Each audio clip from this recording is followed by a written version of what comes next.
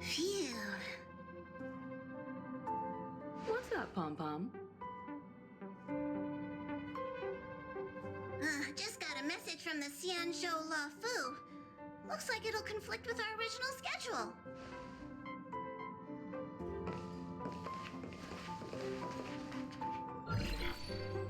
It's been a while, my friends on the Astral Express. How's your trailblazing expedition going? Soon, the Xianzhou Luofu will be holding the Luminary War Dance. Those who have aided the Luofu in overcoming the crisis are cherished allies of the Xianzhou. Thus, on behalf of the Seat of Divine Foresight, I'm extending an invitation to attend the ceremony. Your presence would be greatly appreciated. Well, things are getting lively. We've barely recovered from the family's Charmony Festival, and we're already being invited to another special event.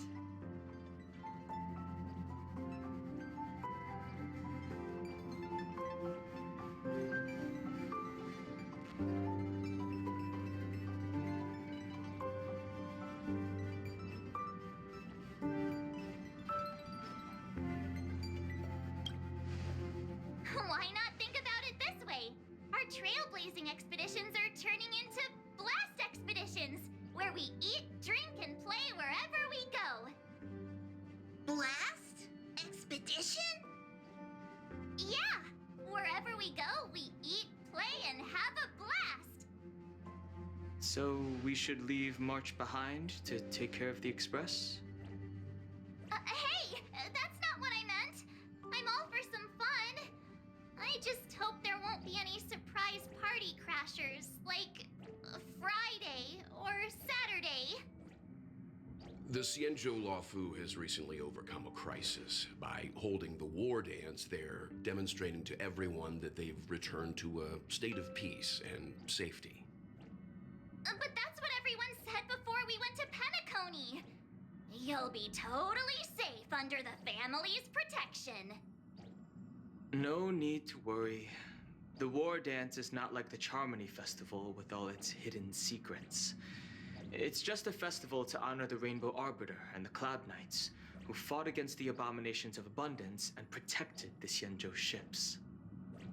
Aside from star skiff performances, it's mostly martial contests. Nothing too different from the Taikian Roboball contest we've seen before. What do you think, Himiko? Since we've accepted Miss Black Swan's proposal, we should probably head to Amphorius for refueling. There's certainly no rush. This trailblazing expedition is quite unique, and the Express needs to be fully stocked and prepared before moving on to the next stop. With Madame Herta's help, I was planning to deliver some Leviathan fossils from Kalinga Abyss to Ron May, member 81 of the Genius Society. It could earn us some favors before we set off. However, it may take a few weeks. Aw, so that means we're not going to the Luofu. Being an adult means maintaining relationships, whether we like it or not, March. Since we've been invited, it's only right for the Astral Express to attend the ceremony. So here's the plan. Pom Pom will take everyone to the Xianzhou Luofu.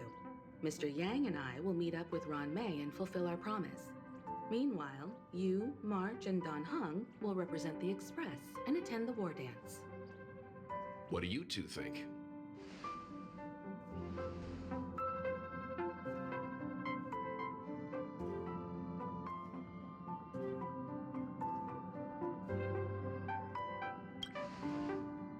Himiko and Mr. Yang will be busy with serious research. Besides, fossils can't compete with martial contests when it comes to fun, right? Plus, you're the only one with so many friends on the Luofu. I'll be lost if you don't come along. You've gotta lead the way. Now that everyone's on board with the plan, it's time to warp to the Xianzhou Luofu.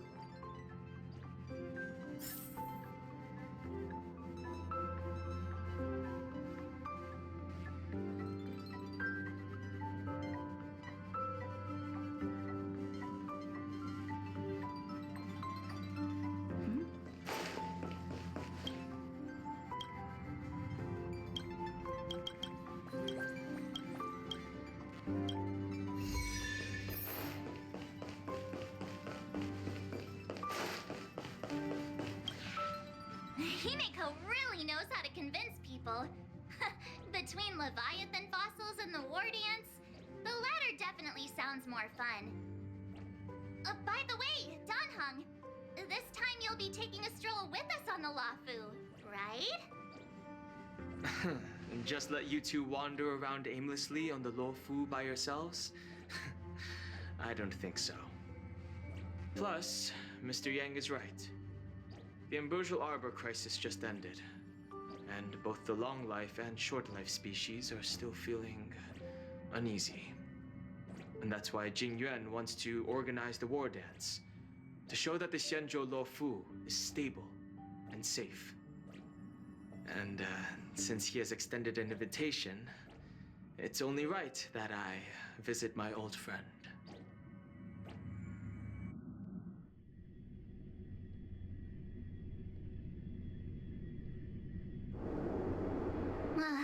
Coming back to this place brings back so many memories, you know?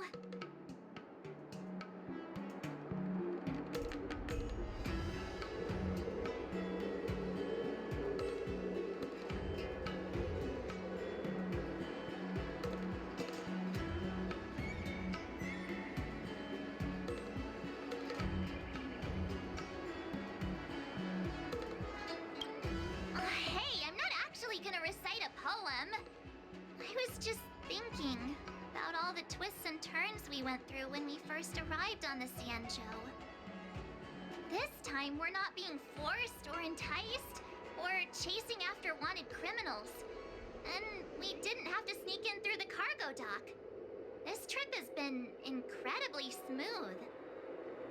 Quite unusual, I must say.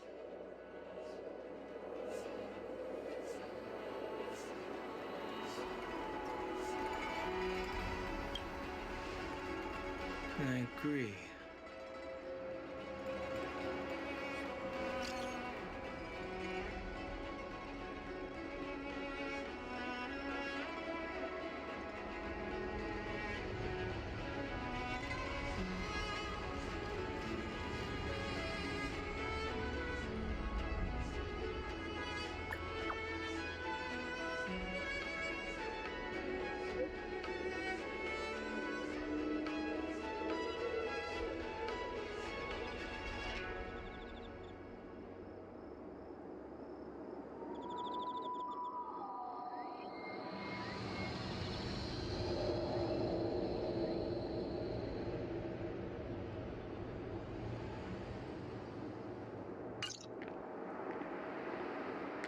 Is the Starskiff Haven always this crowded? Oh, there's so many people here. I can barely hear anything.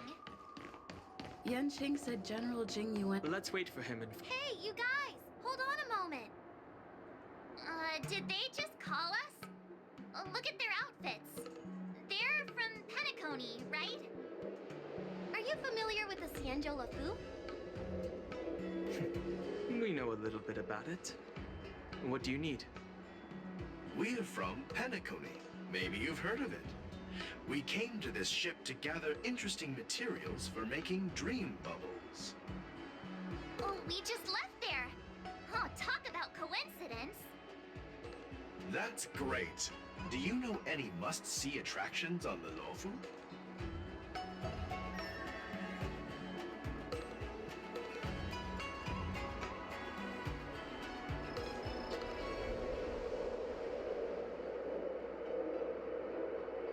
We did, but the locals were all like, come on, there's nothing worth seeing on the Luofu. It's so boring here. Ha! Can't blame them. If someone asked me what's there to see on Penacony, I'd probably struggle to answer too. That's why we're asking fellow tourists. Most of the tourists around at the moment are here to attend the war dance. And that's why we're here too. Yeah, we know about that ceremony. But isn't the fighting ring still closed?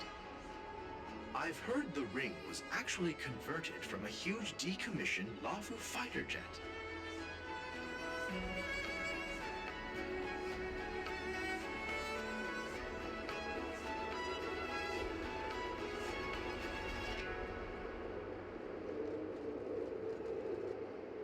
No doubt about it. It's a massive fighter jet. It's got to be larger than a civilian star skiff. But for now, all we can do is wait until the war dance starts in a few weeks before we can board it. We've still got work to do, so we can't just sit around waiting for it to start. That's why we're asking you about some must-see attractions. We're looking for unique experiences that you won't find on Penacony. Our clients love these kinds of dream bubbles the most. You're the expert here. Give them some suggestions.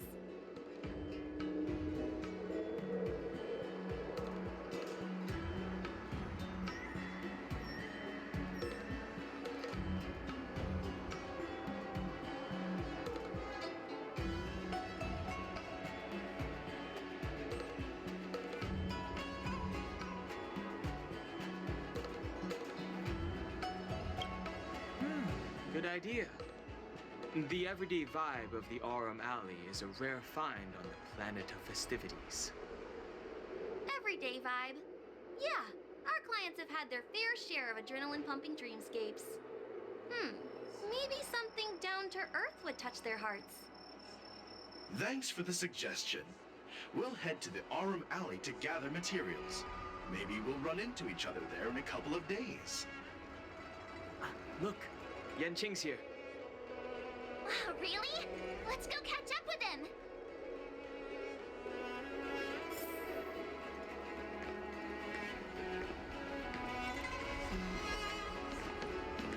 What a different experience looking down the stairs. There you are! Everyone, this way!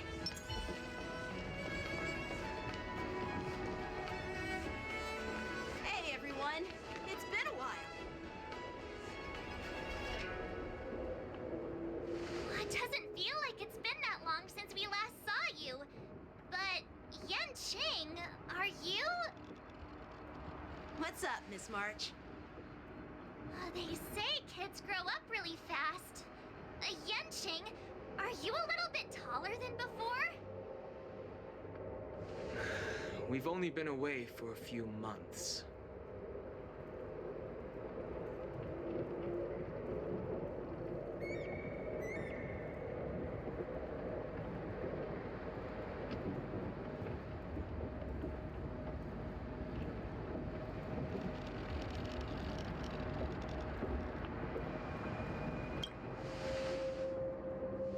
Long time no see.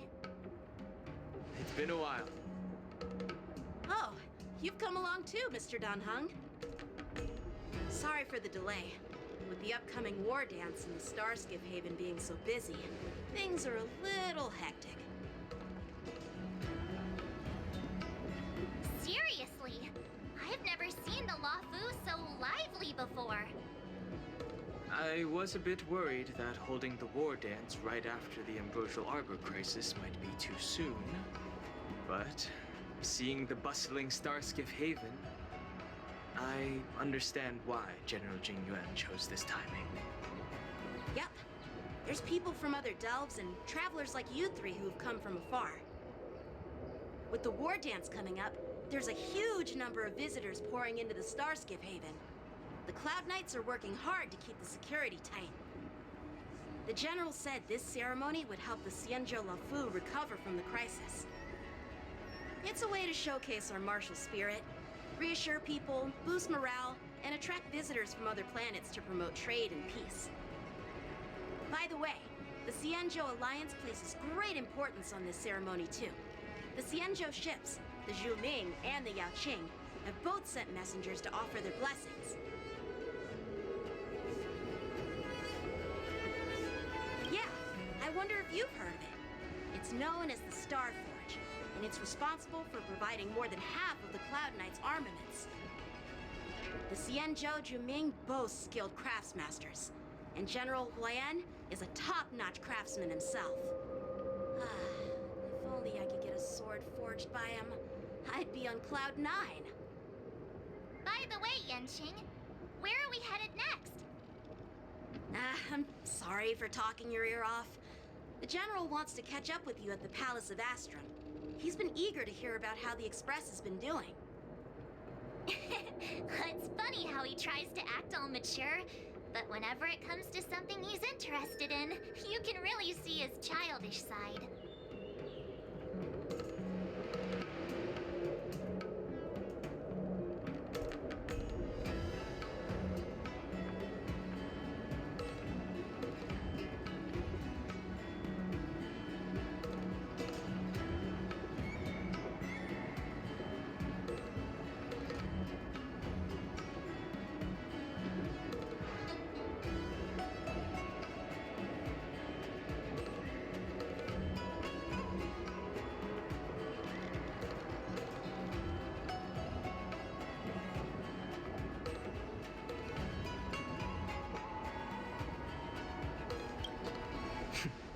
I agree.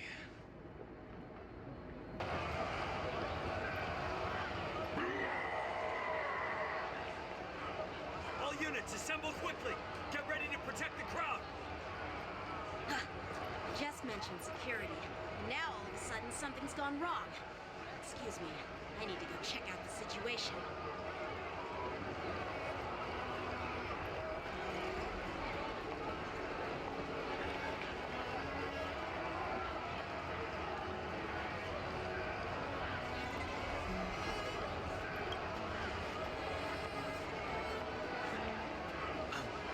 We'll go with you.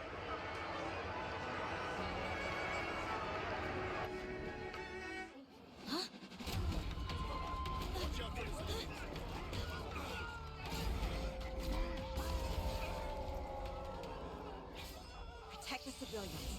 I'll deal with him.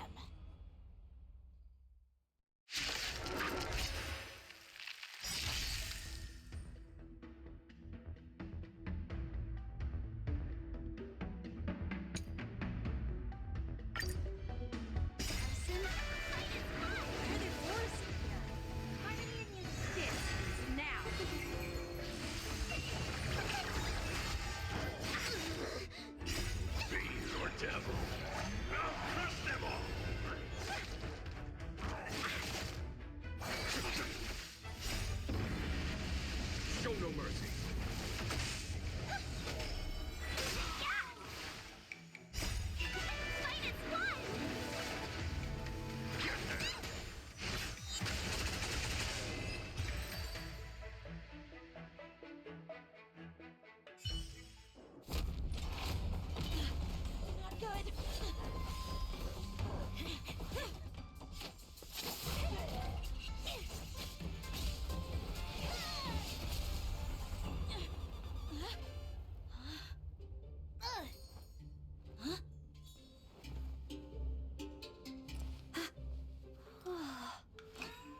Thanks for the help.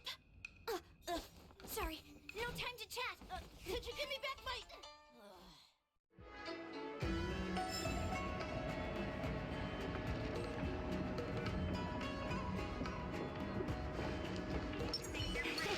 Cool it! I commend Cool it! Wait, my sword! I'm sorry, but I'm afraid we'll have to put our plans on hold for now. I need to find out what's going on.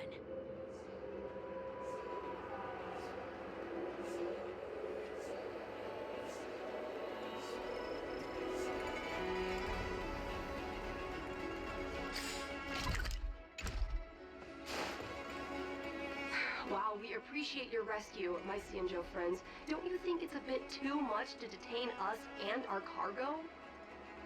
Sorry, but we've been ordered to detain you and your cargo for inspection until we figure out the source of the attack. Once we're done with the formalities, we'll let you and your cargo go.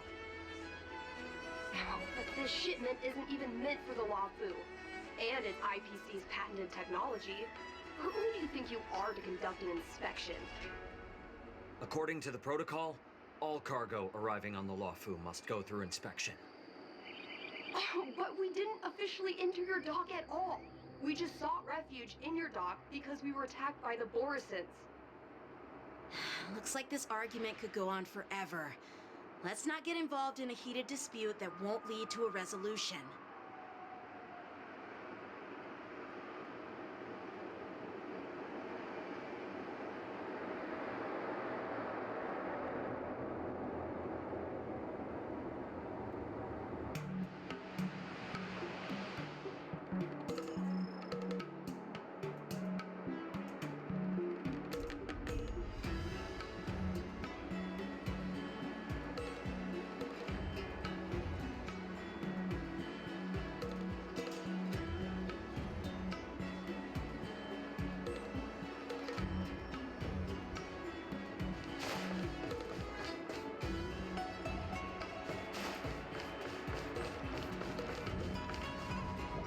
Who's in charge here? I need some answers. It's my fault. We let our guard down for a moment. I take full responsibility. With the war dance approaching, safety should be a top priority. Now, tell me, how did Borisin prisoners end up in Starskiff Haven? According to the protocol, Borisin prisoners should be held on a starskiff and taken directly to the shackling prison under strict supervision without ever touching the ground. Who allowed a prisoner transport ship to dock at the passenger terminal? Please don't blame this, Captain. This incident involves the Zhu Ming's diplomatic vessel. Who are you? I'm Liu Jun, officer of the Patrol Defense Squad. Thank you for your help, Lieutenant Yanqing. The situation unfolded rapidly, and it shouldn't be held against the captain. Here's what happened. An IPC transport ship was attacked by the Borisin just before arriving, and the Zhu Ming's diplomatic vessel came to the rescue. They fought off the Borisin pirates and imprisoned them on their ship. So, an IPC ship was attacked by the Borisin near the Luofu, and the Zhu Ming envoys saved them? This sounds complicated. Honestly, it gives me a headache too. The Zhu Ming diplomatic ship, adhering to standard procedure, docked at the passenger terminal to hand these criminals over to the Luofu. You know, with all the outsiders flooding onto the Luofu, the Starskiff lanes are under immense pressure. The Borisin desperados decided to put up a fight before the prisoner transport Starskiff could get there. And that's what you just witnessed. We'll make sure these prisoners are sent to the shackling prison as soon as possible. I see. It's an unusual situation indeed. I'll report it to the security department of the Realm Keeping Commission and ask for their cooperation in handling the aftermath. Maybe I should gather more details from others so that the Seat of Divine Foresight can have a better understanding of the situation.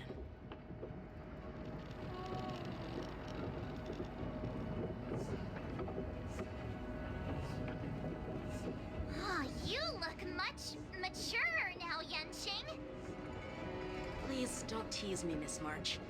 The situation on the Xianzhou before the war dance is like a calm lake that can be disturbed by even the smallest pebble, capable of generating far-reaching ripples with even the slightest disturbance. What are those people? I mean, those monsters we just dealt with? Those werewolf monsters are known as Borisin. They're abominations of abundance, and we've been fighting them for a very long time. The Borisin have been a powerful force for a long time, plundering and enslaving many worlds. The threat they pose is just as terrible as the Swarm disaster, and the Alliance even had a fierce war with them 3 decades ago. Their presence has faded over the years, but who would have thought? According to that officer, they attacked an IPC ship near the Xianzhou Luofu. Such a brazen attack seems quite unusual to me. Yeah, that's what I find strange too. It seems like the IPC and the Borisin have some serious grudges. Well, enough with the chit-chat. The General wants me to take you to the Palace of Astrum. I'd love to chit-chat a little longer, but there are some things that can't be left unchecked. Is it a serious matter? Maybe you'll need our help in hunting down the Borisin? Thank you, but it's no big deal. By the way, that young lady who just appeared, she took my sword. I'm thinking of filing a lost property report at the Realm Keeping Commission to see if I can get it back. I doubt she did it on purpose.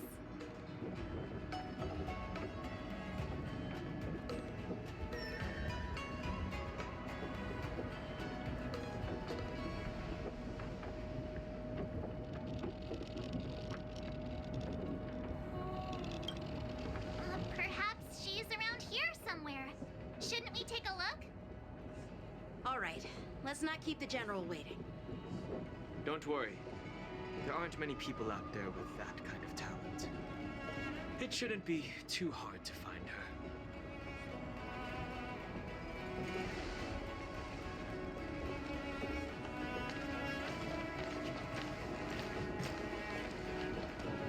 There sure are a lot of troublemakers around.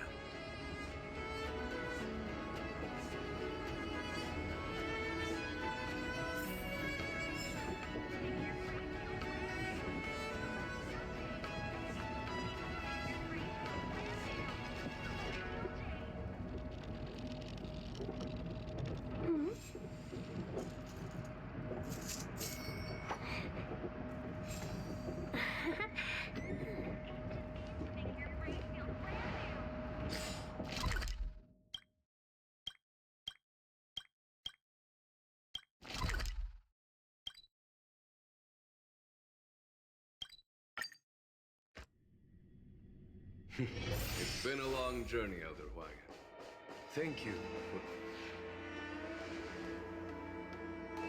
General, I brought our guests from the Express.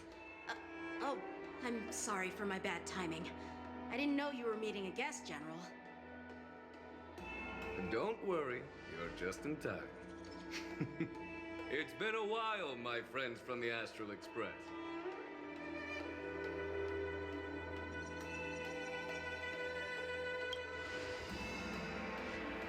All is well when you have friends coming from afar. Allow me to introduce you to General Huang. He's the Arbiter General of the Xianzhou Luofu, known as the Flaming Heart. No need to be so formal. I'm just a tourist here, no different from other tourists who've come to attend the ceremony. Elder Huang is not only one of the Arbiter Generals, but also the Furnace Master of the Artisanship Commission. Besides his martial skills, he excels in forging various weapons. Such talents are unique, even among the Arbiter Generals. Be it Arbiter General or Furnace Master, these are merely titles given to me long ago.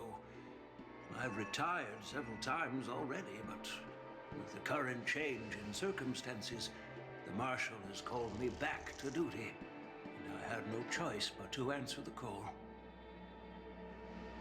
Well, in the end, I'm to blame. Living such a long life naturally brings its share of disapproval.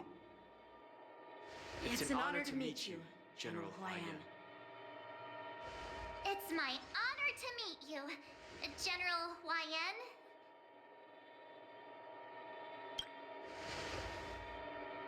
No need to be all formal.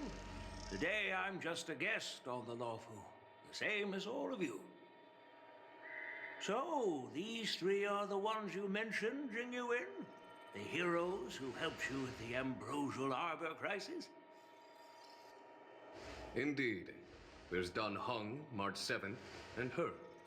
Without their help, I'm afraid the Luofu might not have easily overcome this crisis. So, the Imbibitor Lune's reincarnation has returned to the Luofu and will attend the war dance. I'd love to have a drink with you should the chance present itself. You're more than welcome, General Huang. And this young friend is? Yanqing, my apprentice. He remains by my side as my retainer due to his youth, which I hope will season him with experience. He will stand for the Luofu's Cloud Knights in the upcoming war dance, ready to take on all kinds of challenges. Great, great! It's a real treat to see so many talented young people around here today.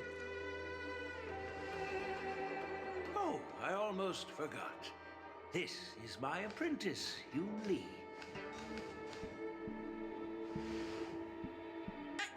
It's you! Oh, it's you. Hello. Oh, you two already know each other? Guess we don't need any introductions then. What a coincidence! I was afraid I'd have trouble finding this girl.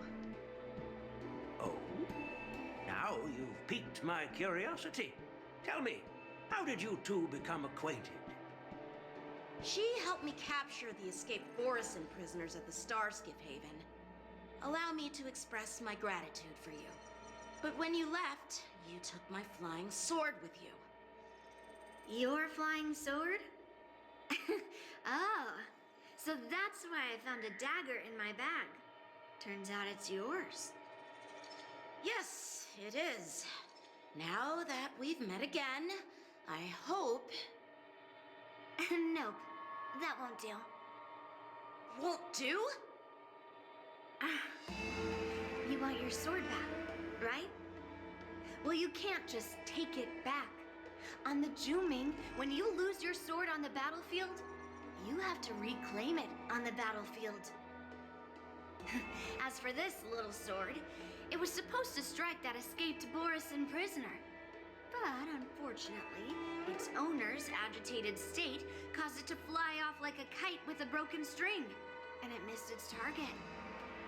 By the way, if I hadn't caught it and helped it hit its mark, that Borisin prisoner would have gotten away. Hold on a sec, Yunli. You took my sword without even asking, and now you're refusing to give it back? So much for Luofu's swordmasters. What did you just say?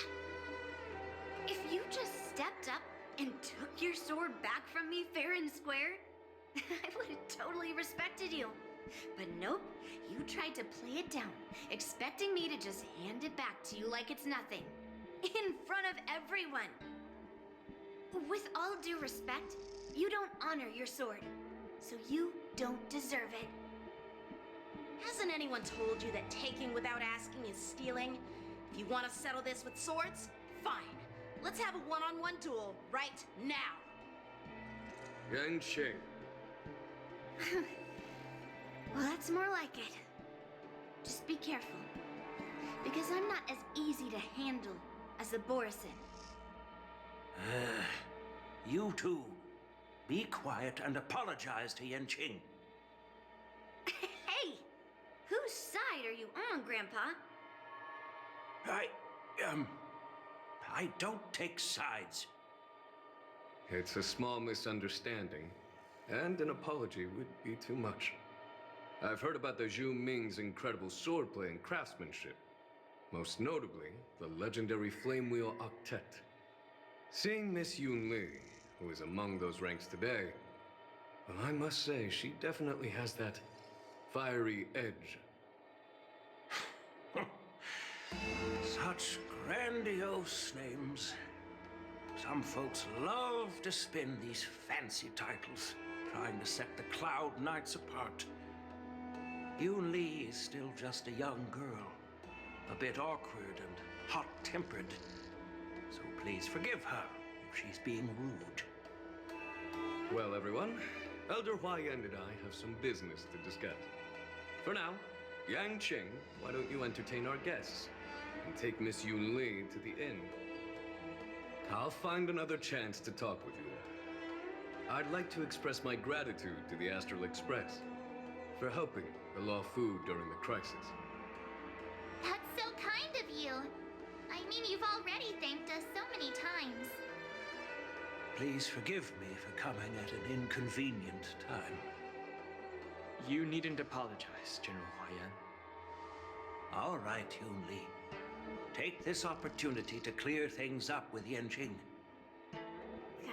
Yeah. It's better to make friends than enemies. But I won't be heading to the inn just yet. I want to visit Lingsha. She just arrived in the Luofu and could use some help settling in. Yang Qing, once you've helped our guests get settled, go to the Artisanship Commission for me. I've heard about the attack and the detainment of the IPC ship. Qingzu sent word that the IPC members are protesting and wish to have their cargo back. See if you can calm them down. Don't get aggressive. Just make it clear that the Xianzhou Luofu has no intention of violating their rights. I'm on it.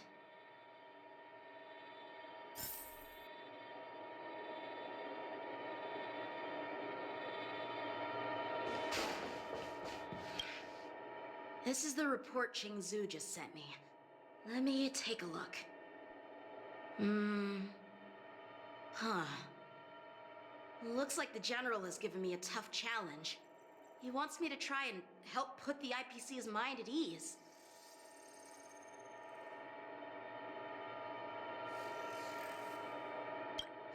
Well, it's not exactly a test. As Cloud Knight officers, we not only learn the art of war and martial arts, but also occasionally have to handle diplomatic disputes. It's just, you know, talking things out isn't as straightforward as duking it out with weapons on the battlefield. This is especially true when you're up against the IPC, with their non-stop corporate babble. Well, let's not worry about that for now. Shall I take you to the inn?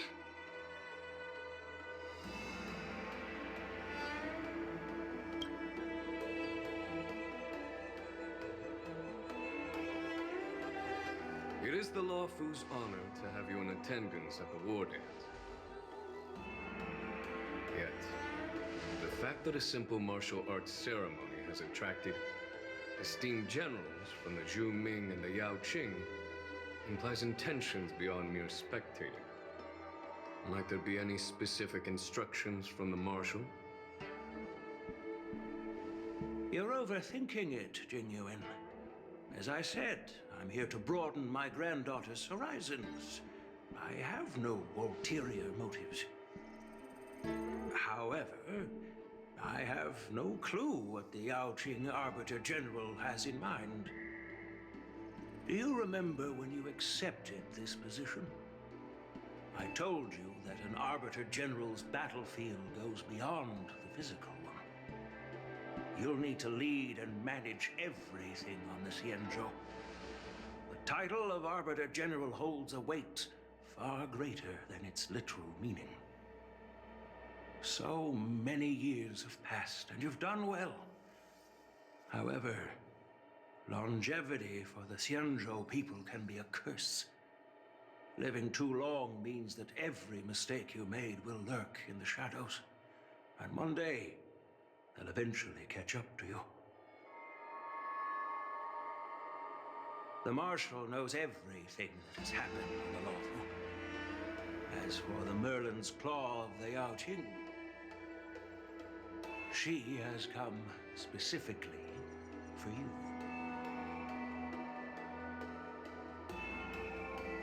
Speaking of which, why hasn't she arrived yet?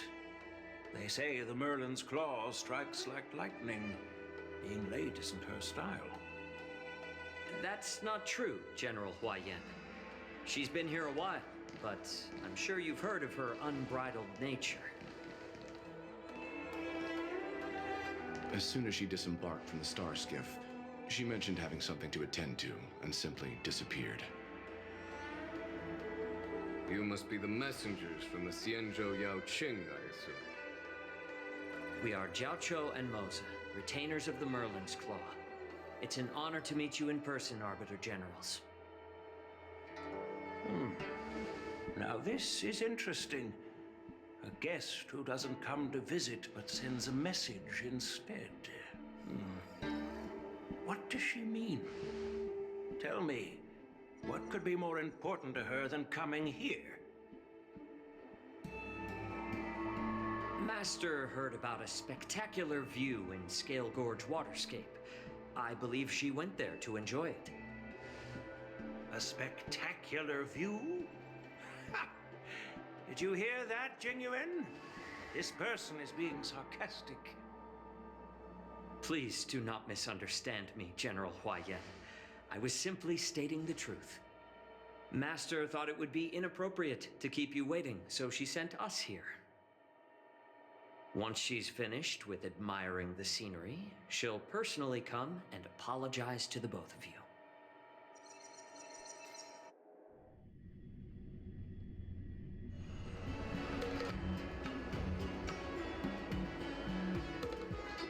Drat! I forgot to ask Yun Li to return my sword.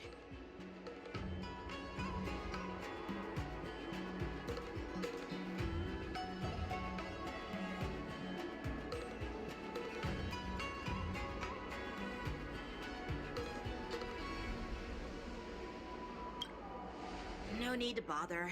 The Juming envoys won't be leaving the Luofu anytime soon. I'll ask for it later when we meet again.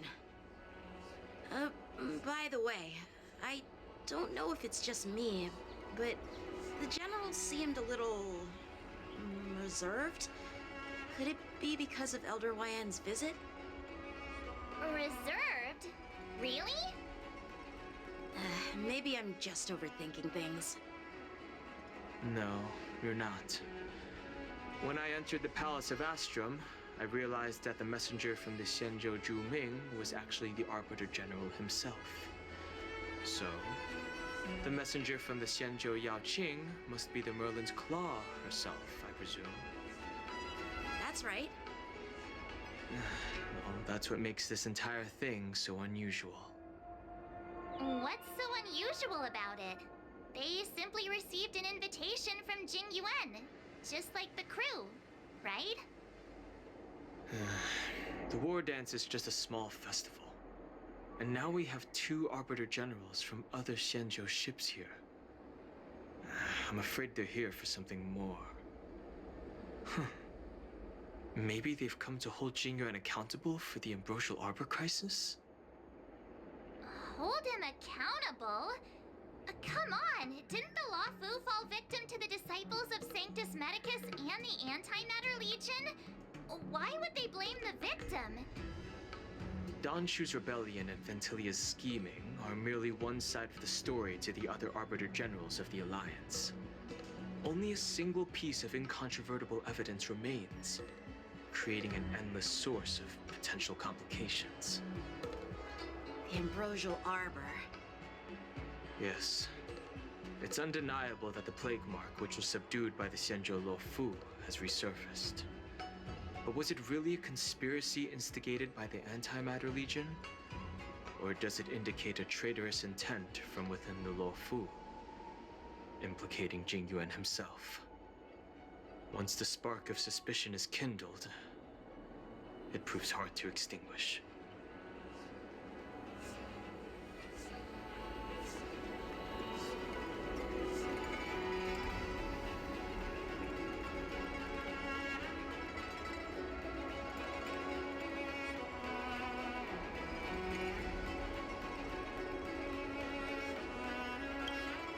The General must have had that in mind when he invited us to attend the war dance.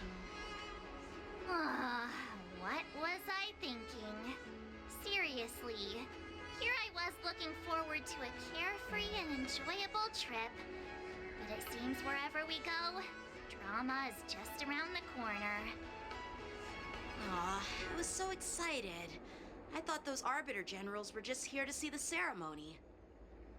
By the way, I heard that an alchemist from the Juming diplomatic ship has arrived, and rumors say that she's to be the new Cauldron Master of the Alchemy Commission on the Luofu. An alchemist from the Juming serving as the Cauldron Master on the Luofu? While it's not unheard of, the timing itself... Thanks to your words, Mr. Danheng. Now I finally see the underlying tensions.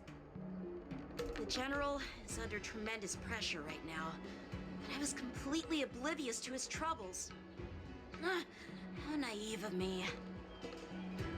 Come on, don't think like that. Leave the adult matters to the adults. Even if you wanted to do something for the General, it's not like you can do anything. Did I say something wrong? Again?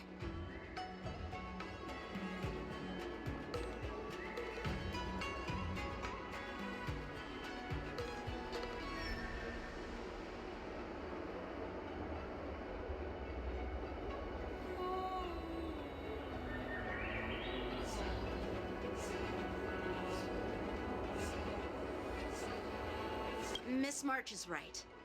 I don't have the skills to share the General's burdens at the moment. Still, I'll do my best to follow his instructions. Let's go. Once I've taken you to your accommodations, I need to go to the Artisanship Commission to handle the IPC's protest. He looks like he has a lot on his mind. We can't just let him go alone. Why don't we accompany you to the Artisanship Commission? This is too much trouble. While I appreciate your kindness, dealing with the IPC's workers could be tricky. I'm afraid this will cause trouble for the Express. No worries. We're pretty experienced in dealing with the IPC. You've heard of the 10 Stone Hearts? We've dealt with quite a few of them, right?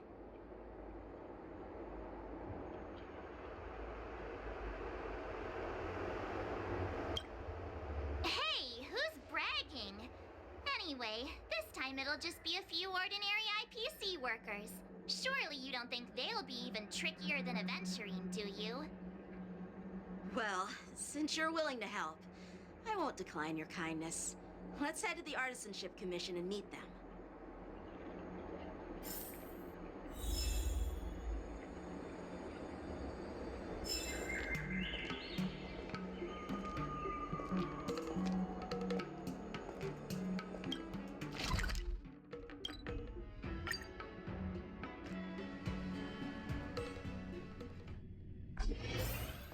Can I really reason with you Xianzhou people? I think I get it. But I am trying. That toxic voice sounds familiar. Haven't I heard it before in Aurum Alley? You know what? This isn't my first time dealing with the Skyfaring Commission. I can handle your unreasonable ways. But straight up snatching IPC cargo, isn't that going a bit too far? Just as I've said it many times already.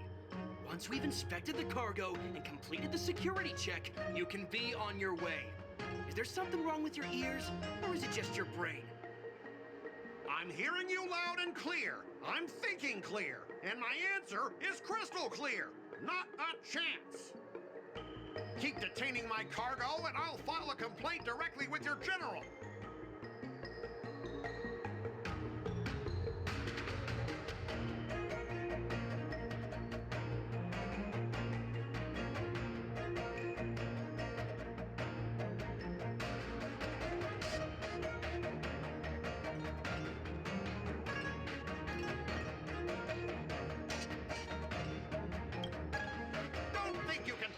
Convince me. Huh? Why are you here? Staying on the Xianzhou, are you? What terrible luck. Wherever you go, disasters aren't far behind. Aren't you the guest from the Astral Express? What brings you and Yanqing to the Artisanship Commission?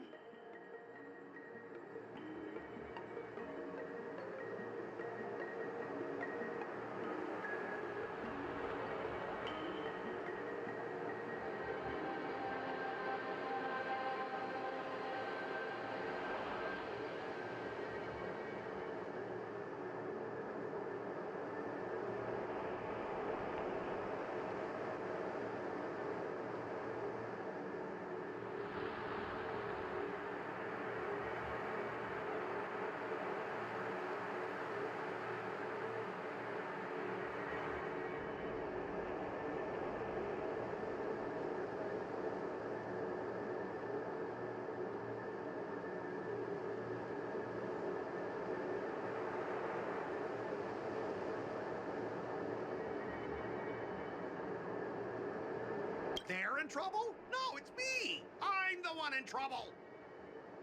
Looks like you've met this IPC worker before. I'm not sure if that's a good or a bad thing.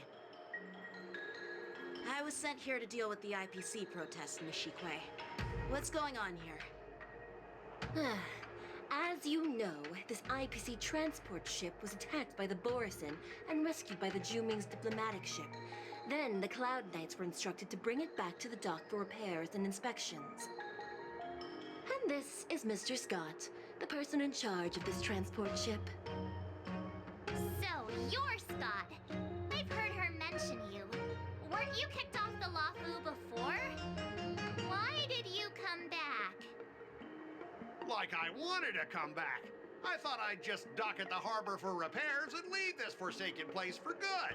Little did I know, as soon as the ship entered the harbor, a bunch of Cloud Knights showed up and snatched all our cargo from the hold. What do you mean by snatched? I've told you a million times. It's a security check. Then why did you bring the cargo to the Artisanship Commission? You even brought in some shady craftsmen. It's obvious you're trying to steal the IPC's patented technology. Listen here. Firstly, the Skyfaring Commission detected dangerous items that could possibly be weapons in your cargo hold. That's why they called me here, to double check. Secondly, where the heck did you get the idea that I'm a shady craftsman? Even if there are dangerous items, what do they have to do with you? It's not even being shipped to the Luofu. We'll just fix the ship and be on our way. We won't unload our cargo here. But you'll have to stay in the port for several days before your ship is repaired and you can take off again. How can we just leave unchecked items sitting here? I understand, but we don't need to disassemble the cargo if it's just a security check, right? In most cases, we don't. However, our scans discovered that the cargo doesn't only contain machinery, but also some substance that resembles biological tissue. Biological tissue? Does this crate contain living things? I'm afraid we'll need to wait for the Alchemy Commission for further confirmation. In any case, according to our regulations, we need to unseal one of the crates for further examination. But this IPC specialist has been hindering us on the grounds of patent secrecy. The Alliance's regulations on biological products are very strict. Without further inspection, there is no way for the Skyfaring Commission to release the cargo. Oh, really? Fine! If anyone lays a finger on that shipment, they'll have me to deal with. It doesn't matter if it's mechanical or biological. It's none of your business. I'm filing a complaint against the Skyfaring Commission's ridiculous regulations. This Mr. Scott seems stubborn and difficult to persuade. Honestly, I really don't want to have a vicious confrontation with the IPC.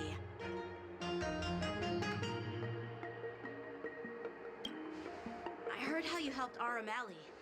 The IPC representative back then was Mr. Scott, right? Since you've dealt with him before, it looks like I'll have to rely on you again. What are you guys whispering about over there? Just hurry up and give us back our cargo.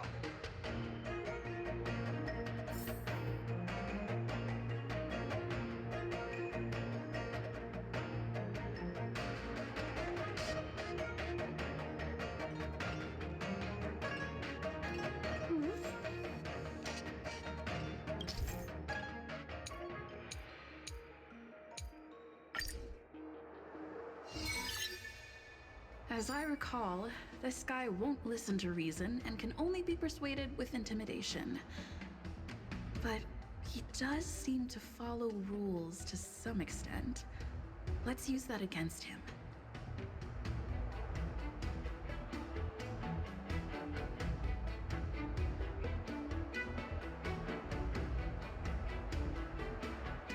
Speaking of regulations, we have our own laws and regulations too. According to Article 4 of the Xianzhou Alliance IPC Trade Consensus, the Alliance and IPC shall never infringe on each other's intellectual property rights.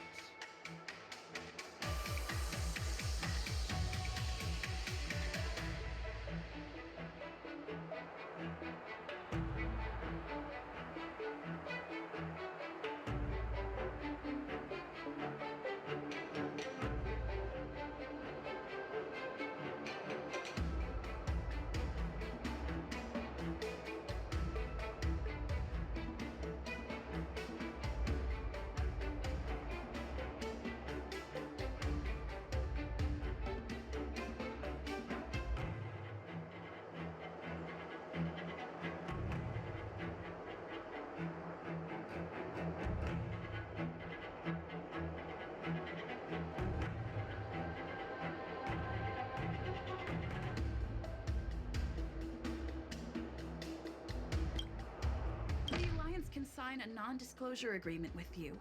That way, you won't have to worry about any infringements, right?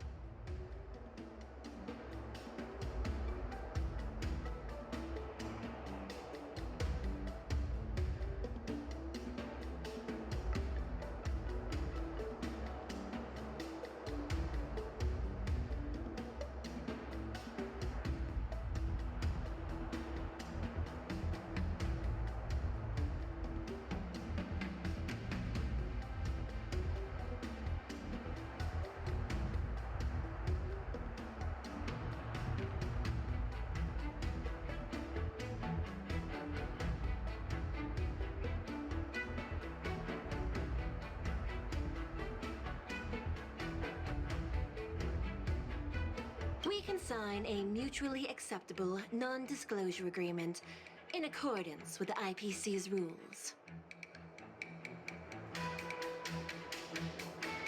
Well, that makes sense, but how can we trust you to honor the terms?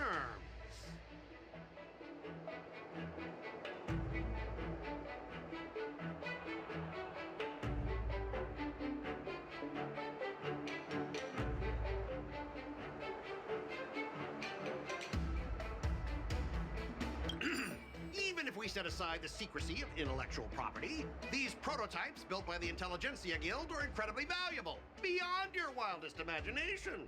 If anything goes wrong, you won't be able to pay for it even with your lives. Don't underestimate Xianzhou technology. Even if they need to dismantle your cargo, the Artisanship Commission can easily put it back together.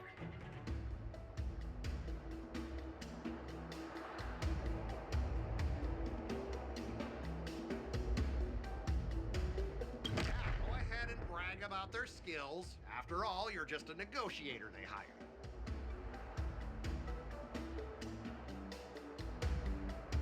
But I'm different. I'm an IPC member, and my fleet has accepted this transportation order. Naturally, I need to be responsible for the integrity of every piece of cargo.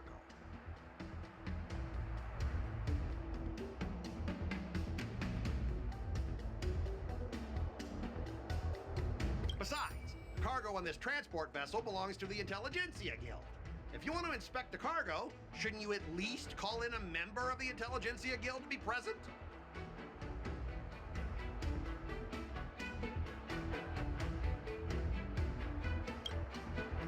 I'm pretty tight with Dr. Ratio from the Intelligentsia Guild, almost like family. Doesn't that make me practically a member of the Intelligentsia Guild too?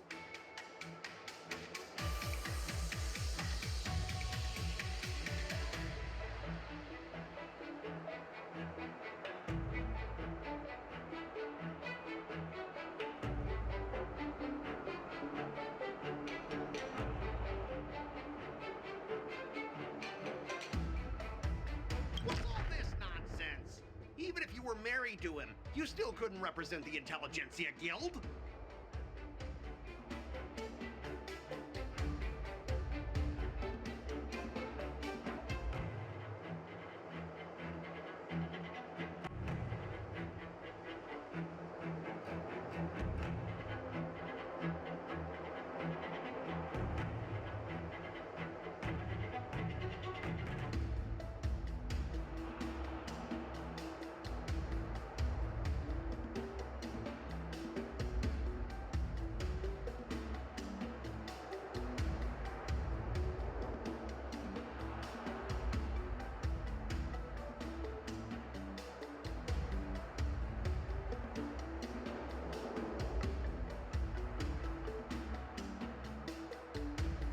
We both need to follow the regulations, because that's how the IPC and the Xianzhou operate, right? As an IPC worker, I have to abide by its regulations. If I make an exception and allow you to inspect the cargo, it'll spell disaster for me.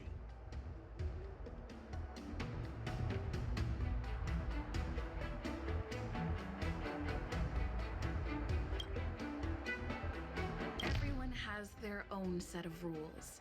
Now that you're on their turf, shouldn't you follow their rules too?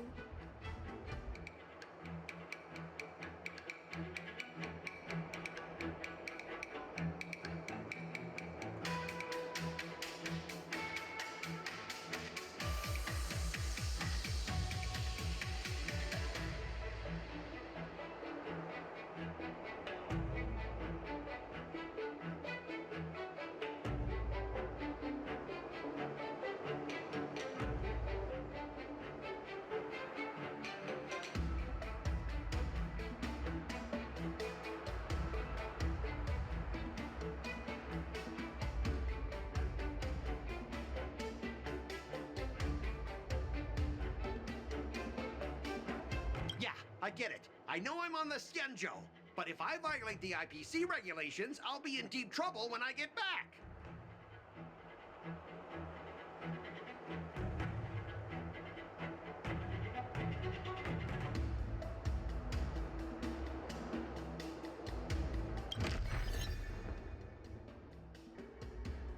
Well, you guys sure know how to argue your case. Fine. I'll allow you to do the security inspection. It's just that, I need some time to sort things out. This is a big deal. Let me talk to headquarters first. So, Mr. Scott, are you just stalling for time and planning to leave the Xianzhou as soon as your ship is repaired? To avoid the Skyfaring Commission's inspection? Well, IPC staff are free to come and go, as long as they don't break any laws. Yeah, you've got some insight there. Who are you again?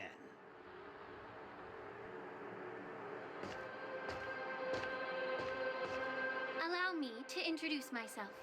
I'm Lingsha, Cauldron Master and head of the Alchemy Commission on the Luofu. Could she be? Yeah, she's the new Cauldron Master assigned here from the Xianzhou Ming. I received a report from the Artisanship Commission about cargo containing samples of unknown organisms. It said they needed help from the Alchemy Commission. I had nothing better to do, so I came myself. It's fine, Mr. Scott. If you really don't want your cargo to be inspected, it doesn't matter. It doesn't matter? How can you say that? Why are you being so nice all of a sudden? Well, since you're not going to check it, I'll take this crate and be on my way. Is that okay with everyone? Yeah, sure. Why should I object? Not only this sample, but all the goods on the transport ship are yours to keep. Like I said, we won't inspect them. Wait a minute!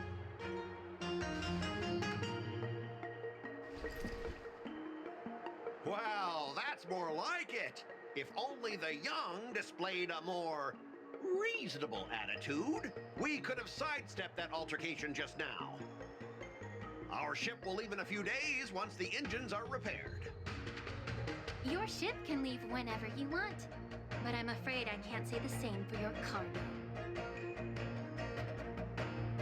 According to the import and export regulations signed between the Xianzhou and IPC, all biological shipments can only leave the port when they have confirmed to be of no threat, or when all biological activity expires.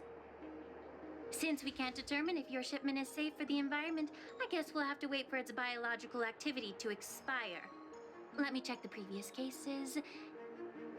Normally, it'll only take around 47 star calendar years. Only 47 years? Why so surprised? You're still young and full of energy. I'm pretty sure you'll live a few more decades.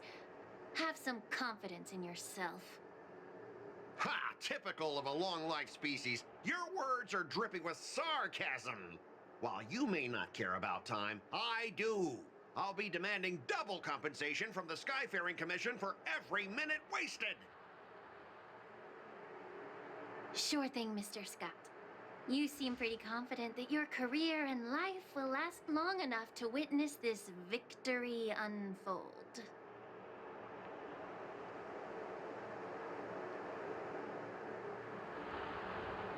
Step aside, guys. Let them do the inspection.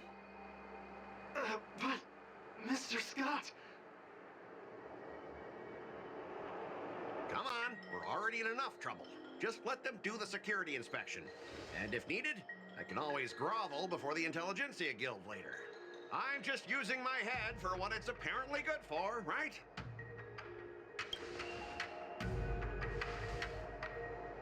Well, honestly, at least you're not as annoying as that woman.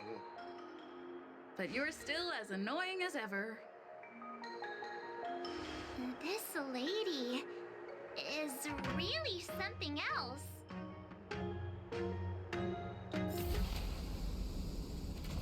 Is this the IPC product? Listen up. Any damages caused by inspections will be filed with the IPC.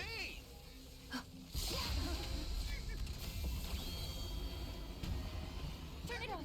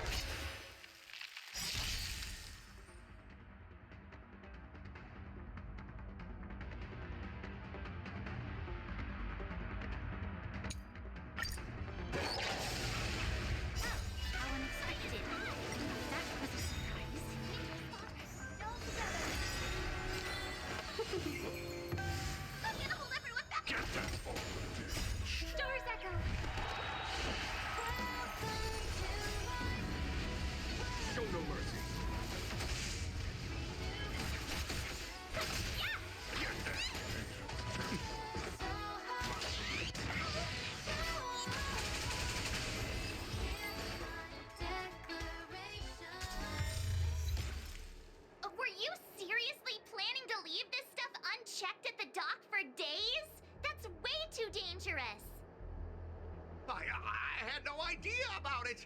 You must have accidentally triggered the cargo's defense program!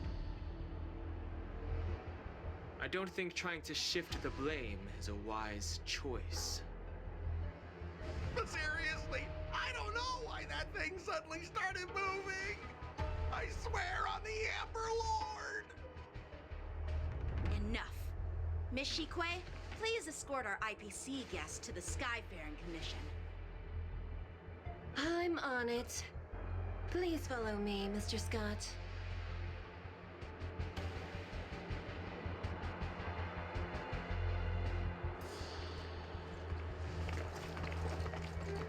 Gentlemen, our preliminary inspection shows that there is indeed hidden biological tissues inside. Just like the craftsman feared. I can't even tell if it's ingenium or biological in nature.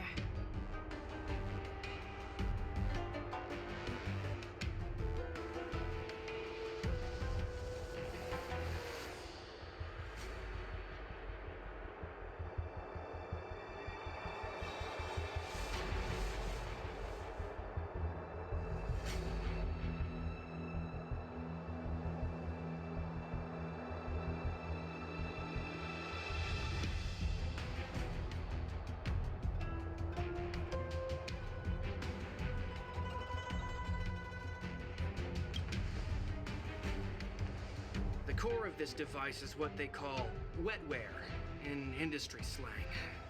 To put it simply, this machine operates with a kind of biological nerve as its control center. I'll take some samples for the alchemist to analyze and figure out where the biological tissue comes from. Why would the Intelligentsia Guild use such unethical technology? Perhaps they're trying to create a new weapon? Whatever the reason is, it's probably why the Borisin attacked the ship. No wonder the IPC were trying to obstruct our inspection. I'll contact the Ten Lords Commission and ask the judges to come and give their final verdict on this. According to our rules, all prisoners and weapons involving dangerous creatures must be taken to the shackling prison for further sentencing. After all, it's the safest place on the Luofu. As for you, Mr. Craftsman, please go with the Cloud Knights and explain the situation to the judge.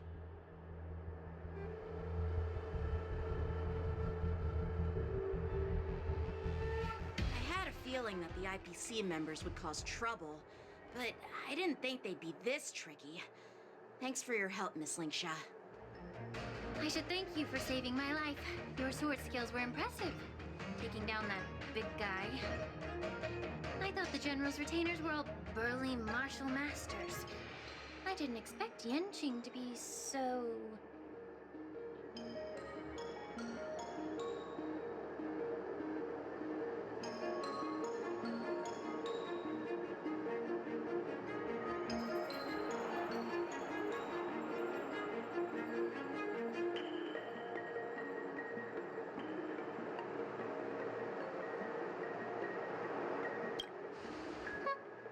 argue with that.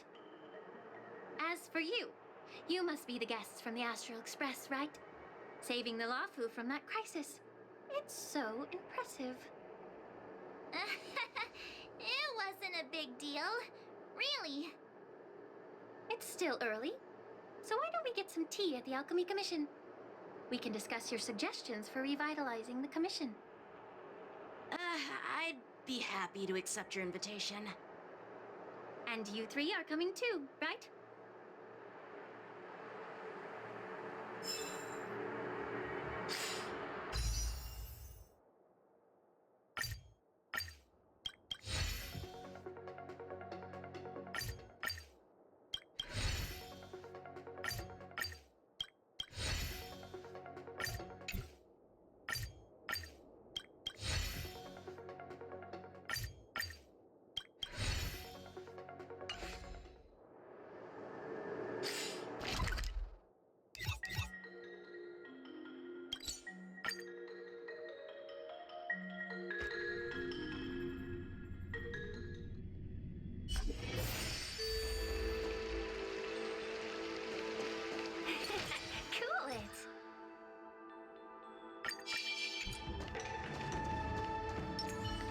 recommend.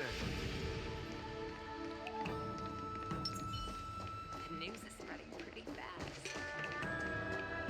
All these years, and the view of the Alchemy Commission hasn't changed a bit. The tides come and go, but the ancient sea remains the same. For us Vidyadhara, there's nothing more nostalgic than our homeland. You're a Luofu native, Miss Lingsha? Yes, I grew up here, listening to the sound of waves while researching prescriptions with my mentors and peers at the Alchemy Commission. It's kind of sad, isn't it? Everything changes, but somehow remains familiar. Just like you, Don Hung, I traveled far from home, and now I've returned. Seeing the familiar scenery brings back a hint of nostalgia. The view here would be even better without the ambrosial arbor. Oh, really? I think that towering tree looks pretty impressive. Even if it's impressive, it's a plague mark. The Xianzhou have been fighting abominations for thousands of years. And now that the ambrosial arbor has been reborn, it's only natural for everyone to feel uneasy.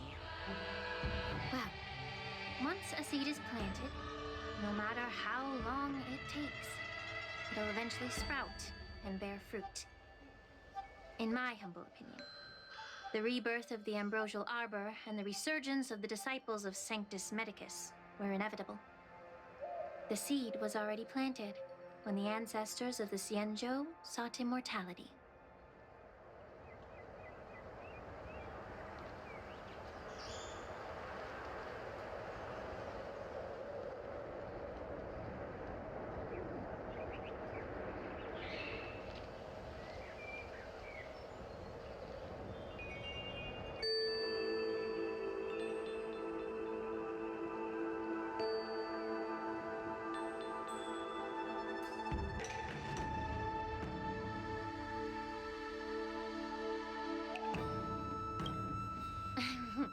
My bad.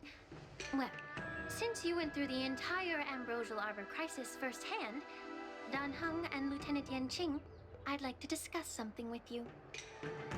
What would you like to discuss, Miss Lingsha? I was lucky enough to be chosen by the Alliance to come in and clean up all the old grime in the Alchemy Commission. Honestly, the Alchemy Commission is riddled with problems and has reached a point where fixing it seems impossible. I'm looking to remedy this problem, but was wondering if you could provide any insights. Well, even though I'm a Vidyadharan like you, I'm an outsider, just like my companions here. I can't really say much about a remedy, but I do have a piece of advice, Miss Lingsha.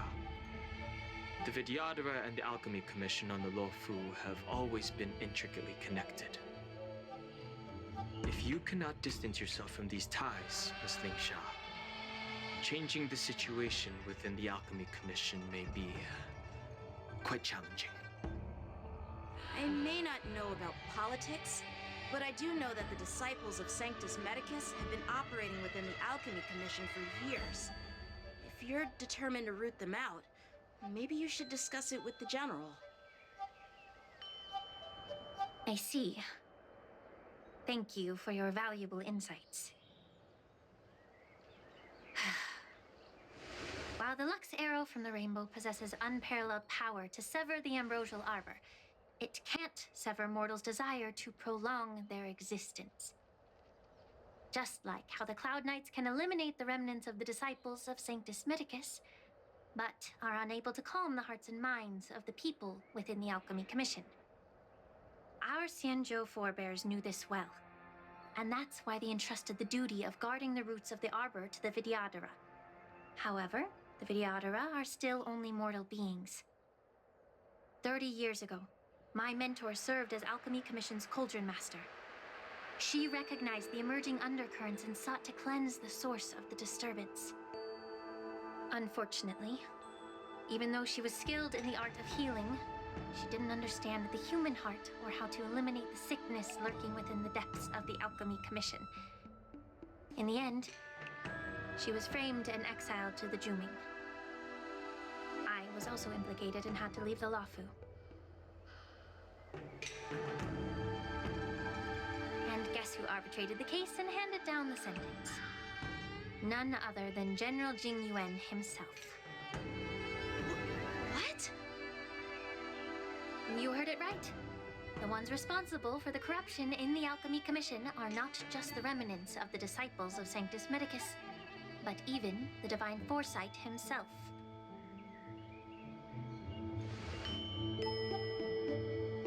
Alas, why is your face turning pale, Yanqing? Don't worry about it. I understand that when someone holds a position of power, they may sometimes have to make tough decisions. I won't hold any personal grudges against him.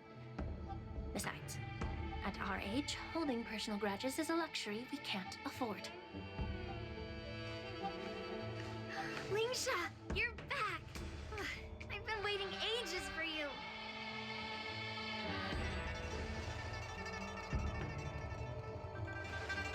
Yunli! Why aren't you with your grandpa? What brings you to the Alchemy Commission? Well, let me take this opportunity to introduce you to Yanqing. What a small world. You stole my sword! Give it back! I see. Let's skip the introduction part then. Why do I keep bumping into you? Are you stalking me or something? Of course not. Unlike you, Miss Yunli, I have important things to take care of. You, on the other hand, seem to have all the time in the world to wander around without returning my sword. Grandpa used to say that a sword reflects its master. I talked to your sword, and it told me that you've been distracted. You hesitate when you should strike, and you struggle to stay calm when your sword is unsheathed. Now that I see you again, I realize your sword was right. It wasn't me who took your sword. It was you who lost focus. Do you really expect me to believe that nonsense? I've been taking it easy on you because you're a guest from the Juming, but you're not taking the hint. Don't people from the Juming know you're supposed to return what you've borrowed? Just look at this flying sword. Even if I gave it back to you now, it'd just be taken away again in a few hours. You know the Cloud Knight saying, a Cloud Knight must never let slip their weapon. Yes?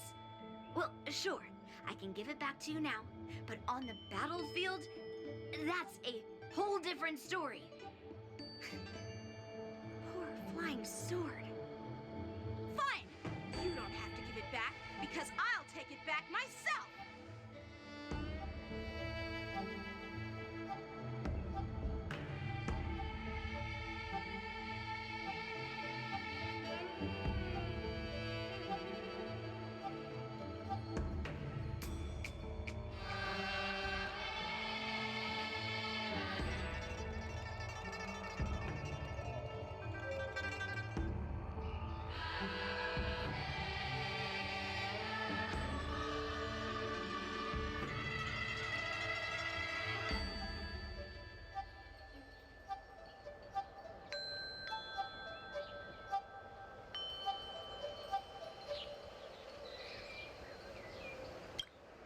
But which general should I call? Between these two, who do you think is tougher? Don't get me wrong, I'm just curious. It is my first day at the Alchemy Commission. A brawl is definitely not how I imagined celebrating it. Well, since you don't approve, I won't draw my sword here. I didn't mean it in that way. Since you've already drawn your swords, you'd be disappointed if you didn't get to test one another, right? I've received reports that the delves near the Alchemy Commission are still infested with abominations. Seems like my predecessors left quite a mess. So, if you two want to determine who's better, why not focus on them instead of each other? Clearing out some abominations? Sounds boring. It's the Cloud Knight's duty to eliminate those abominations. You don't have to ask me twice, Miss Lingsha. I'll help you get rid of them. Oh, you think you're the only one who knows how to behave? If Lingsha needs anything, I'll gladly draw my sword and help her out. It's so heartwarming to see both of you being so sweet and caring. So then, shall we get going?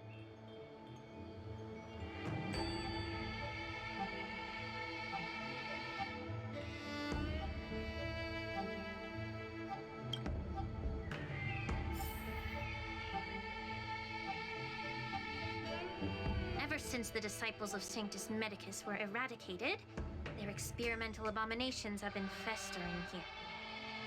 If you want a contest, I'll be the referee. The one who kills the most abominations within an hour wins. Lingsha, as always, you're still an expert in making unpaid work sound so noble and grand. It's for your own good, little Yunli. While you desire to compete against each other, I don't want to see either of you getting hurt. That's really thoughtful of you, Cauldron Master.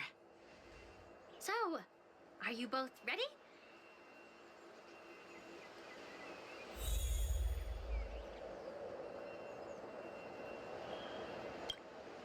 Ugh. Looks like my predecessors left quite a mess. Let me say it again. The one who kills the most abominations within an hour wins. Be careful when you draw your swords, and make sure you don't hurt each other. Can we start now, Lingsha?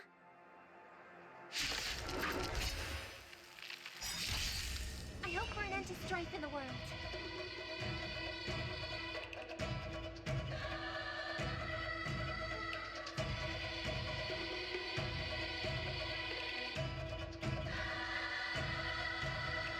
Time to play the next piece. Fight is fun! Pressing it all together. Welcome, husband.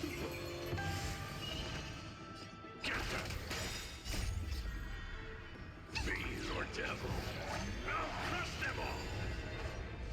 Bladed flush! Hey, song! Rescue friend! Yeah! I didn't expect someone who can't even hold on to a sword to actually have some skill. Time for swordplay! Strike apart! 1,000 wonders to raise! Fight is fun! Stars echo! Swords descend! Welcome, customers! Yeah! How many can you block? Bladed flush! Here! Stay put! Get there!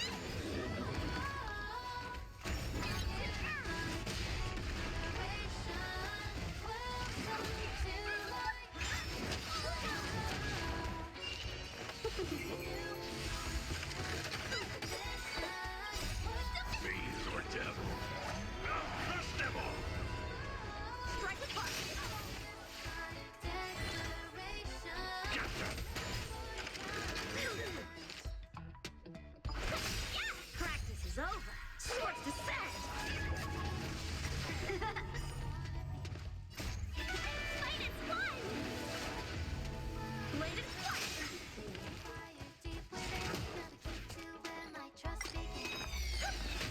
I'm gonna hold everyone straight!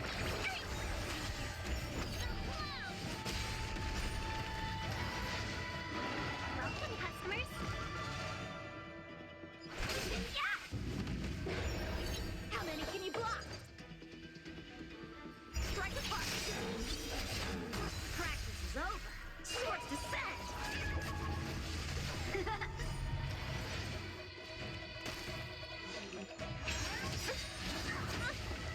Here! Stay put! Get there! Stars echo! Bladed flush! Get them! Yeah! Strike apart!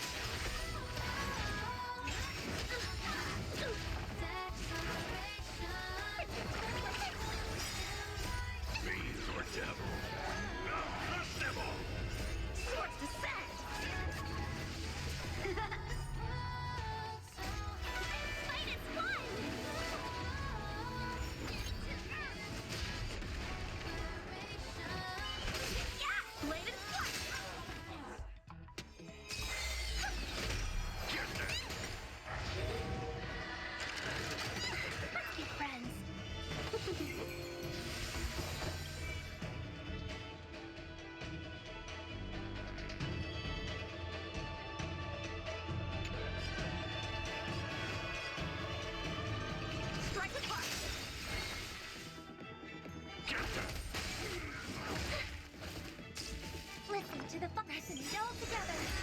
Practice is over. Swords descend! Doors echo. Yeah! Time for swordplay. Blade and flight. I win, Miss Yunli! You got lucky. Why don't you just give me back my sword, sincerely apologize, and then go cry your eyes out to your grandpa? Consider yourself lucky that I'm not interested in your rusty sword, as I don't have the nasty habit of snatching other people's weapons. All you did was chop down a few monsters. Don't get carried away with yourself. If you think you can just take this sword from my hand, go ahead and try.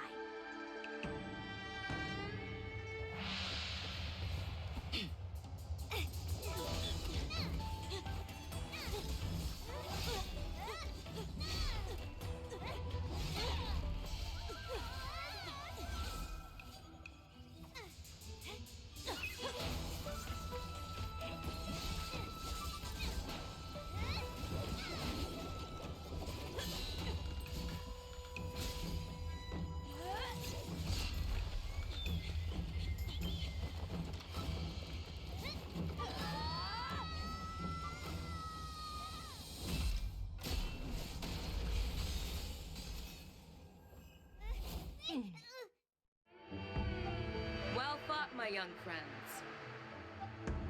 However, both of you have shortcomings. One of you focuses on dodging and weaving, while the other relies on brute strength, trying to take down targets with a single strike. Who are you? Me? I'm just a patient seeking medicine from the Alchemy Commission. A passerby, if you will. I thought I'd see my fill of impressive fights during the war dance. Yet here I am, able to witness a remarkable fight at the Alchemy Commission, of all places. Well, the Luofu is never short of surprises. However, I have a small suggestion for you. Why don't you settle this dispute fair and square in the war dance's ring? That way, you can resolve your differences with a proper duel and put your grudges behind you. Grudges? No, not at all. Yunli and I, we were just sparring. Sparring? You summoned your flying swords and she swung her sword with full strength. No grudges between you. I don't believe it. Aha! What brings you here, Lady Fei Xiao? Have you finished your health consultation with the Dragon Lady? Fei Xiao? Grandpa always talks about you. Could it be that you're... The Merlin's Claw of the Xianzhou Luofu? Looks like I'm quite famous on the Xianzhou Luofu, too. Of course. Everyone has heard of the great general. Known to all, and unbeknown to none. Great General? Isn't that title a bit too narcissistic? I don't like it. Ooh, I heard there's a dozing general on the Luofu, so I came up with a humble nickname for myself. The Lacking General. Lacking in worries, regrets, and rivals. Sounds much better, right? Yeah, that's a befitting title that sounds both humble and impressive. Now that the sparring session is over, Yanqing and Yunli, shouldn't you politely thank General Fei Xiao for her guidance and bury the hatchet? Here's your sword. Keep it safe. Or it might get taken away again. By the way, we haven't settled the score yet. I'll defeat you fair and square next time we fight. This is how she apologizes? Now that I finally got my sword back, I should report to the seat of divine foresight. I'll take my leave, General Fei Xiao.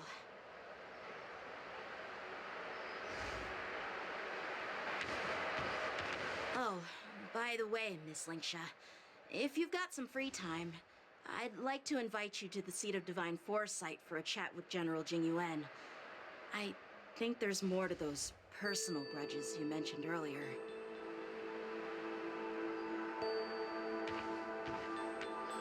Thanks for stepping in, General Fei Shao.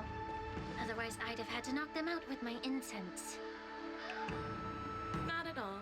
Just doing what you asked. How about we call it even as payment for the healer lady's consultation? Sorry, but even a general needs to pay their bills. We don't do credit here. And let's not forget, you'd have been waiting decades for a chance to see the Dragon Lady if it weren't for me. Well, you can always send the bill to the Seat of Divine Foresight and say it's for mentoring those kids. After all, it was quite the effort splitting them up. I nearly had to get tough. Now, if you'll excuse me, I need to find a spot and get some fresh air.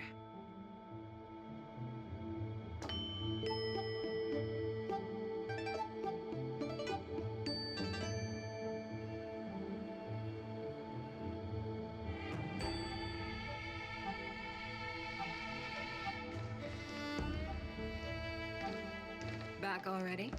You've met with Jing Yuan and wandered around for a few hours. So, what do you think?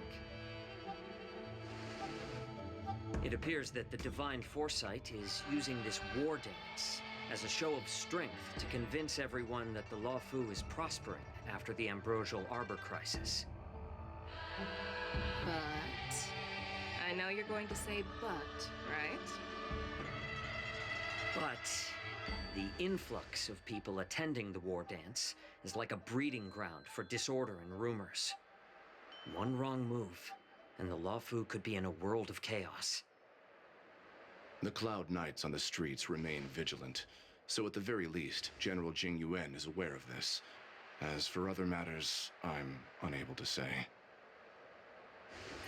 I'd prefer to be excused from future meetings with generals. I'm just a military healer. And now all of a sudden I'm thrust onto the center stage having cordial chats with two generals? My work doesn't lend itself to being in the limelight either.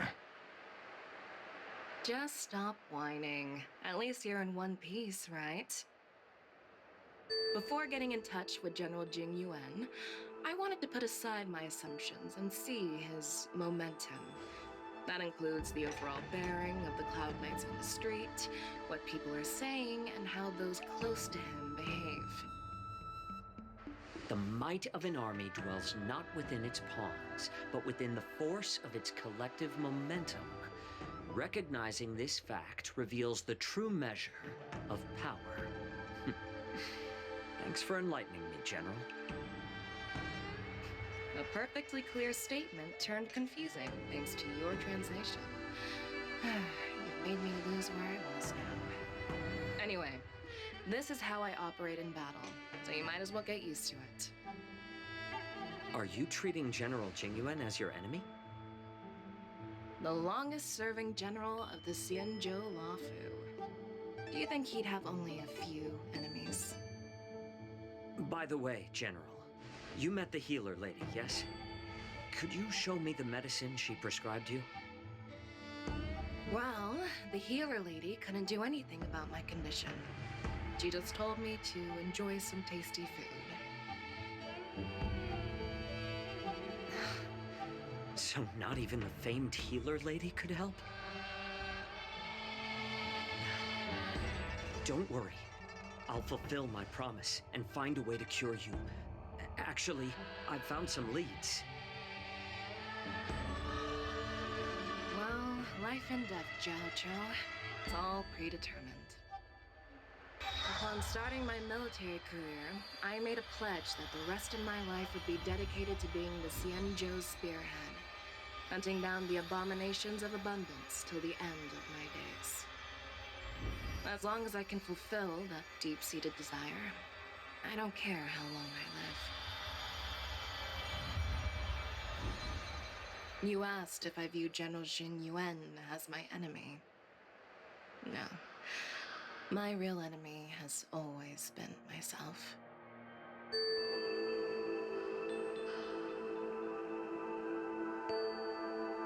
Enjoy some tasty food. So, what's for dinner tonight? Jeez. You really know how to read the room, don't you? You guys figure it out for yourselves. I'm due to catch up with an old war friend I've not seen for quite a long time.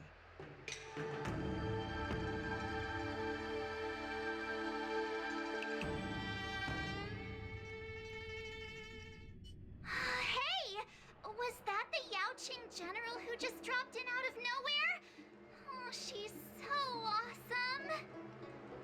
I mean, when Yun Li swung that massive sword, she just casually blocked her attack with ease. Mine too. Yeah. But to go up against Yun Li is quite impressive, you know? That aura of heroism and grace, it almost makes me want to learn Xianzhou swordplay. You think so too, right? I agree. General Fei Xiao is indeed impressive. I was talking about Yanqing, actually. Thanks for the kind words, Miss March. The war dance is coming up, and I've been chosen to represent the Cloud Knights in the ceremony. I've had my fair share of defeats lately, and even though I know there are always more skilled sword masters out there, seeing General Fei Xiao's skills today has made me feel a bit uneasy again. Don't underestimate yourself. After all, generals won't fight in the ring during the war dance. Just remember the state of mind you had when you single-handedly took on me and Blade, putting life and death aside.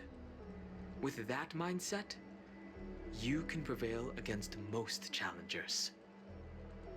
I see. Thanks for the advice, Master Dan Heng. By the way, now that today's events are over, General Jing Yuan wants to invite all of you to the Seat of Divine Foresight. He has something important to discuss.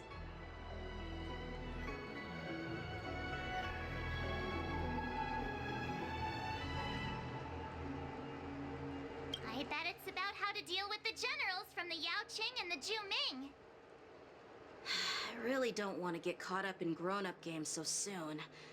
I just hope Generals Fei Xiao and Huaiyan can see the truth. We don't need any more chaos on the Luofu before the war dance.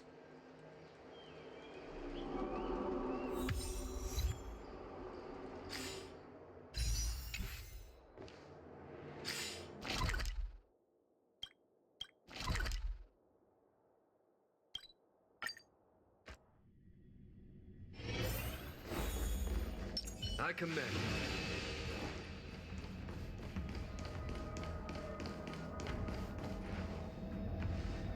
Earlier at the Palace of Astral, I introduced these guests from the Astral Express to you, Elder White. But with all the people around, we only exchanged pleasantries. Now, I'd like to officially introduce them to you.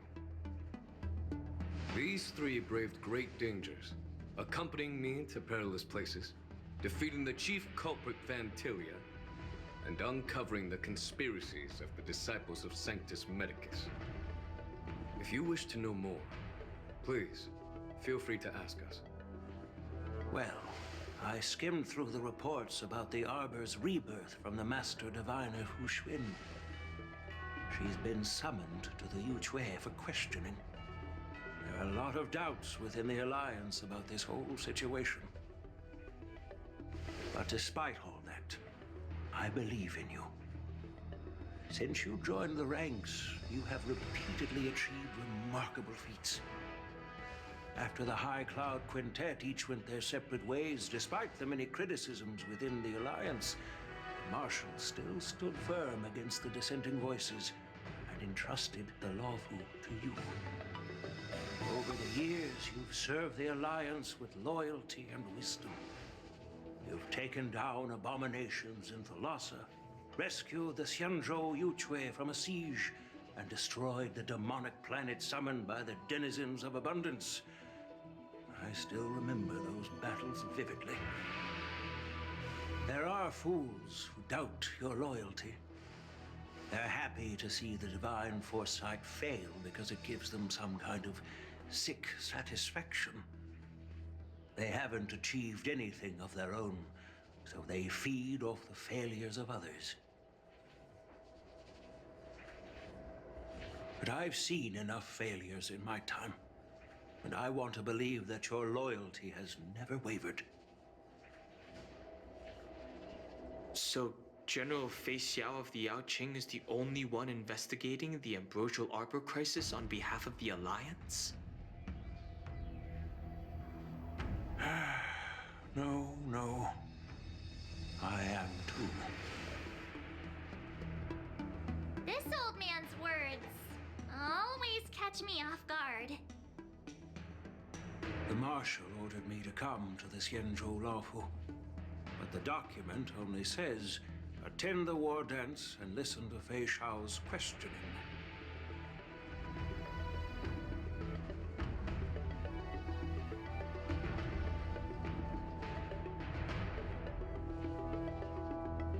The Marshal is well aware of Jing Yuan's purpose in holding the ceremony and understands the situation he is facing. She mentioned it because she believes both issues are important. Thanks for your kindness and sincerity, Elder Huayan. But is it appropriate to tell everyone here about the Marshal's orders? By introducing the Express's witnesses to me alone, aren't you aiming to discern the intentions behind both my actions and Fei Xiao's? And whether there's any discord between us? Well, since I'm being open and honest with you, I encourage you young folk to do the same. As for the Ambrosial Arbor crisis, all I need to do is listen. General Fei Xiao will be the one asking the questions.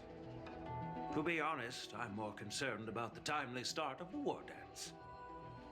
Oh, by the way, I've prepared a gift for the war dance.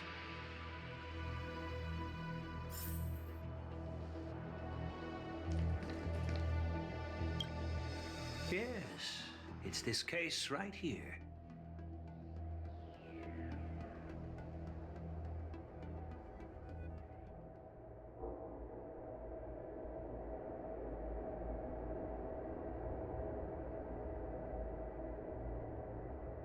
There will be numerous contests and celebrations during the war dance, and the main event will be the Ringmaster's Challenge.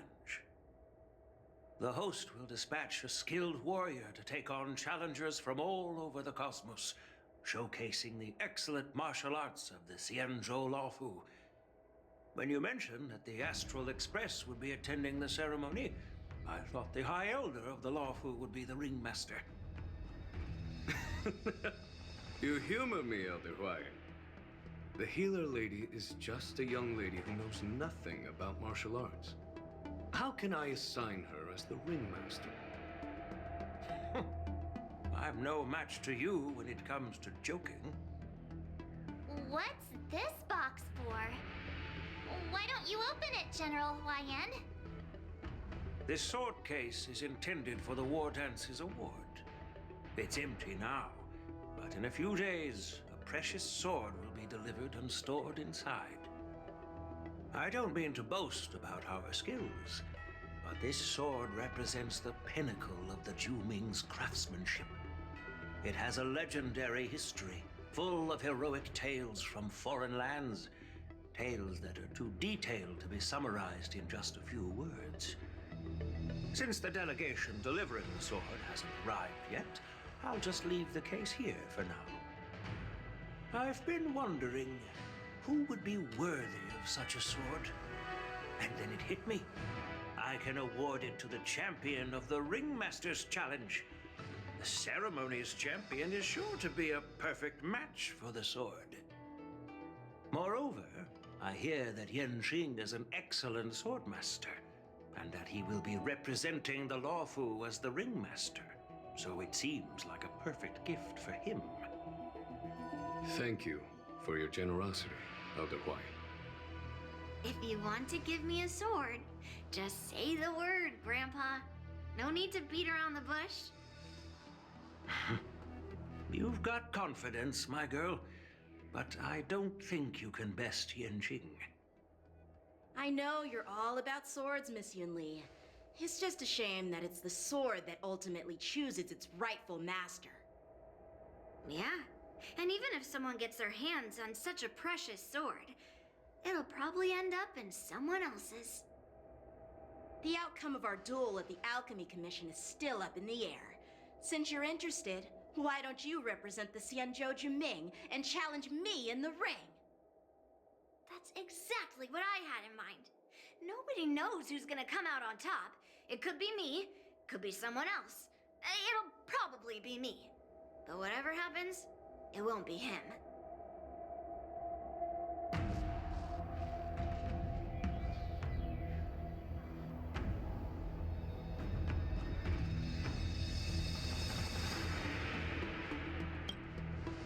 Not to be rude or anything, we've been watching their drama. I'm dying to find out who beats who. Quiet down. We have other guests here. I've prepared this sword to add some excitement to the ceremony, not to have you two squabble. It's not a good look for the Alliance. While you both seem confident that you'll win, you need to remember there can only be one winner and one loser in the ring, which could lead to hard feelings. Naturally, I have an idea. We don't know who the winner will be, and it might not be either of you. But if you're eyeing that prize, you'll need to work together. I want you to take on an apprentice who will take part in the war dance and win at least one match. How does that make sense? In my humble opinion, while a Cloud Knight is commendable by securing victories, it's even more so to pass on your skills and spread the way of swordplay. I'd be greatly pleased if this apprentice could represent the Express in the war dance by displaying their Cloud Knight flair and prowess. Well, Elder Huayan's idea is quite interesting. Imparting swordplay skills requires teamwork, and both the winner and the loser will learn a valuable lesson regardless of the outcome. The question is, whom should the two of them take as an apprentice?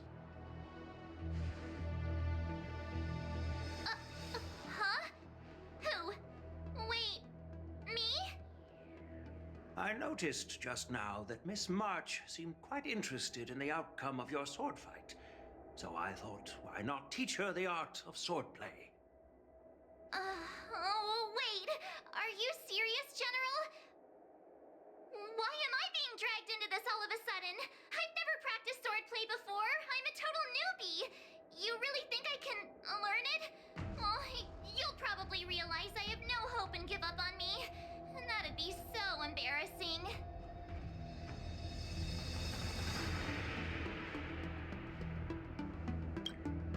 Things are already complicated enough as they are. He strikes like lightning. Does Mr. Don Hong really need anyone's guidance? As for Miss March, she's like a piece of jade in the rough, just waiting to be shaped. I appreciate your kind words, General Yan, but won't teaching me swordplay be a waste of Yanqing and Yunli's time? They should be preparing for the ceremony. Plus, I heard that each swordmaster has their own special moves. What if they let something slip while teaching me? If everyone knows each other's tactics, won't that make it hard to catch people off guard during the war dance? That's considerate of you, March 7th. But don't worry. It'll take you at least a decade of hard training before you can even start learning special moves. No need to freak out. A few Juming swordplay tricks will mean you'll be more than equipped. Really? Looks like March's curiosity has been piqued. The whole point is to know each other's moves. Defeating your opponent in just one move? How boring would that be? Plus, what really decides a swordsman's fate isn't some special move. It's the solid fundamentals. So Miss Yunli has already agreed. What do you say, Yang Qing? General, I haven't graduated yet.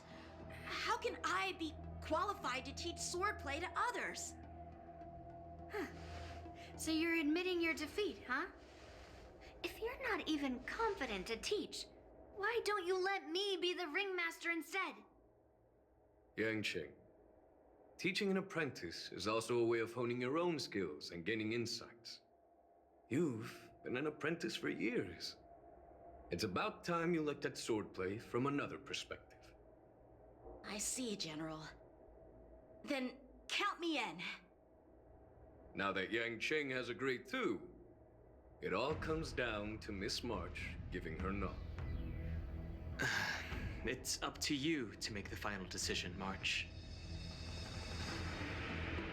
At least that way, I won't have to worry about you accidentally shooting me in the butt all the time. Hey, I've never missed my target. Then I'm on board. Thank you for your kindness, General Huayan. Great! Starting tomorrow, Yanqing and Yun Li will teach you the basics of the Cloud Knight's swordplay. Yun Li and I will head out and purchase some sword practice equipment for Miss March. Think of it as a little initiation gift. You're too kind. Oh, wait, you're giving me a gift? Shouldn't it be the other way around?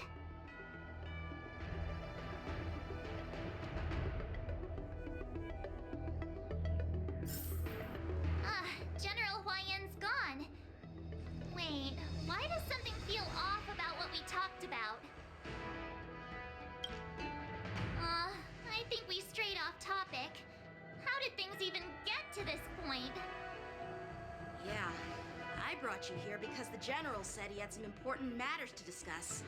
But how in the world did Yun Li and I suddenly become Miss March's swordplay mentors?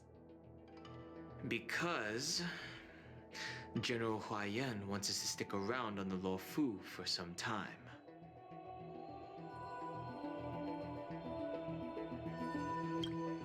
But from his point of view, we're no different from all the other tourists who may leave at any time. Since the crew's actions were mentioned in the Luofu's operations log were given to the Alliance, he probably wants to see firsthand if we're as capable as the report claims, or if we're just some made-up excuse to save face. And he wants to see it for himself during the war dance, which is why he even dragged Yun Li into this. What began as a simple contest between two sword masters has now evolved into you two collaborating to mentor March. Elder Huayan is still that tricky general who likes to give everyone a headache. My apologies. Truth be told, I invited all of you to the ceremony because I wished for you to act as my witnesses. Now, I apologize for not disclosing this information earlier. In the coming weeks, I'll also invite all of you to a meeting with General Fei Xiao, where you may need to answer her questions and clear up any doubts she might have. So please, be prepared for the meeting.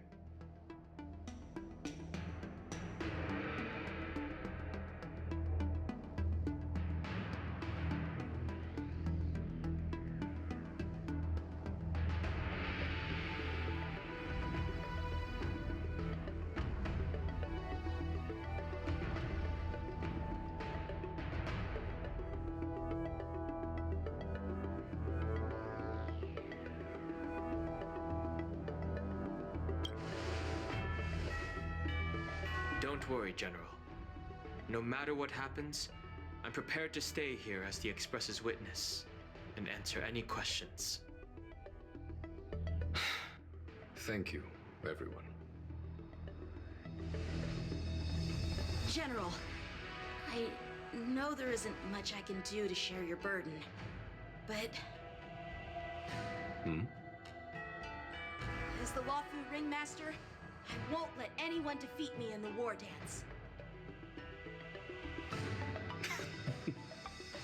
I know.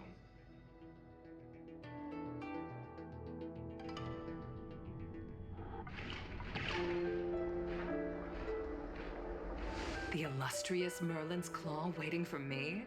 And for so long, too? It's quite an honor. It's been a while, General Fei Xiao. It's been 30 years since we last saw each other.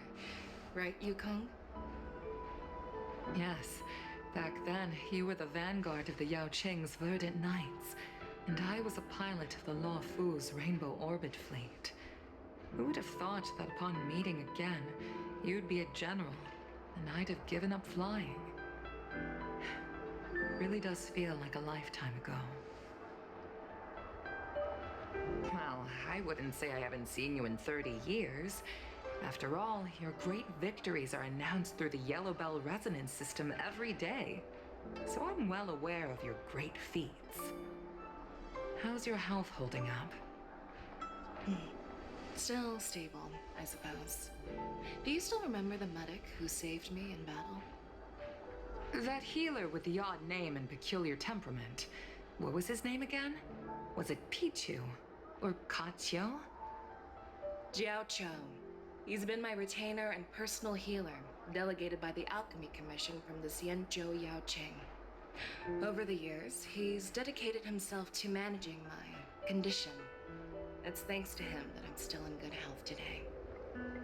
Given my background, I'm happy to have made it this far. I'm relieved to know that you're safe and sound. Well then, since you and Elder Huayan are here, I imagine you must have received orders from the Marshal? As your friend, may I ask how the Alliance intends to punish the General of the Luofu? The Arbor's rebirth has frightened the elders who lurk behind the scenes. They fear the resurgence of abominations, much like what happened 30 years ago. Although the report from the Luofu explained all the details, we don't know if the Ruin Legion really invaded, or how exactly the Stellaron Hunters and the Astral Express became involved. This puzzle has many missing pieces. As you know, the fugitive Jing Liu, who mysteriously disappeared many years ago, has resurfaced.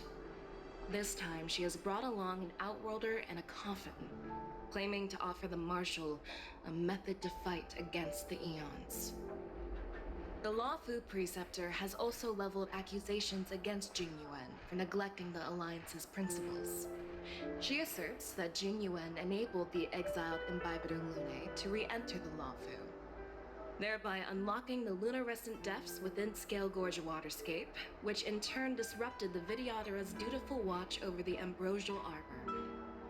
It is for these reasons that I have come here to the Luofu today. Well, duty calls. Perhaps I shouldn't have mentioned all of this to an uninvolved person, but since we once fought together, I didn't want to keep you in the dark. Perhaps pretending you didn't hear any of this would be for the best. I understand. I'm sorry. I was out of line. I know I shouldn't be defending General Jing Yuan right now, but... well, you know how I am.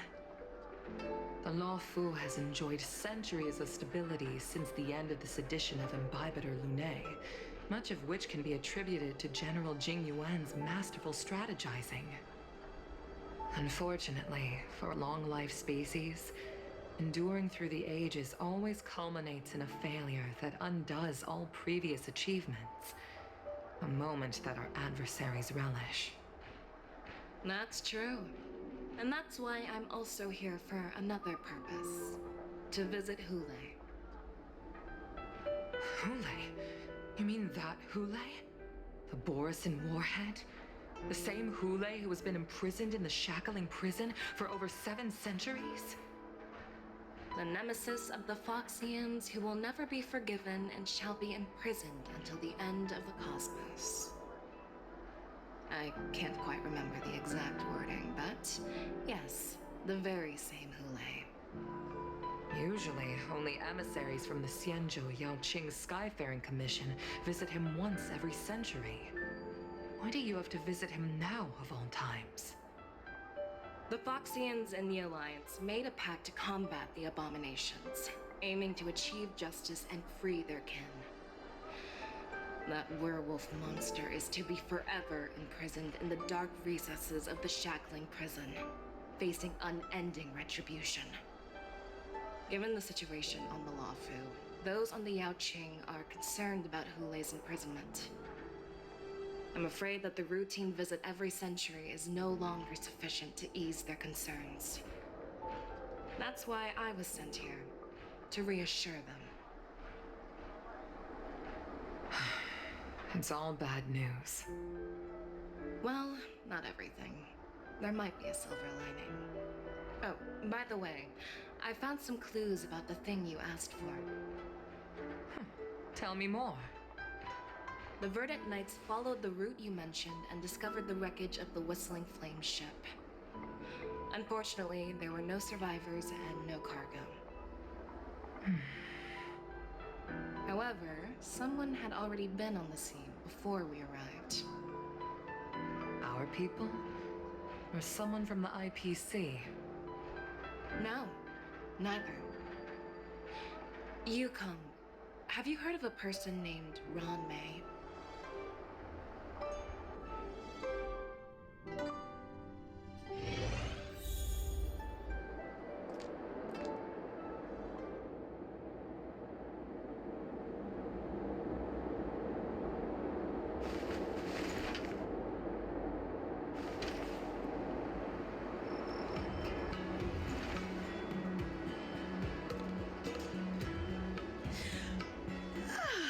I'm still feeling sleepy. Did I oversleep? Where did March and Don Home go?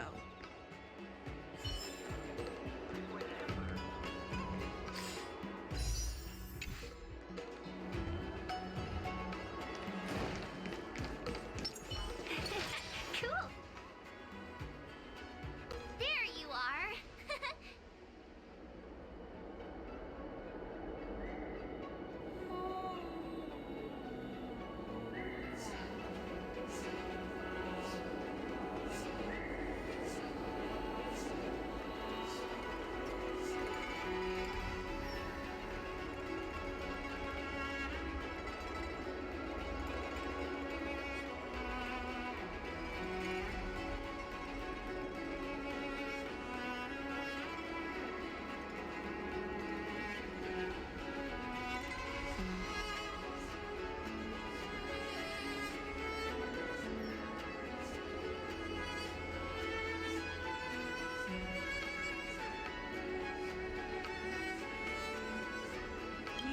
Forgotten about our promise to General Huayan, have you?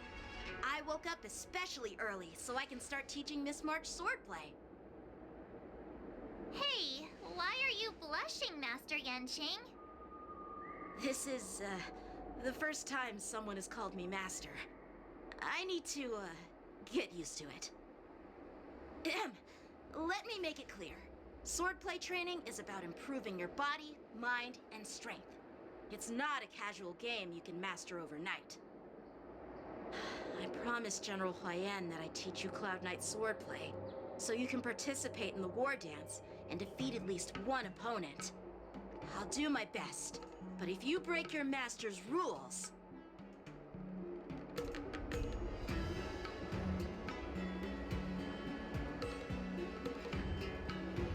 Is it too late for regrets? I'm already regretting my impulsive decision. Honestly, I'm not sure what I'll do either, because I've never been a teacher before. So, Miss March, please behave and don't skip classes. Or complain. You need to toughen up and train her properly, Master Yanqing. Don't go easy on her. You're so heartless. By the way, where's Yunli? I've found a quiet spot in the back garden of the Palace of Astrum for our first lesson together.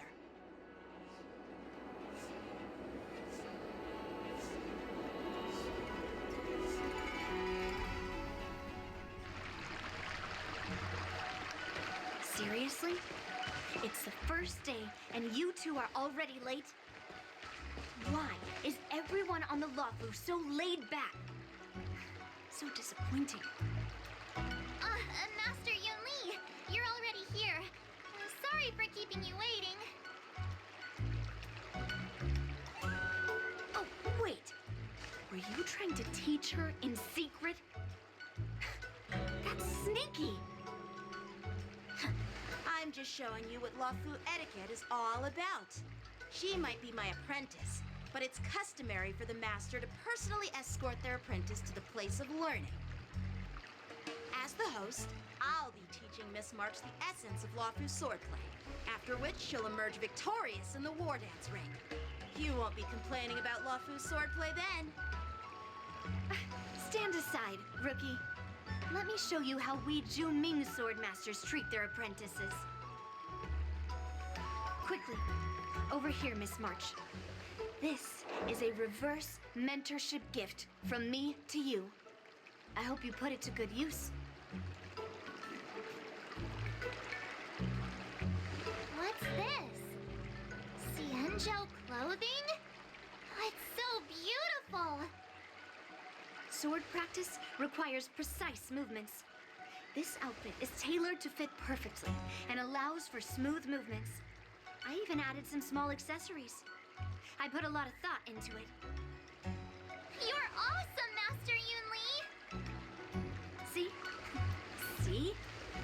How can you compete with me? I'll teach March 7 the essence of Junming swordplay so she can win the contest with my sword skills. Actually, I've prepared something too. Huh? You have a gift for me too, Master Yanqing? Since you want to learn swordplay, Miss March, you'll need suitable weapons. So, I went out of my way to prepare a pair of swords overnight. Unfortunately, I didn't have time to ask the craftsman to customize the swords for you. But I did my best to choose ones that look nice and are suitable for a beginner. I hope you like them, Miss March. Thank you, Master Yanqing! Bet you didn't see that one coming, did you, Yunli?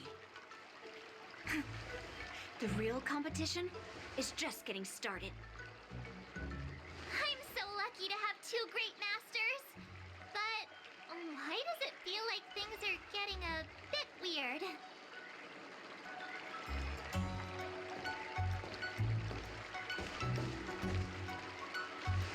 So what do you think, masters? Does this outfit suit me? Perfect. I chose it carefully. It's perfect for beautiful young swordswomen like you and me. All right, let's get started with the training. The person next to me is a Cloud Knight instructor I've brought in. For your first lesson, try exchanging a couple of moves with him. Wait. We're having actual combat training for the first lesson? Isn't that a bit too intense? Well, I heard you have some experience with archery and martial arts. The first thing we're going to do is see just how strong your fundamentals are. Come on, step forward and strike with the sword in the most natural way you can think of. It's important for us to grasp your natural movements so we can decide where to start and what you need to learn. If you're ready, let's begin. Okay.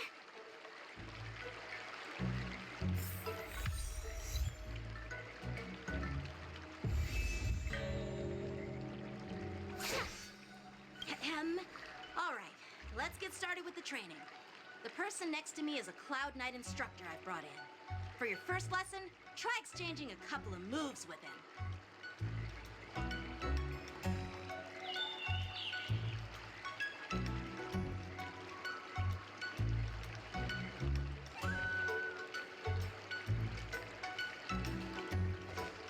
Well, I heard you have some experience with archery and martial arts.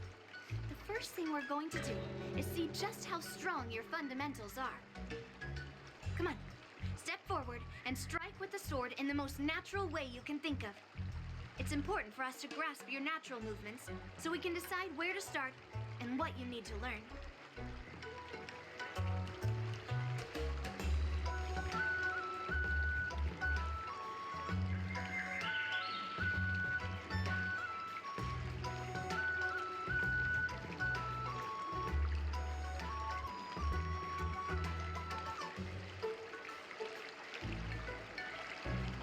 Are you ready?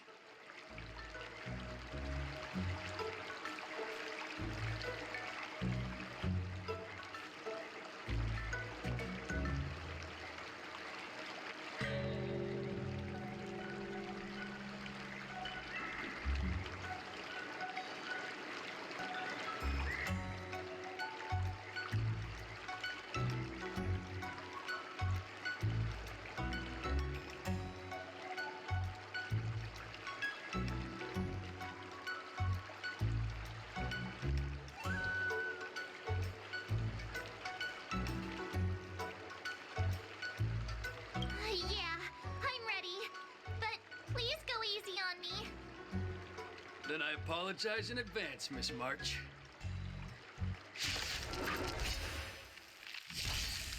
I could take 10 of you. Please have some tea. Close attention, Miss March. Luofu swordplay is all about being quick, agile in your movements. Swords descend! Ignore him. Strength is everything. Like this? Well done! Can you block? Strike apart! Yes, you! Within the self, not the sword. Slash! I could take 10 of you. Yeah. Oh, I get it. What? I'm starting to get the hang of it. Show you what I can. Azure Dragon, White Tiger, less cards. What? Yes! What are you mumbling about? Isn't this sword technique? Shouldn't I be saying something cool?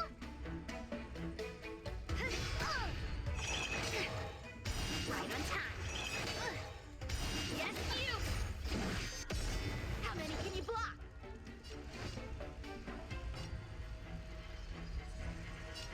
Strike apart! Practice is over. Swords descend! Mountains fall! Right on time.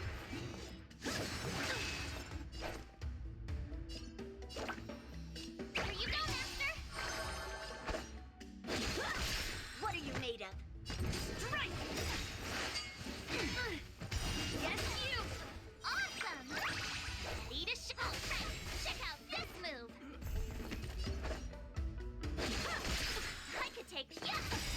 Time to show you Azure Dragon, White Tiger, less cards! What? Yes! Melt! See through clouds! Slash! Time for swordplay! Melt! Blade and flight! Down to earth!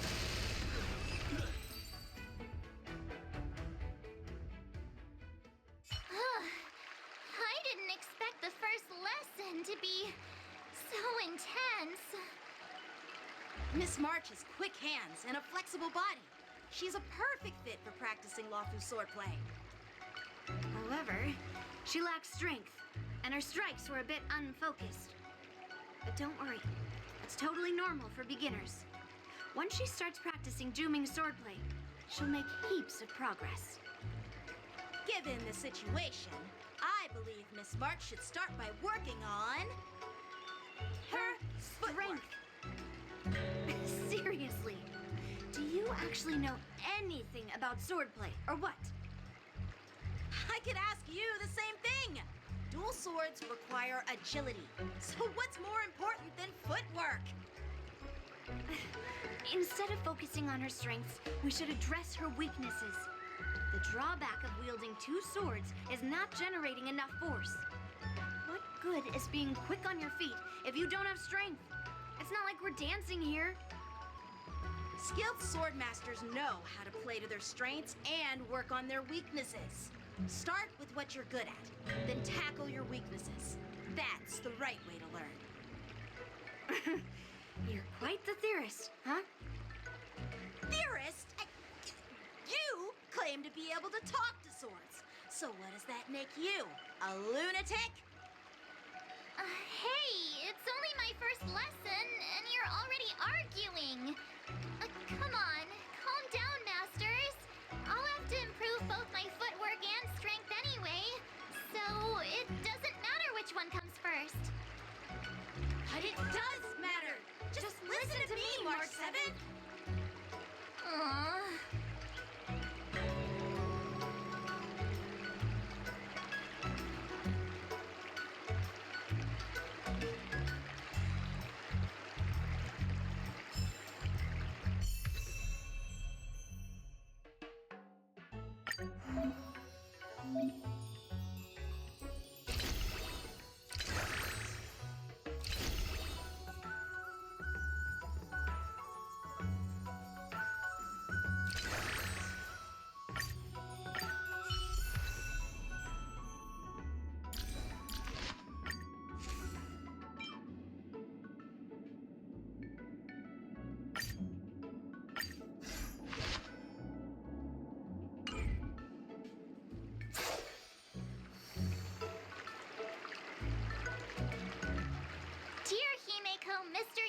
pom-pom. We're all good here on the Xianzhou Luofu, so no need to worry. By the way, how's your trip going? As for me, I've somehow become the apprentice to 2 Cloud Knight sword masters, and I've been honing my sword skills with their guidance. One of them is Yanqing, the boy we've all met before. The other is Yun Li, the granddaughter of General Hua Yan from the Xianzhou Juming. Both masters are super strict, giving me a real taste of how hard sword training can be. I tried to drag her into this, but she refused. Then I tried to rope Dan Heng in, but Master Yanqing wouldn't have it. Still, I didn't let the difficulty get to me. In just a few weeks, my sword skills have improved a lot. Both my masters think I have unique talents in swordplay, and are literally fighting each other to teach me their skills. Thanks to their guidance, I've actually made some progress. When I get back to the Express, I'll definitely show off my skills and impress you all. Looking forward to your reply. Yours, March 7th.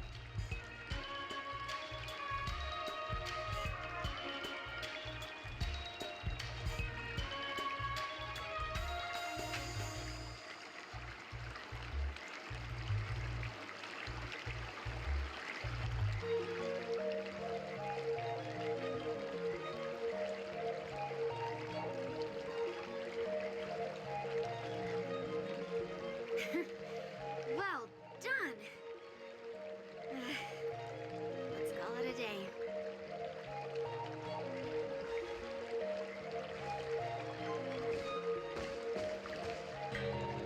Miss March's sword skills are really coming along.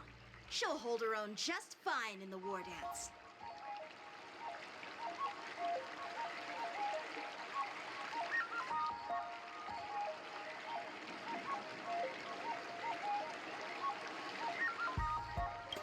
Perhaps I might have a shot at beating both masters in the ring?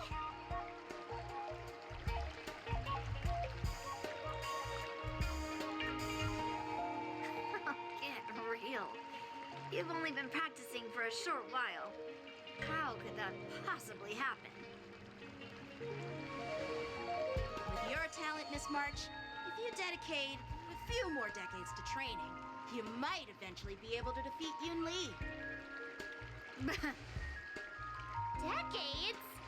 But I'll be an old lady by then. No.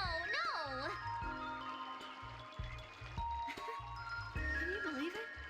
March 7th has actually become a pretty decent swordmaster in such a short time. Now I understand why Grandpa always had a grin on his face while training me. Are you sure he wasn't laughing at you? Oh, shut up! It's all thanks to your amazing guidance, masters. Miss March, you're really getting the hang of wielding dual swords. If you're keen on advancing, trying out different Xianzhou blades could improve your touch. Let me see. Which sword is the most powerful? Single sword? Great sword? Or maybe a flying sword? There's no such thing as the most powerful sword.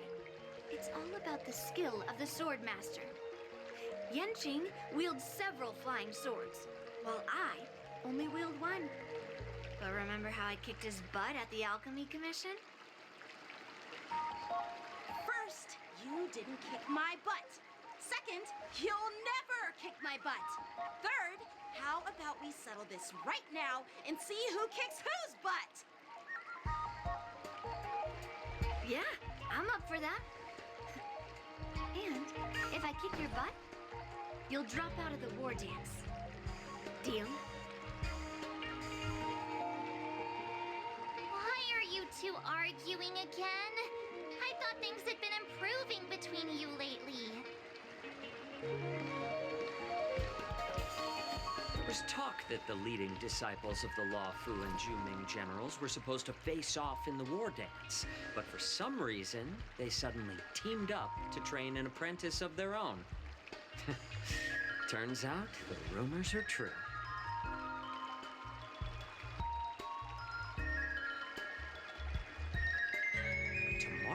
is the big day of the war dance. Shouldn't you two be focusing on honing your skills instead of teaching swordplay here?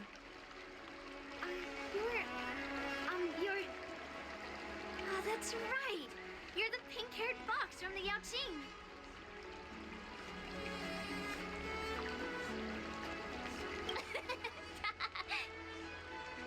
What are you laughing at? You've got pink hair too.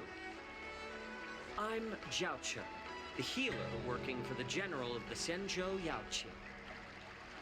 Ah, got it. So, you're the participant attending the war dance on behalf of the Yaoqing. And you were trying to sneak a peek at our training? Sorry for the misunderstanding. I don't know anything about martial arts. I'm just here on the general's orders to take care of some official business. I didn't mean to interrupt your training. I'll be on my way. If you know nothing about martial arts, why were you smirking earlier? Well, my curiosity got the better of me, I suppose. When I heard Miss March's pondering about what to learn, I couldn't help but wander over. From my professional experience, cleavers, slicers, chopping knives, and carving knives are all just tools. Kind of like frying, sautéing, boiling, and deep frying in cooking. They're just ways for people to show off their skills. How you use them really depends on the ingredients you're working with. It's like your sword teaching methods. If you align your ingredient, in other words, your apprentice's natural tendencies, with the right cooking method, by which I mean the teaching method that best suits her, she'll make double the progress in half the time. For example, golden eggplant tastes best when fried, cloud peppers when stir-fried, and yellow boulder beef when simmered. It's all about discovering the nature of the ingredients. Apprentice.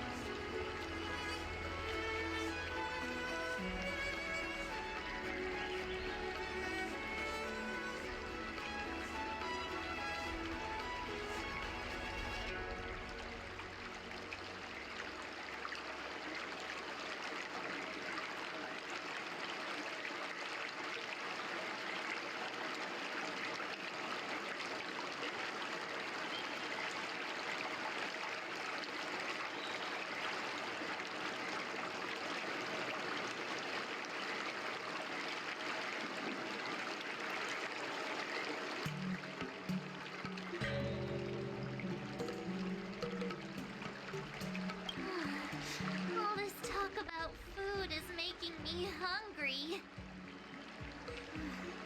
Are you a healer? Why are you talking about food? Well, it's just a metaphor.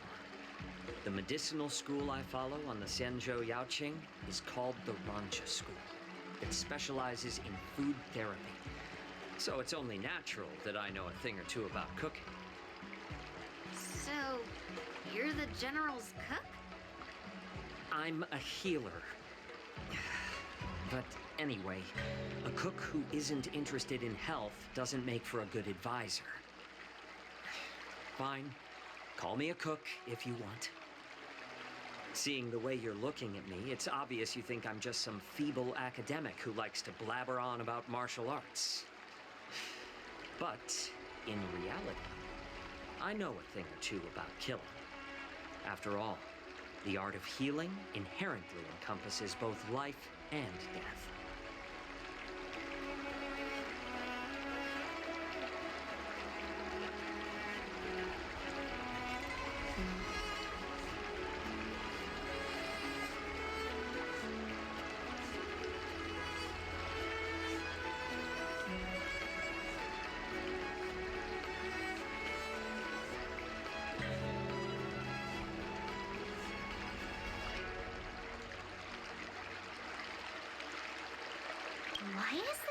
suddenly getting all serious with kids?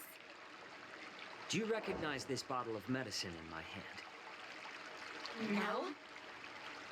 This is called tumble dust, an extract from an exotic flower named Yabra. Is it poison? Well, it depends on how it's used. With just one drop, it's able to numb a patient's body during surgery, making them painless throughout the entire process.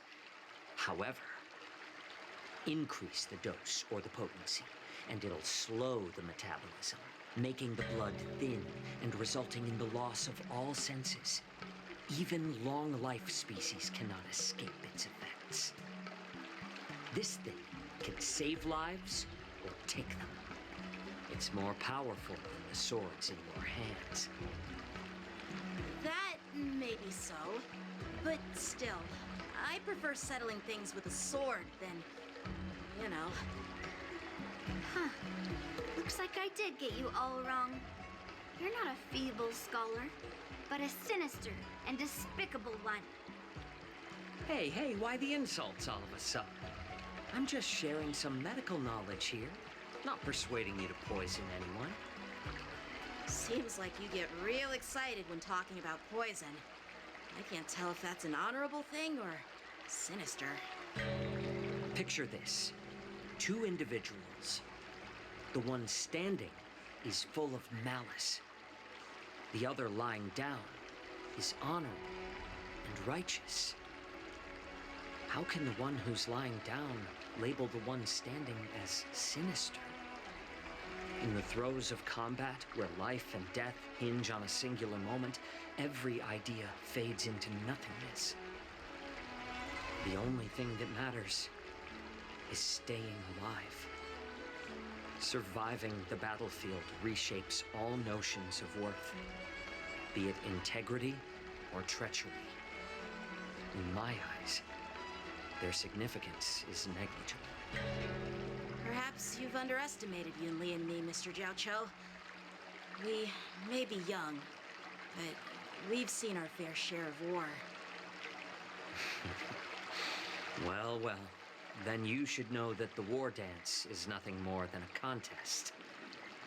So why are you so focused on it? When I was appointed as the ringmaster for the war dance, I asked the general, we Cloud Knights are supposed to charge into the fray and slay enemies. Why do we have to swing swords in a ring just to please an audience? And this is how the general replied. To unsheath your sword in a ring is no different than on the battlefield, as your sword reveals the might of all Cloud Knights. The war dance is the perfect chance to showcase martial virtue and forge alliances from all over the cosmos.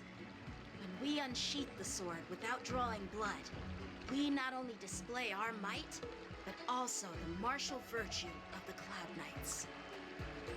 That's quite an insightful statement, Yanqing. Well, my apologies for being so short-sighted. I've been on the Luofu for quite some time, but I haven't had the chance to see the ceremony venue for myself yet. Hearing you speak so highly of it has piqued my curiosity. Would you mind showing me around? You want to see the Sky Splitter ship where the war dance will be held? Let's go! I bet Yunli and Miss March haven't seen it either, right? Well then, I'll give you all a tour.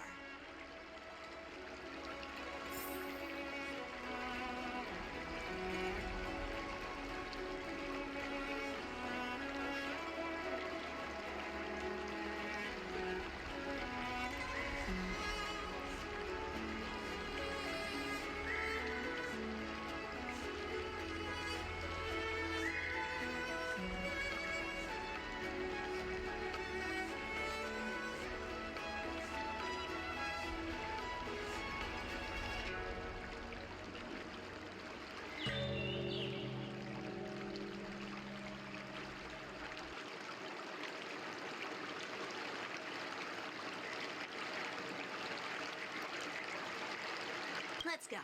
I'll give you a tour of the Sky Splitter.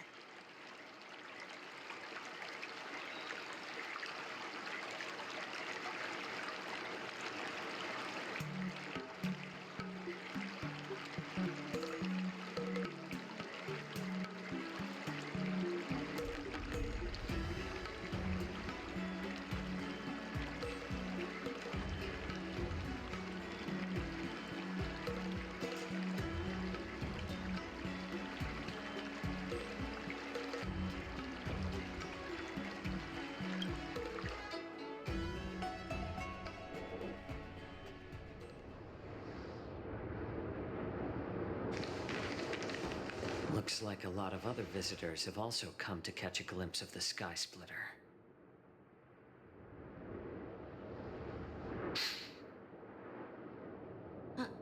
What's up, Mr. Jiao Cho? Nah, it's nothing.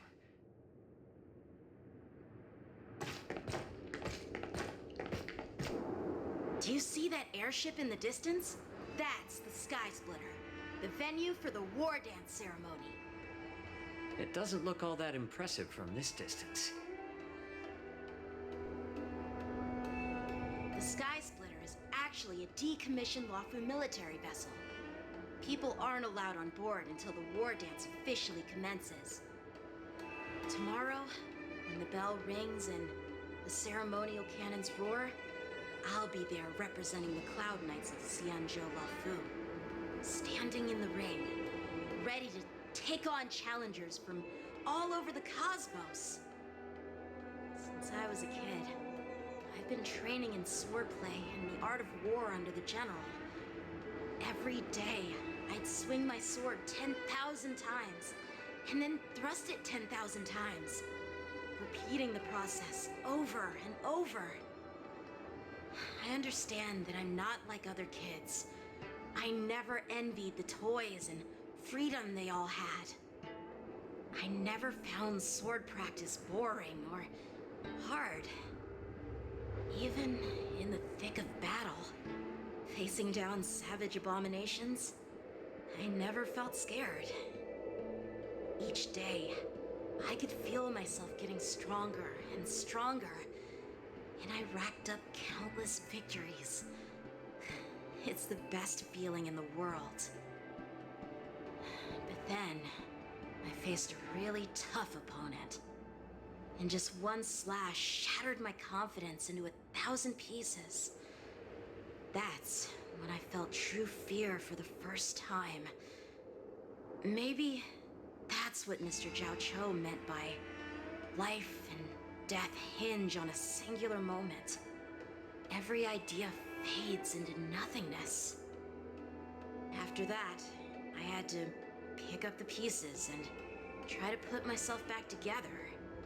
But no matter how hard I tried, I couldn't seem to find my old happy self again.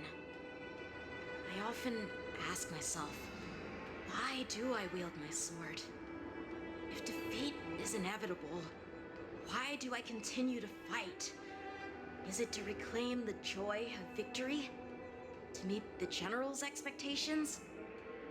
Or to secure my honor among the Cloud Knights? While the general could teach me the art of swordplay, he couldn't teach me why I should keep on going. He said the reason must come from within myself. I've been struggling to find that reason. But after talking with you, Mr. Jiao Cho, I think I already have that reason in mind. As a member of the Cloud Knights and the General's apprentice, I've had a weight on my shoulders. And I know there's still more to shoulder. But when I wield my sword, it feels like I'm letting go of everything. I love the feeling of giving it my all, facing any obstacle in front of me, pressing forward. That's why I wield my sword. Oh, Yenqing. So young, yet so grown up. By the way, how old are you exactly? Age doesn't really matter. All sword masters will understand how I feel. I get it.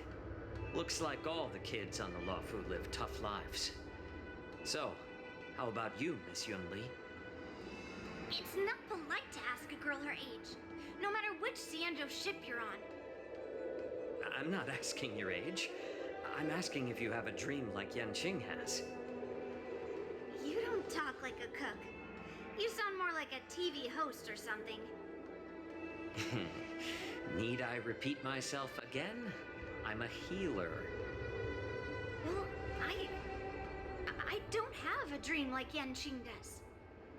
The only reason I'm participating in the Ringmaster's Challenge is because I made a promise to my grandfather that I'd win the precious sword he's contributed to the war dance.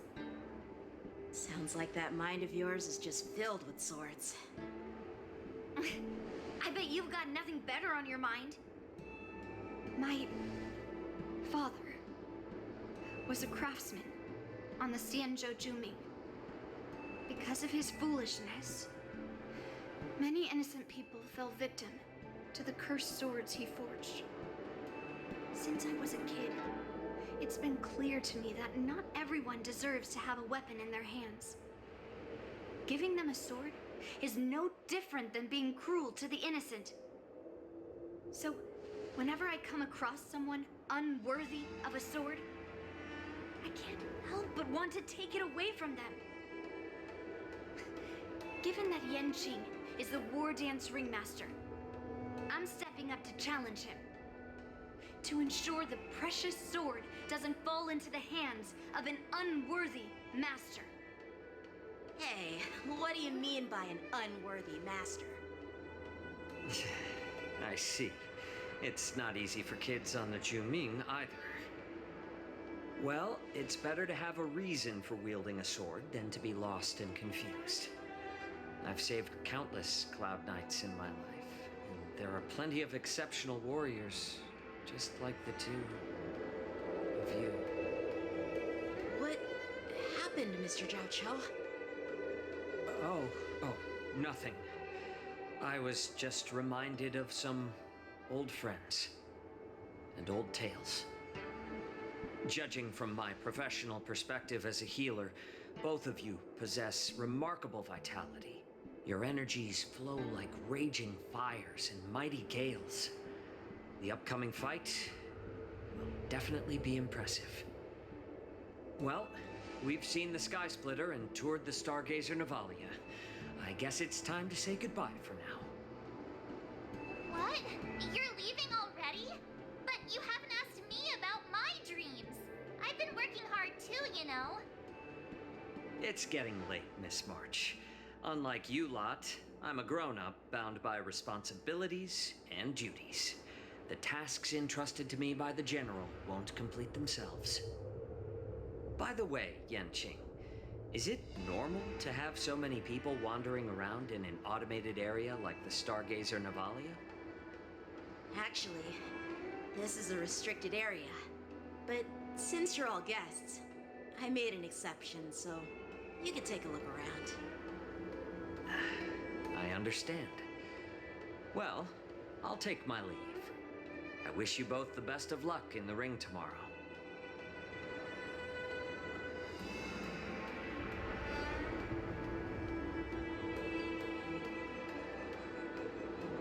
Seriously? I just spent so much time thinking about my dream, but he didn't even ask me.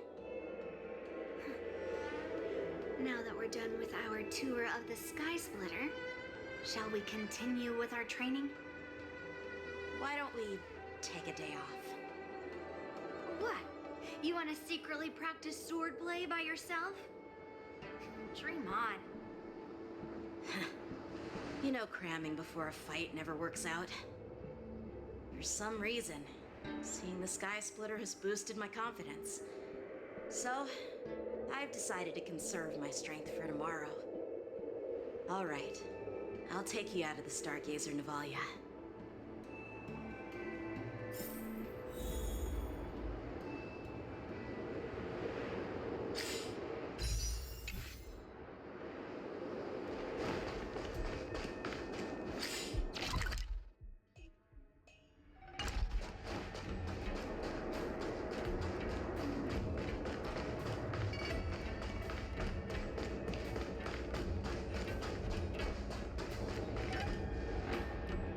Just shut up, Red Fang. This is not a beast ship. I need some time to take care of things. You willingly donned the skin of a lowly beast to join this mission, dedicating yourself to our glorious cause. And now you're telling me you can't handle it? Do you realize how many ships we need? doing my best, all right? It takes time to figure all this out. When the guns go off tomorrow, all eyes will be on it. That'll be our only chance. How's that?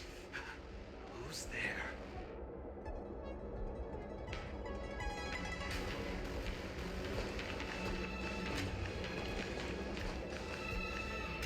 Who are you guys?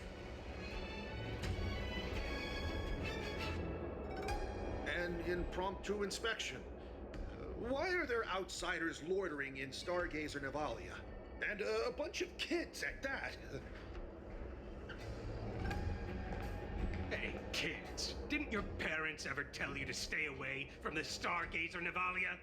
I know it's an automated facility, but it doesn't mean you can just break in and do what you want.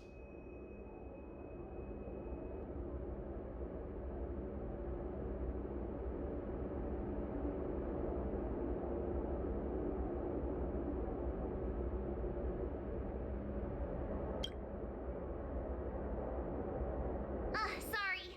I'll take the little ones away right now. Big sis, let's go. I want to play in Everhunt Plains.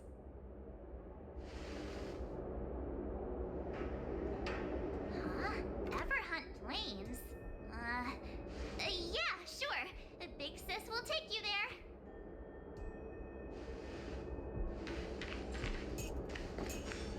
Shuha!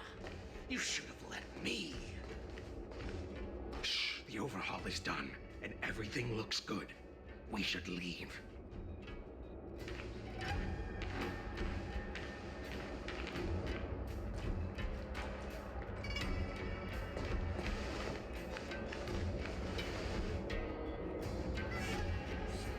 Could you repeat what you just said, Yanqing? What did I say?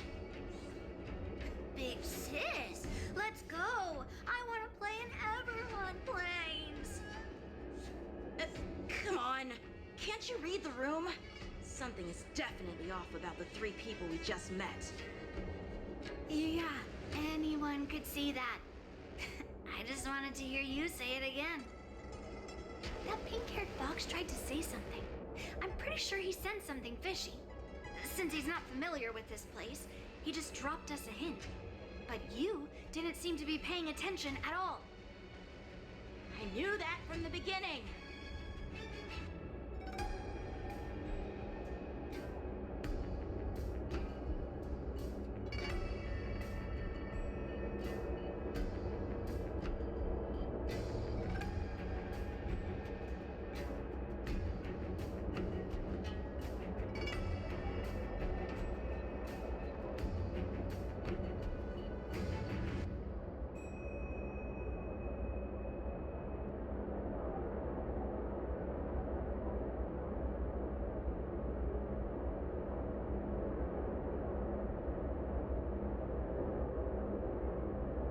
That Cloud Knight didn't recognize Master Yanqing at all.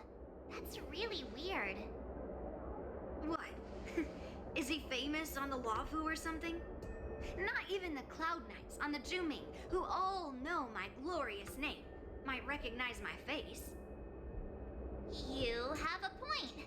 A Cloud Knight, a member from the Skyfaring Commission, and a craftsman. They're from various departments, and the reason for the overhaul seems legit. But one of them blurted out some weird language just now. Did you hear that? I have a feeling that if we secretly tail them, we'll definitely catch these guys in the act. Follow my lead, and be careful not to blow our cover.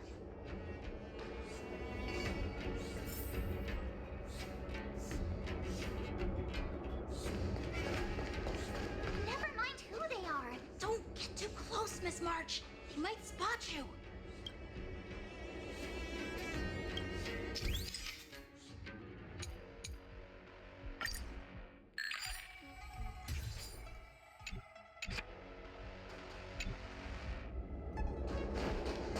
Don't get too close, Miss March.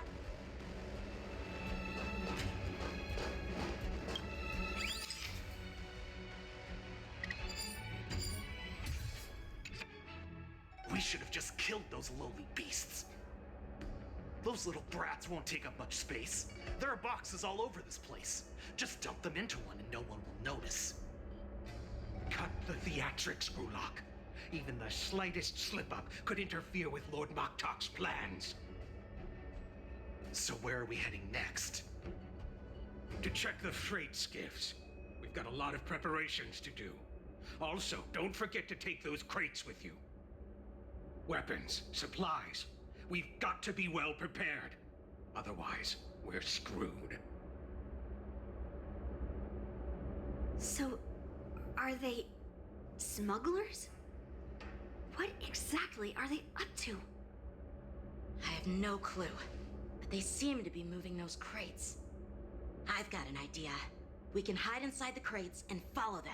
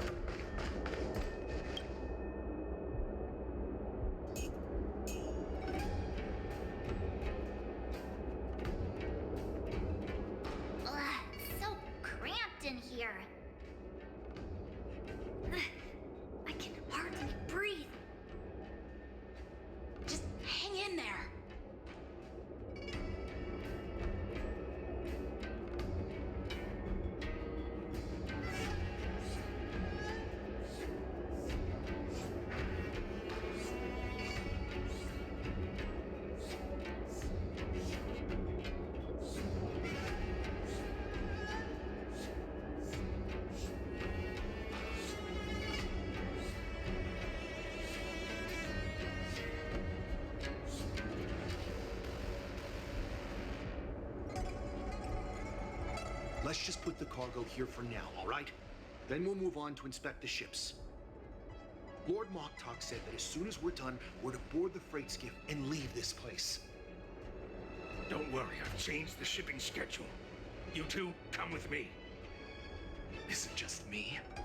I keep smelling that stench of lowly beasts everywhere we go. Don't be so paranoid.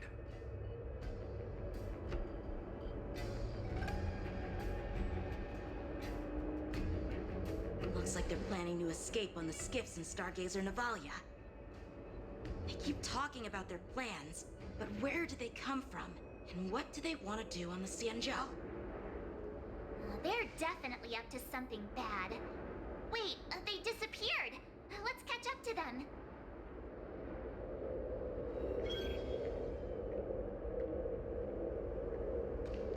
Tread softly, breathe quietly, and make sure to keep an eye on them. Hide out of sight as soon as there's any sign of activity. Did he spot us? Hide!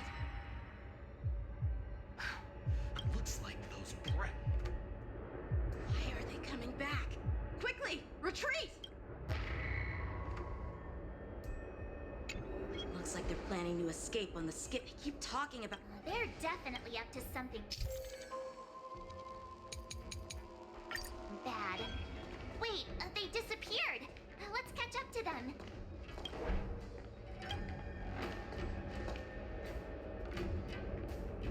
Watch out!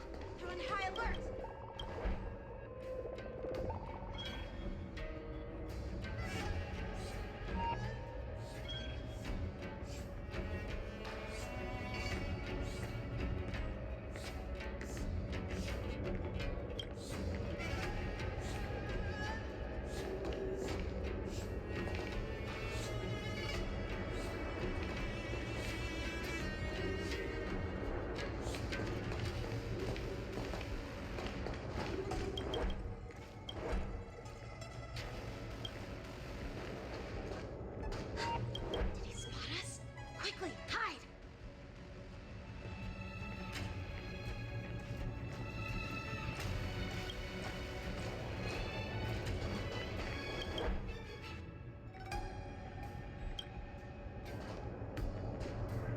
So paranoid. We're running out of time. Get over here! Shuhard, I'm coming!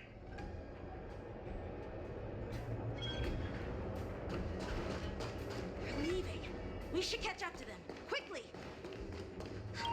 Did he spot us? Quickly, hide!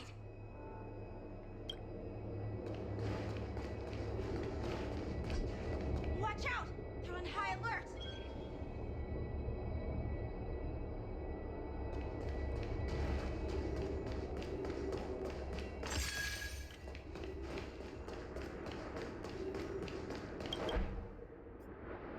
What are they up to? They're all wearing official uniforms, but I'm pretty sure they're not members of the Skyfaring Commission, the Artisanship Commission, or the Cloud Knights. This is way too suspicious. Never mind who they are. Let's just film them. That way, if they do anything bad, we'll have solid evidence against them.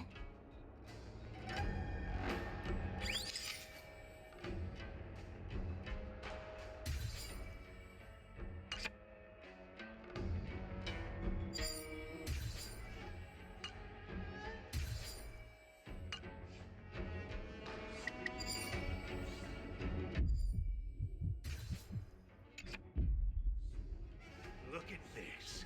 A freight star skiff with enough room to fit at least 20 of my men. I'll let the others know and have them prepare more star skiffs. Once we're past the checkpoint, there will be beast ships waiting for us. Lord Moktok is ready. The revival of our ancient bloodline all hinges on this operation. What did he just say? Beast ships?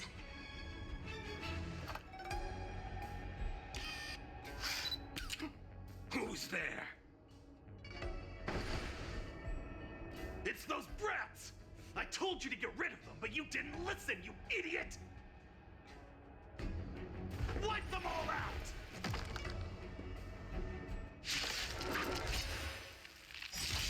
Forces on bring us victory. Adusa!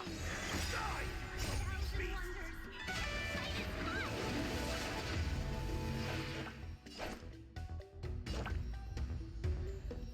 Nice job! Welcome, customer. Trifling. Show no mercy.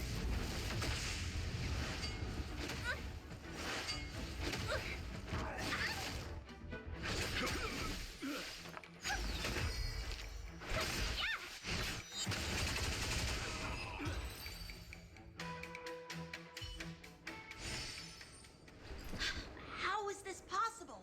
How did these Foxians change their appearances like that? They're not Foxians at all. They revealed their true form. They're Borisin, just like the bandits I defeated on the IPC ship. Wait, that means... Well, how did the Borisin manage to infiltrate the Xianzhou? It's not just a simple disguise of wearing our clothing and shaving their whiskers. They're somehow able to alter their appearance to be indistinguishable from Foxians. They even have official IDs for the Skyfaring Commission, the Artisanship Commission, and even the Cloud Knights? Let me check this fake Cloud Knight's tag. Maybe it'll give us some clues. Lujun, an officer of the Patrol Defense Squad? Huh? Wait! What's the matter? I encountered a patrol officer named Lujun before.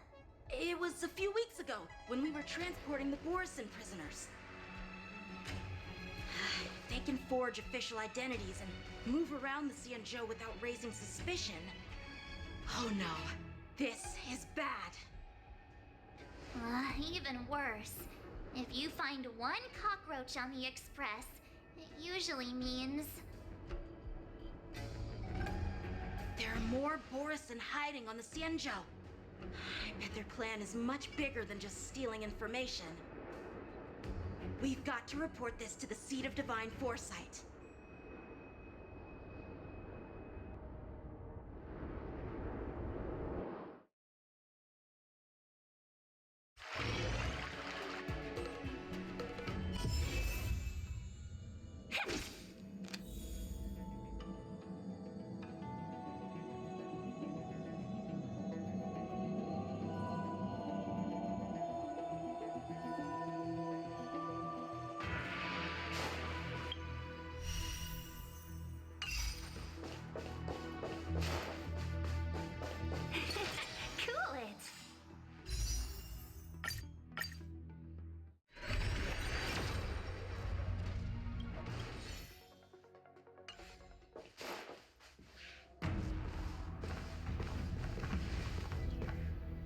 I'm glad to finally meet you in person, guests from the Astral Express.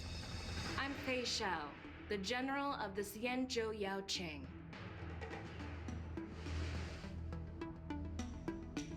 Let me introduce our guest to you. The one dressed in green. He's the reincarnation of Imbibitor Lune, and the person behind him is the newest member of the crew. I've heard a lot about you.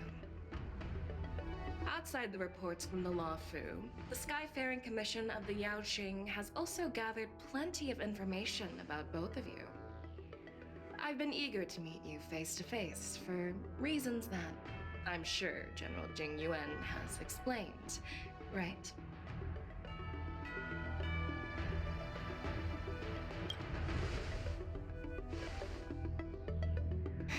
That's right. But don't worry, this isn't a trial. I just want to have a chat with you and get a better understanding of the facts. According to General Jing Yuan's report, the Ruin Legion is to blame for the Ambrosial Arbor crisis, and all Arbiter Generals should pay attention to the Ruin Author's movements. Over the years, the Destruction's minions have wreaked havoc on countless worlds, and the Alliance has been keeping an eye on them. But no one expected them to join hands with the remnants of the Abundance.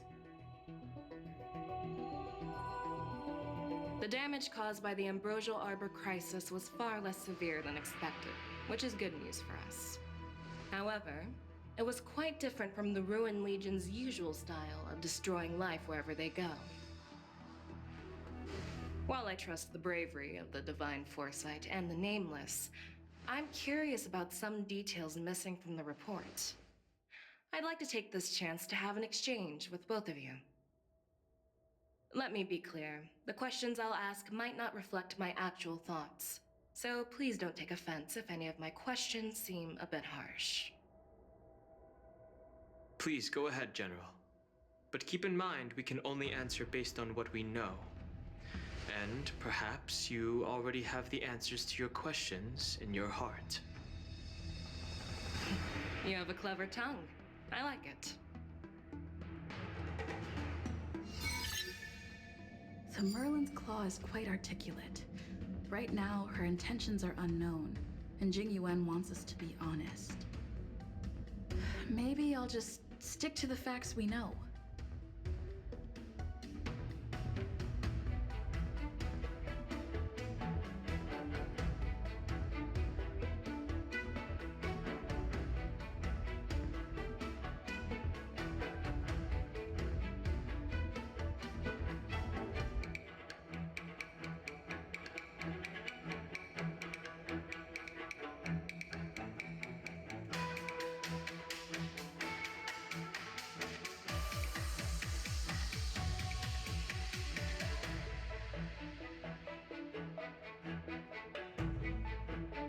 Let's cut to the chase.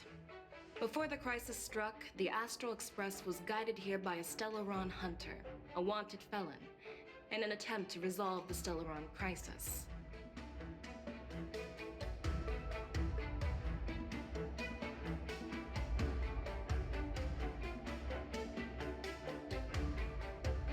However, everyone in the cosmos knows of the Stellaron hunter's reputation. So, why did you place so much trust in them? Could it be that some of you have a connection with them?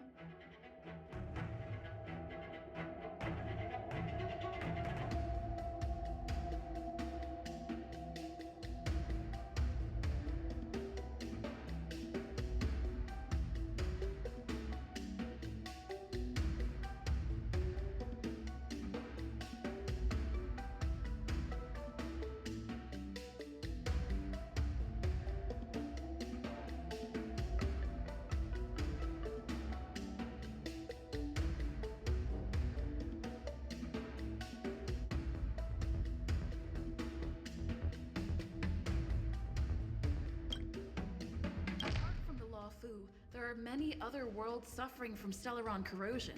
For example, Burilo 6, the world that the Express stopped at before reaching the Luofu, was one of them.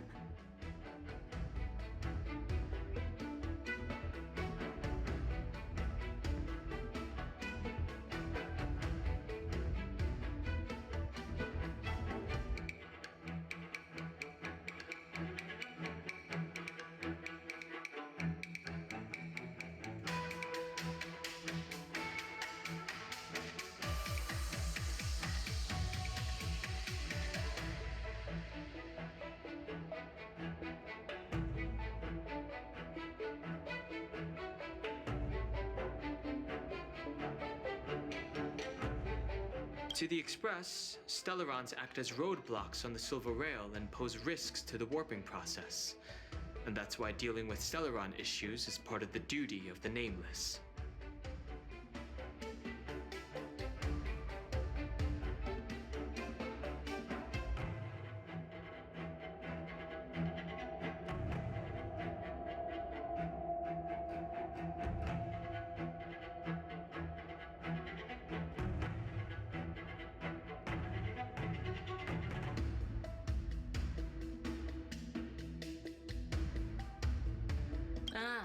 I've heard about those problems caused by Stellarons. The Express connects various worlds, so it makes sense for you to take care of this. The cosmos is a mess, and the Trailblazers are just doing their best to fix it. I understand.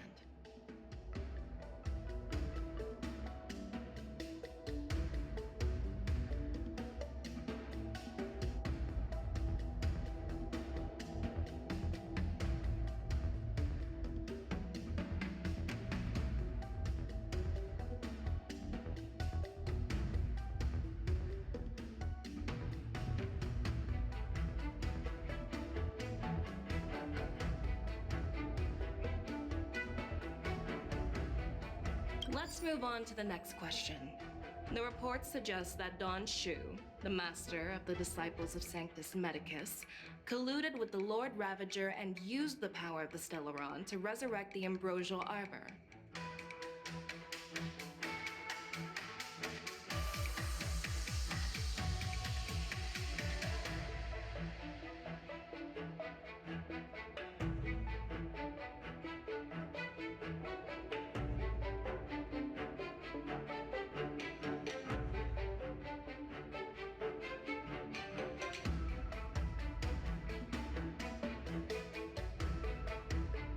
But here's the thing.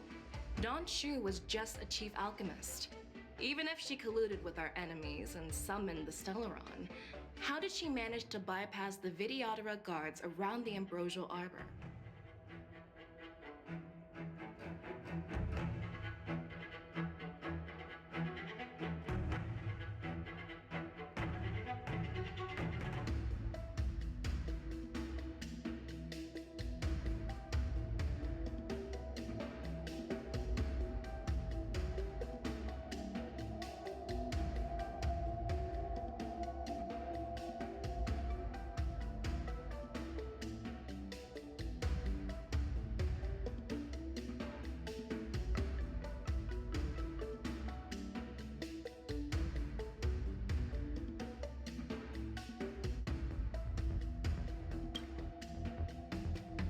Seems rather simple, doesn't it? The preceptors of the Luofu abandoned their duty to guard the Ambrosial Arbor and colluded with the disciples of Sanctus Medicus. That's a possibility, but there's another scenario to consider. General Jing Yuan brought back Mr. Don Hung, who had been in exile for a long time. As a result, Don Hung parted the seas, eventually leading to the resurrection of the Ambrosial Arbor. I never intended to trespass on the Xianzhou ship, but... If you had no intention to trespass, then why did you return to the Xianzhou ship before your exile was lifted? I was concerned about the safety of my companions, so I had to act brazenly. I alone bear the blame. Please don't worry, Mr. Don Hung. If someone must be held accountable, it won't fall solely on your shoulders. According to the report, Lord Ravager Fantilia is the mastermind behind the entire conspiracy. She disguised herself as an ambassador of the Skyfaring Commission and traveled with you, only to vanish without a trace later on. It seems too convenient to label her as a scapegoat.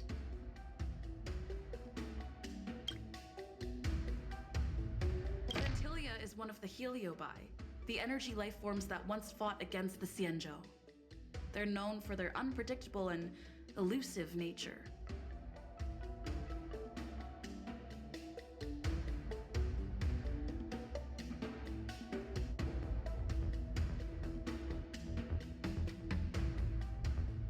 Just as she said, when the ambrosial arbor resurrected, its roots broke through the creation furnace on the Luofu, accidentally releasing the heliobus fiend fire sealed inside. This can be used as circumstantial evidence. If Elder Huai Yen accepts the explanation, so do I.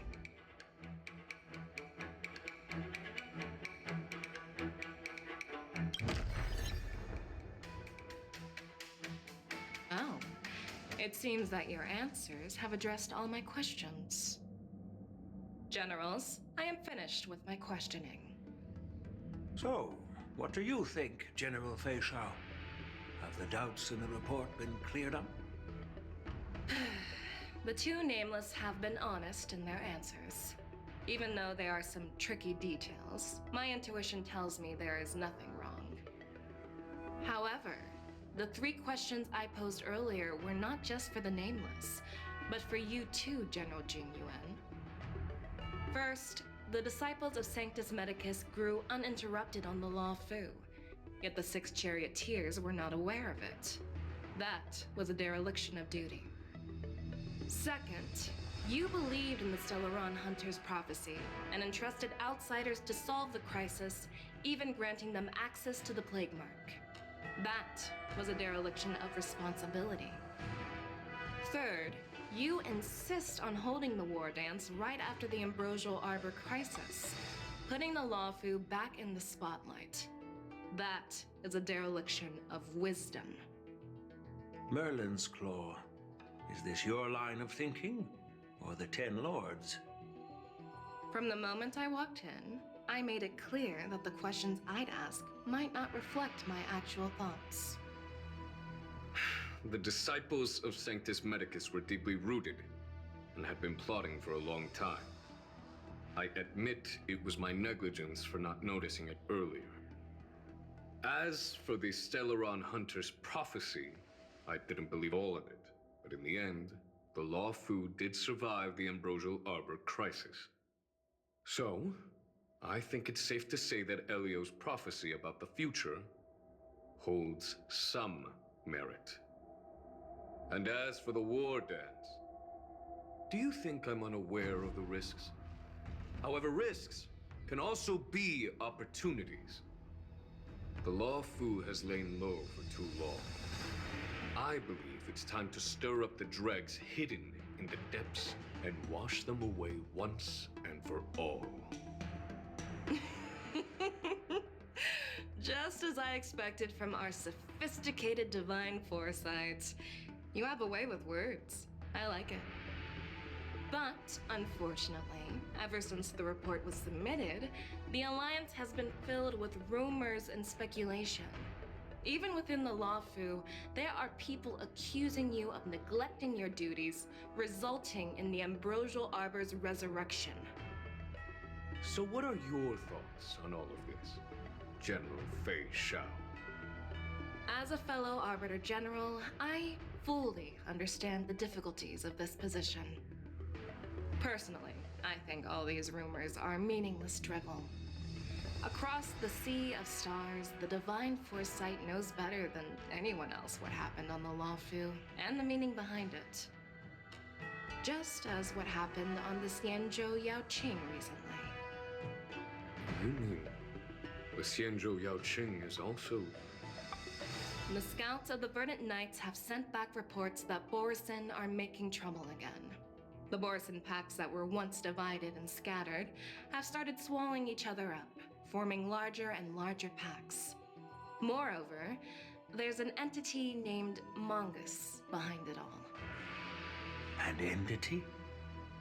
According to the report, this entity isn't actually a Borisin. It's a woman claiming to be the messenger of the Master of Immortality.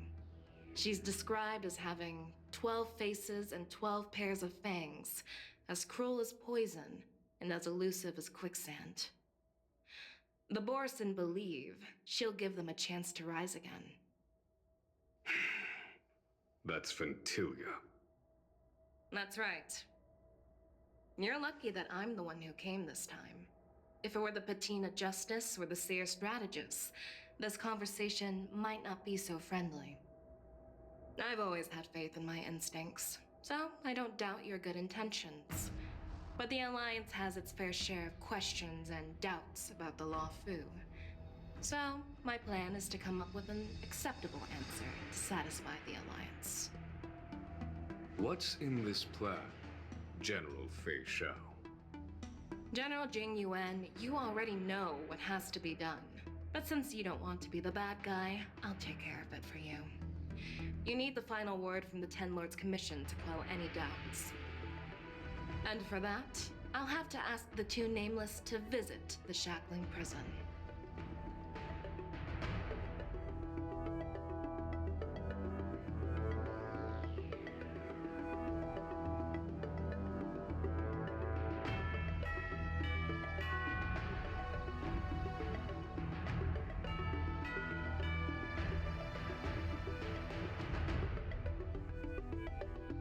No, I'm not imprisoning you.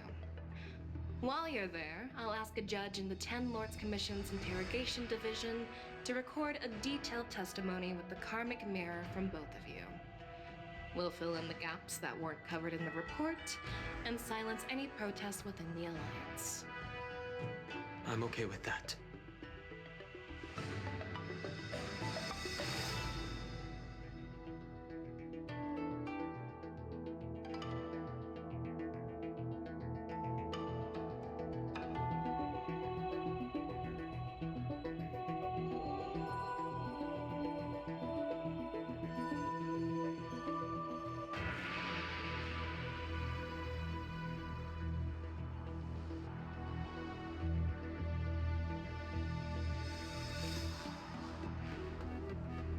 Your willingness to help is truly heartwarming, youngsters.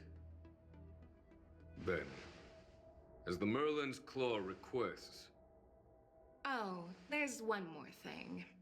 This testimony is for silencing the voices of opposition within the Alliance, but I would like to urge General Jing Yuan to listen to the pleas of the Foxians on the Xianzhou Yaoqing. So, you are here for Hule. Exactly. Hule is locked up in the Luofu's shackling prison. Since he is the broodlord of the Borison, I want to transfer him onto the Xianzhou Yaoqing and imprison him there. The recent movements of the Borison suggest they're planning something big, so we must act preemptively. It makes sense to have the Foxians keep an eye on their arch-nemesis. Since you trust my judgment, I'll repay that trust. What do you think about all this, General Huayan? I was worried this would turn into a heated argument, but it seems like both of you are on the same page, solving each other's problems. I couldn't have asked for a better outcome. And as for Hule, I'll send my lieutenants Zhao Cho and Moza to check on his condition in prison and ready him for transport. If there are no more questions, shall we get this started?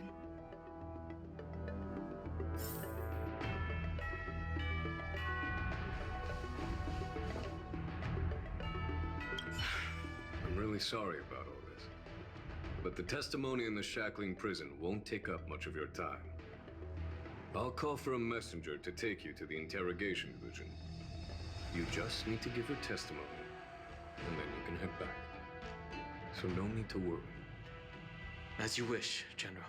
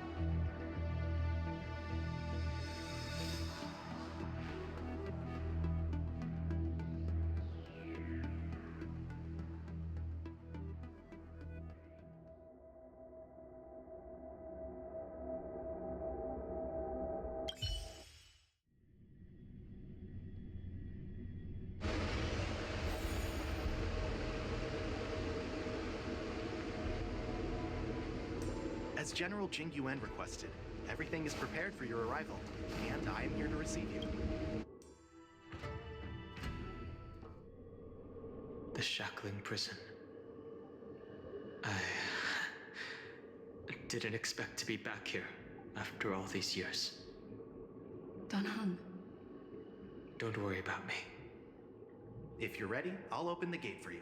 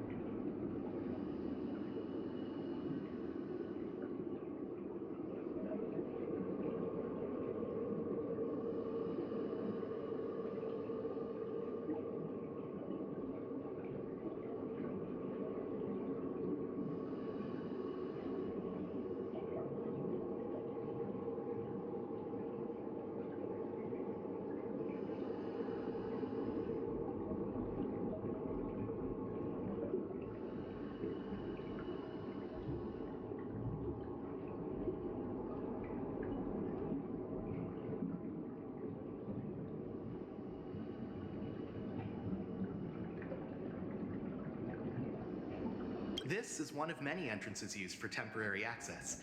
Since you're not actual prisoners, it makes sense for you to use this entrance. Please come on in, dear guests.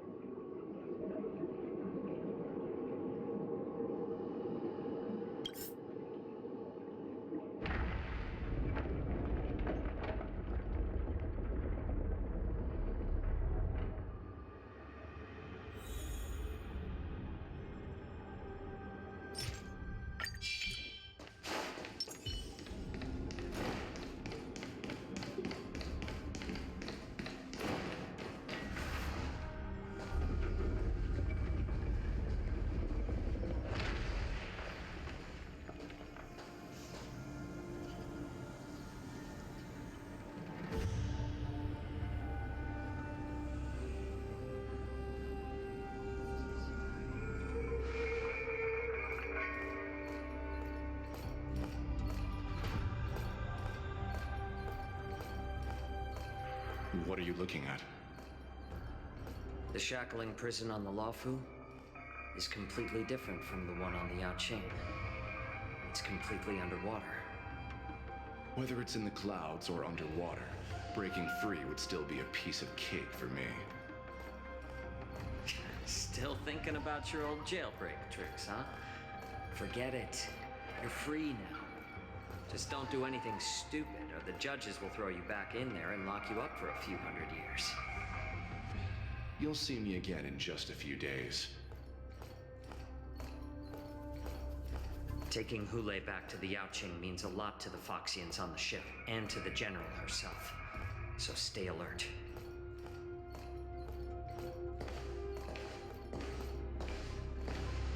Guests, my name is Shui Yi, and I'm here on orders from the Incarceration Division of the Ten Lords Commission. We're Jiao Chou and Moza. General Fei Xiao sent us to extradite the Borisin criminal Hule to the Yaoqing.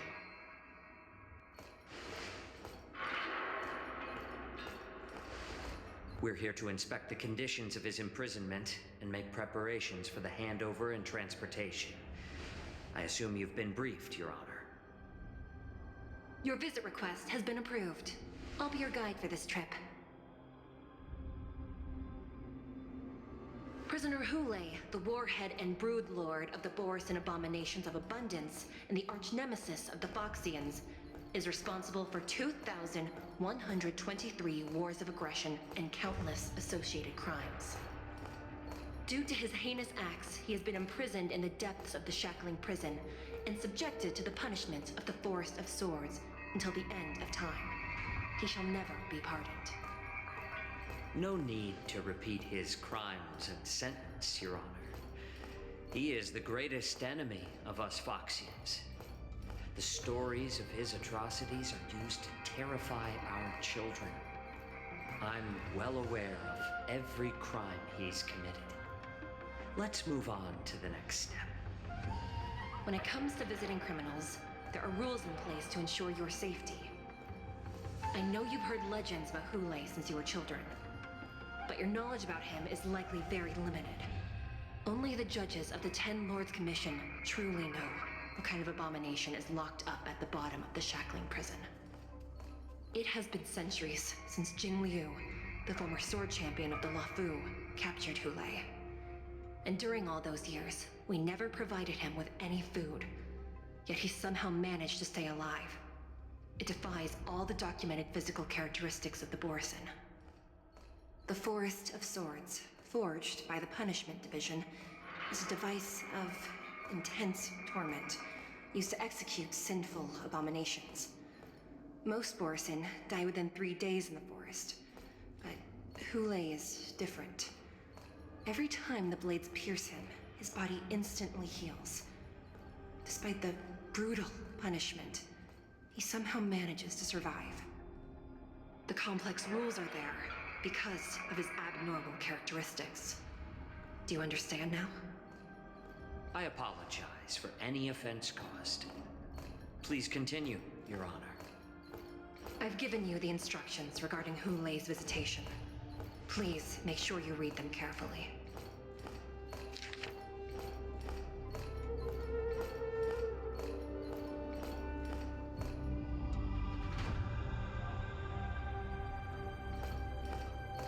And please, take this pellet before proceeding. No, I'm not taking random medicine. Then you won't be allowed to visit Hule. Just swallow it already. Hule is like all Borisin. He can release a pheromone called lupatoxin that induces fear. Thousands of years ago, we Foxians were enslaved by the Borisin. Not because we were naturally weaker, but because of their lupatoxin. This pill is for our own mental well-being. I understand. I knew you were a reasonable person. Now that we've taken the medicine, let's proceed.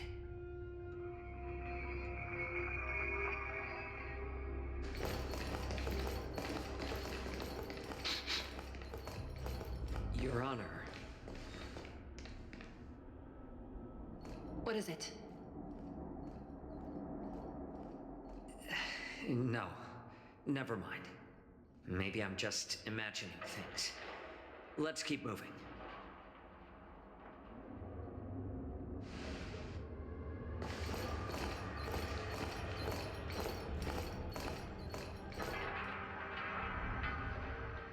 Here we are.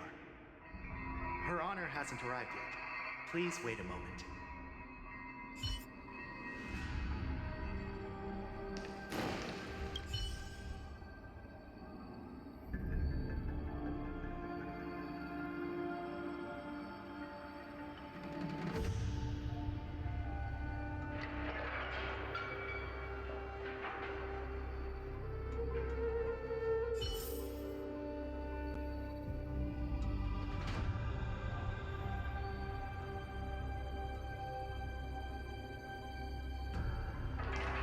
I commend you.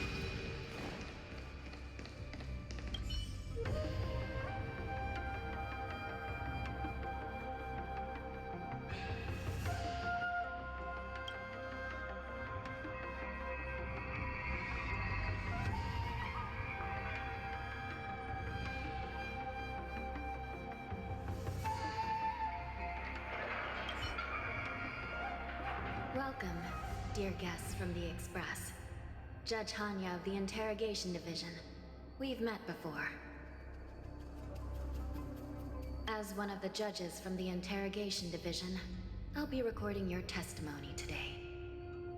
Please allow me to express my gratitude to you again for subduing the demons in the Fixtral Garden. Looks like while March 7th and I were clueless, you already made many friends on the Xianzhou Luofu. Even though you and I have met before, we can't show any favoritism under the Ten Lords. So, please do as I command as we head to Scrivener Hall and beyond. Don't do anything without my permission.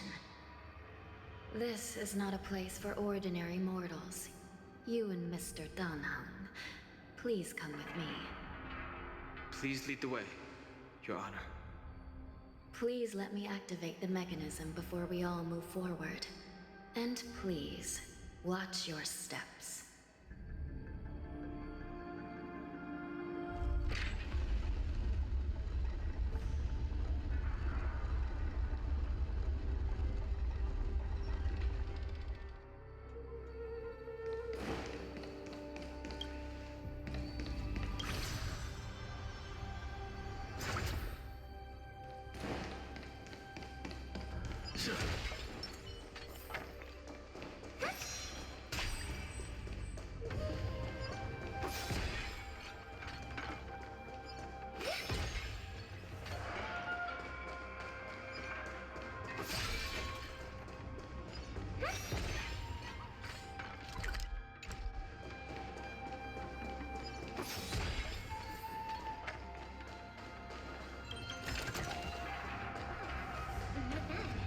Not bad at all.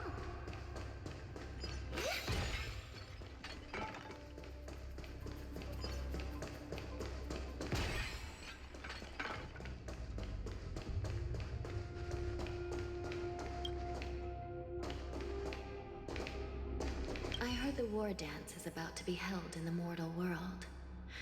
I remember watching a sword duel at the war dance with my sister when we were young. The Cloud Knight, who was the Luofu's ringmaster, was an amazing swordsman, and their sword flashed like lightning. The Outworld Challenger had fiery red hair and a hand made of steel, which roared like thunder. They battled for a long time before a winner could be declared. Time sure flies. Now, both my sister and I are residents of the Netherworld, and we will never again feel the thrill of a competition. Are there a lot of people in Starskiff Haven due to the war dance?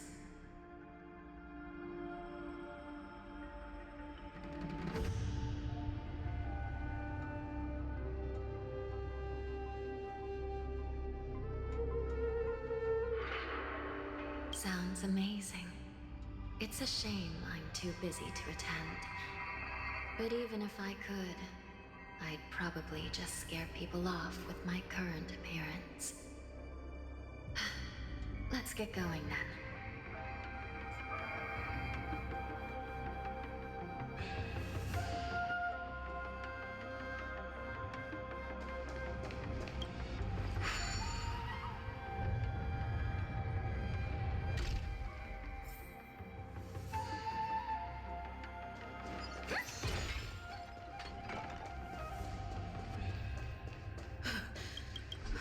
Freezing. This place is filled with the cold air from the northern peak of the polar dome. Even the toughest long-life speakers. Did you hear something just now? Let me check it out.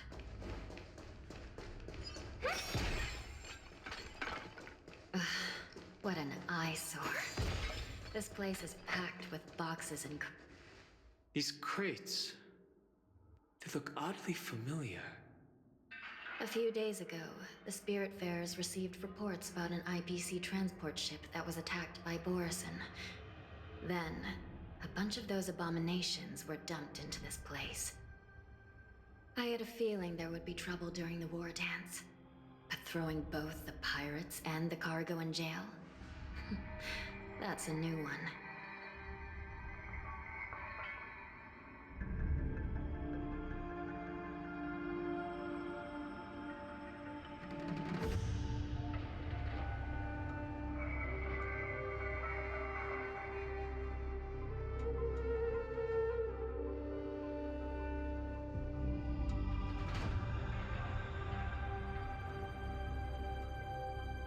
I heard the Intelligentsia Guild crafted something dangerous. We have many records in the Hall of Karma about these wise ones. They love to tinker with forbidden technologies, always trying to push the limits of ingenia. I caught a glimpse of the mechs in those crates, and they bear a striking resemblance to Borison. I wonder what they're planning this time. Well, business first. Let's keep moving.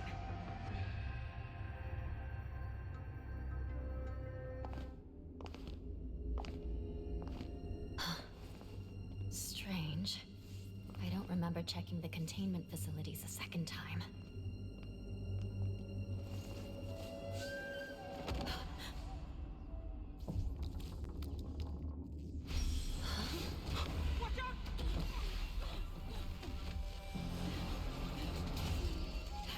Emergency!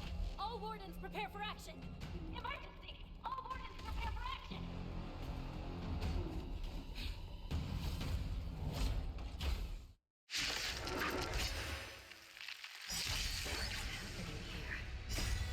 These things moving on their own. Something's wrong.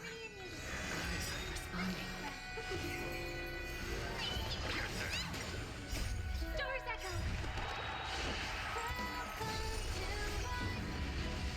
Show no mercy.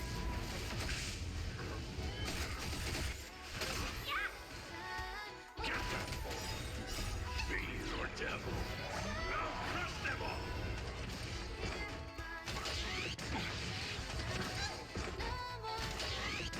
Is that it?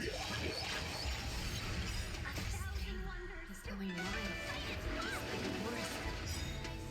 We're on our own. Show no mercy.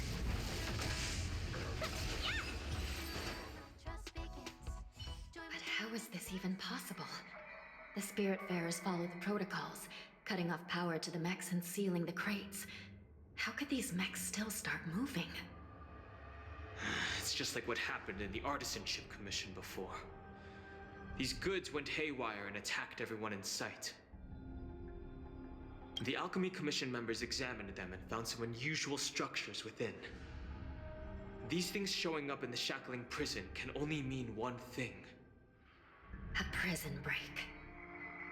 And whoever delivered these goods clearly wanted them to go through the Xianzhou's strict inspection process to show the Skyfaring Commission and Cloud Knights how dangerous they were. They wanted these mechs to end up right here, in the shackling prison. If these things already started taking action while nobody was paying attention, then the whole prison is in trouble, I'm afraid. And to make things worse, another group of visitors just entered the depths of the shackling prison. The messengers from the Xianzhou Yaoqing. And the prisoner they came to visit might be the target whom these wolf-shaped mechs were delivered here for. If that vicious beast manages to break free, it will be a catastrophe for the Xianzhou Luofu.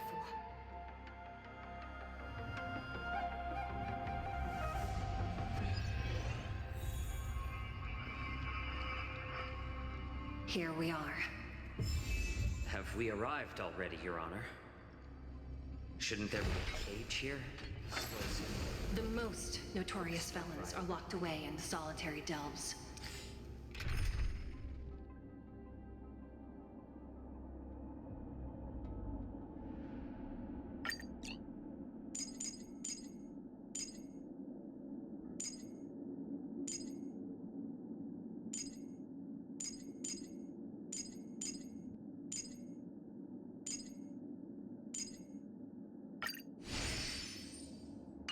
Deep down in the prison. Those delves can't be opened without proper authorization.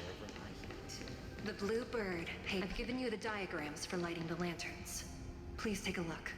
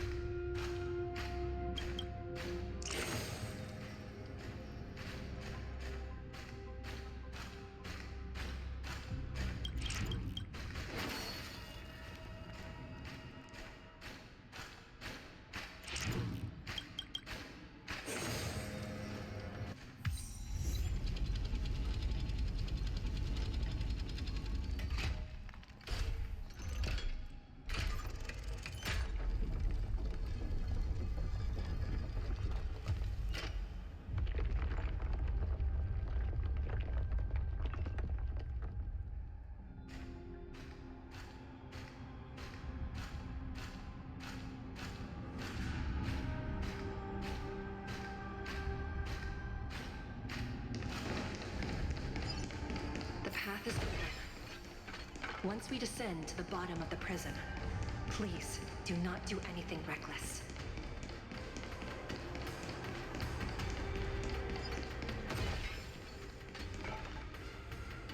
Inside the delve, behind this door, is the greatest enemy of the Foxians, Hule.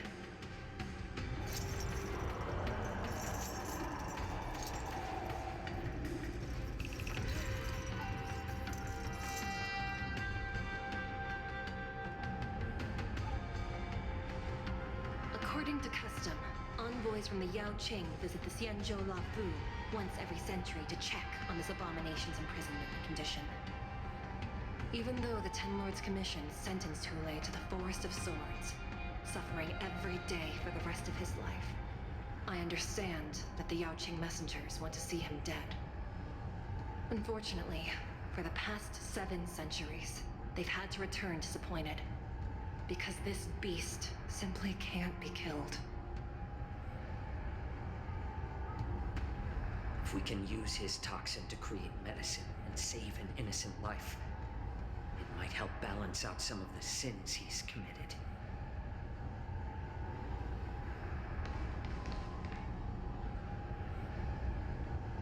Could you be the key to a cure for the General? Hule?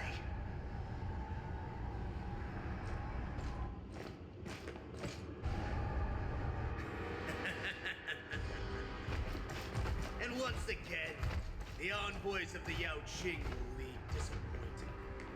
However, I won't say the same for me and my brothers. Who's there?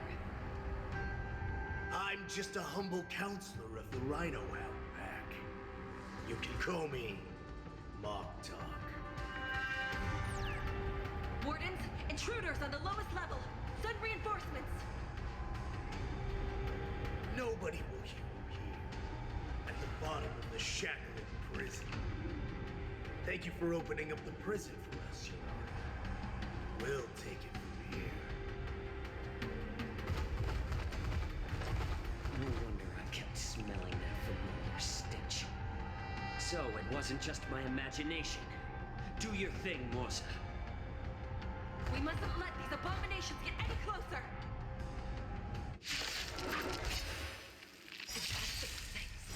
There are too many of them.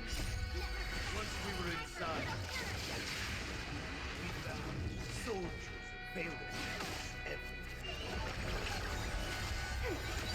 More season. Desolate for oblivion. I weep for the departed. It will not fall. I suggest you surrender now. Of course, I'll still kill you. But I promise you'll swim. Since you're already here, why not have a meal before you leave? Ready for another? Little Washington.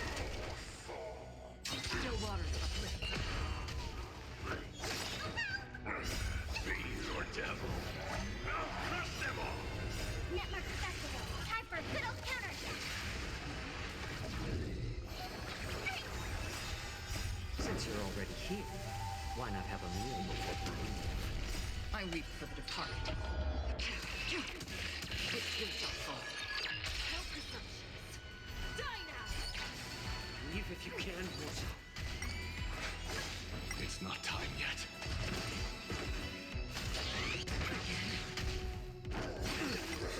Dare attack me.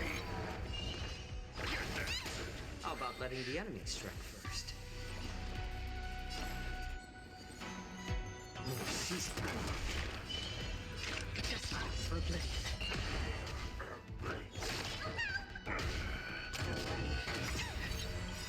Network festival. Time for a good old counterattack. I weep for the departed. It will not fall.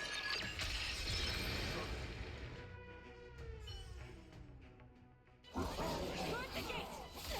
They can't be allowed in!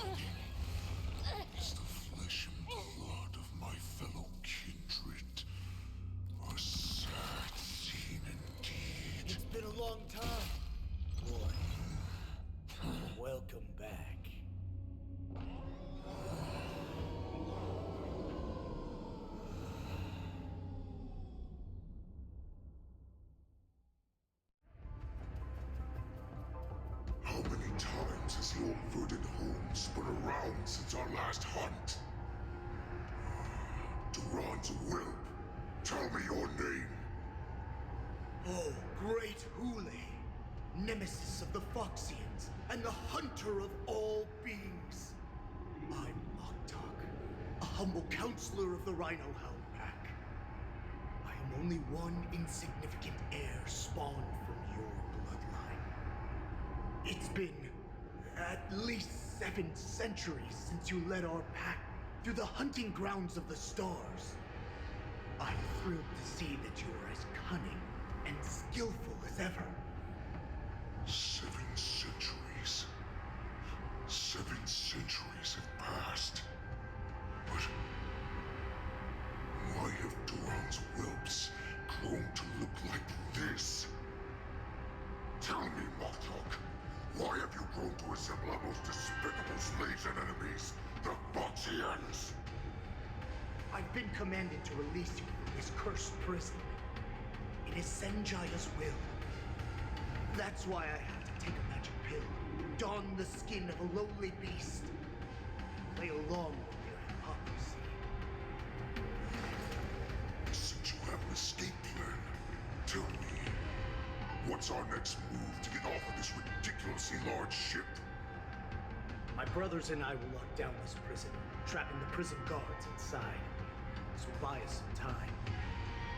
The rest of my crew, who are undercover like me, secure the vessels for our escape. According to the plan, we only have a tight 2-hour window to get out of here. Originally, I intended to carry out the plan tomorrow, but they're planning to transfer you to the Xianzhou Yaoqing now. So I seized this opportunity to set you free. What a reckless plan, you idiot! Even if we manage to get the ships, our chances of escaping are slimmer than a Foxian slipping through my claws. But we have no other choice. The angel serving under the Master of Immortality sent me with a message. Only your return will end the prolonged divisions among the Borisin. Every one of my crew is ready to lay down their lives if it means setting you free.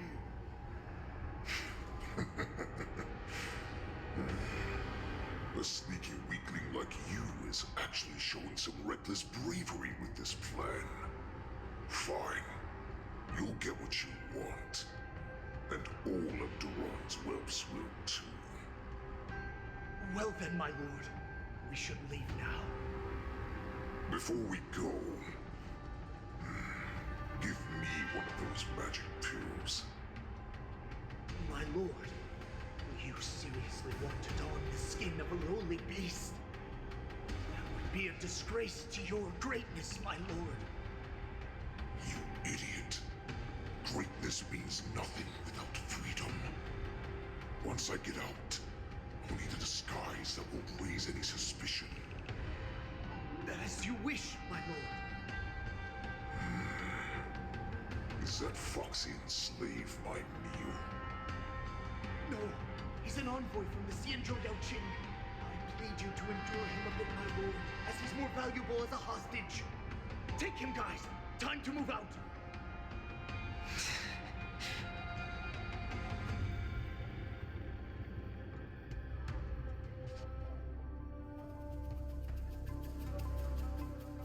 Madam Hanya, the wardens in all areas are regrouping.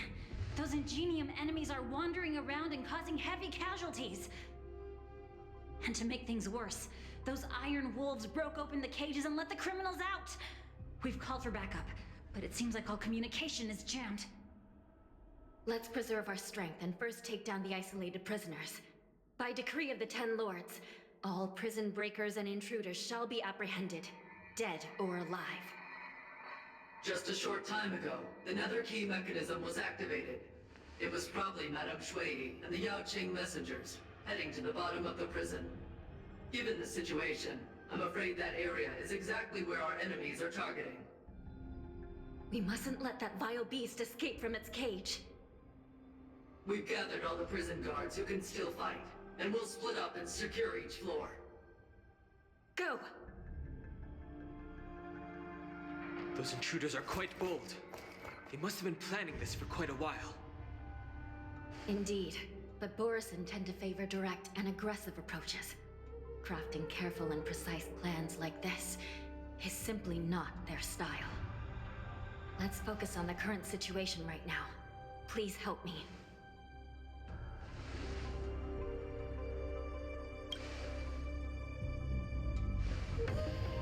What's the fastest way to the bottom of this prison, Miss Hanya?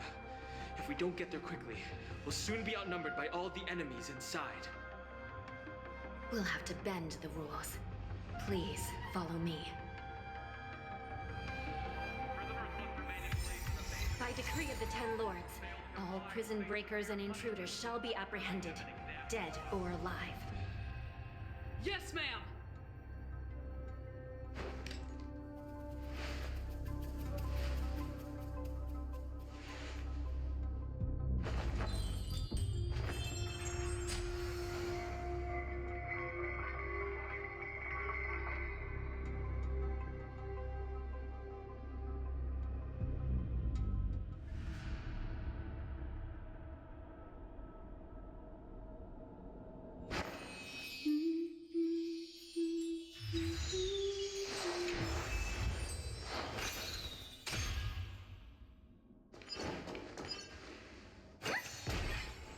I commend. Cool.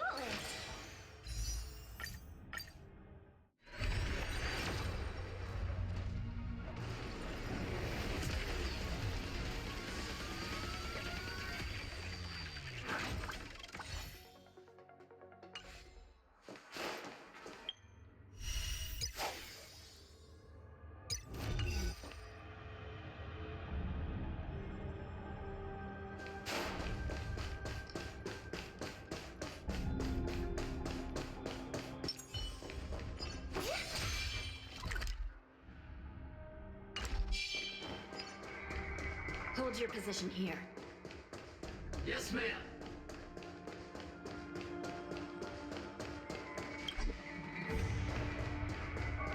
We need a few tools if we want to reach the bottom quickly. Follow me to the next floor.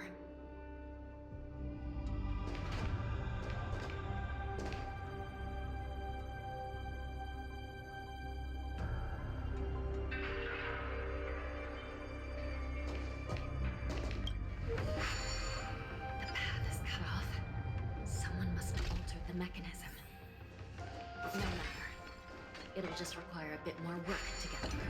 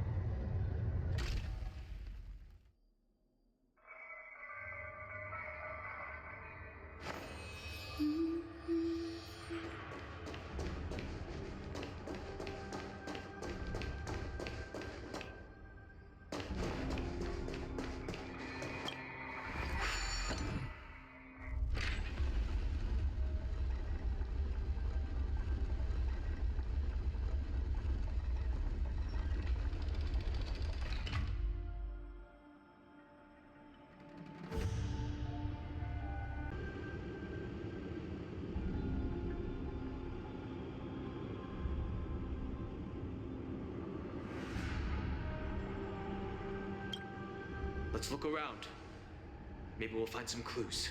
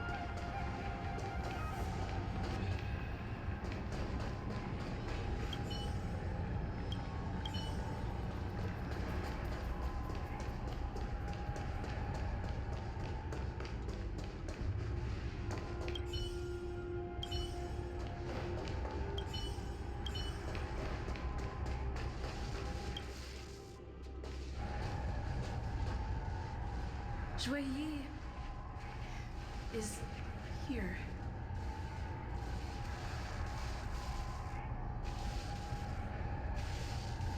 Miss Jueyi bravely sacrificed herself. My condolences, Miss Hanya. Condolences? Well, that's unnecessary. You misunderstand. Thanks to the Ten Lords' blessing, my sister turned into an Ingenium centuries ago. Dying and returning as just a soul to the Hall of Karma's document office has become a routine for her. While I'm not keen on seeing her throw away her body like it's some replaceable part, but...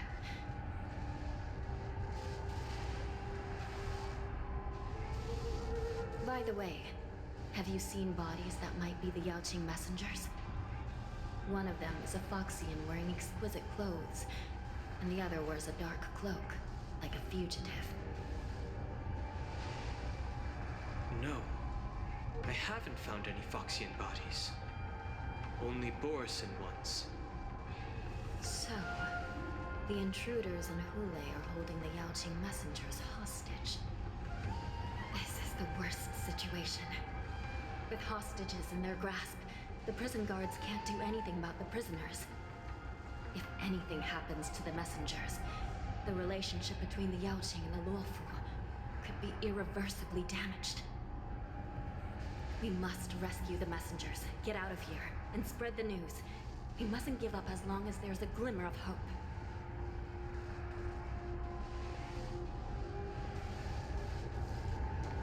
What have you found, Miss Hanya?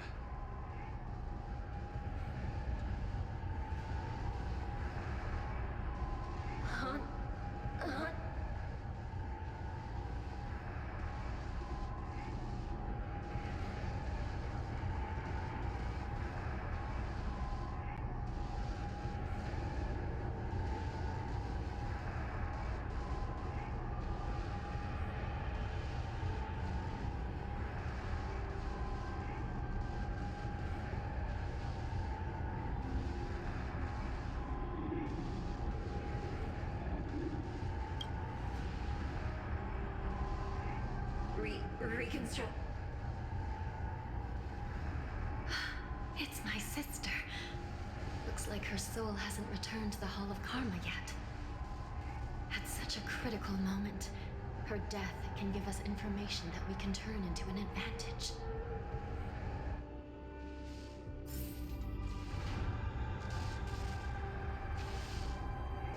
Let me see. The damage isn't too bad. If I can fix it up, my sister will have a temporary body.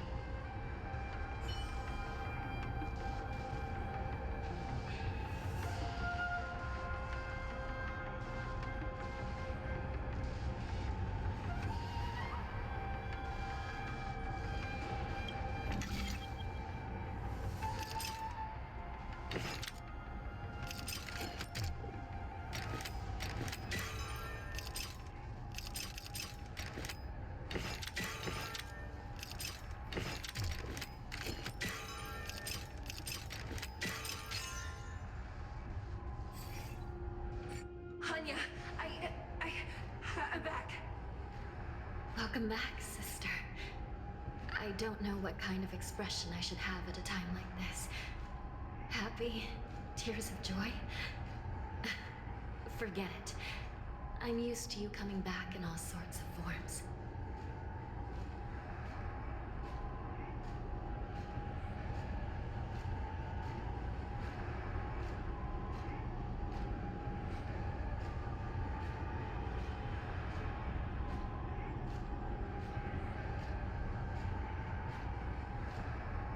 It's just a temporary solution.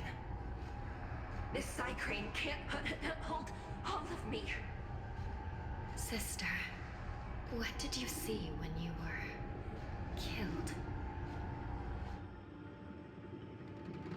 One of the Yaoqing messengers escaped, and the other one was taken hostage and brought upwards? Besides the Borisin, there were other intruders. Invisible. Invisible? Invisible intruders? What does that even mean? How many conspiracies are tangled up in this mess? Do me a favor, sister. The intruders have cut off all communication between inside and outside the prison. And now you're the only person, the only bird, who can slip out undetected. Make sure you deliver the news to the outside world. I understand. Please be careful, sister.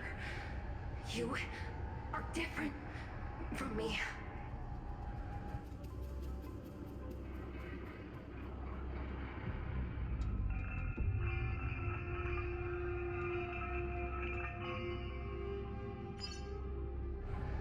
Time is running out, Miss Hanya.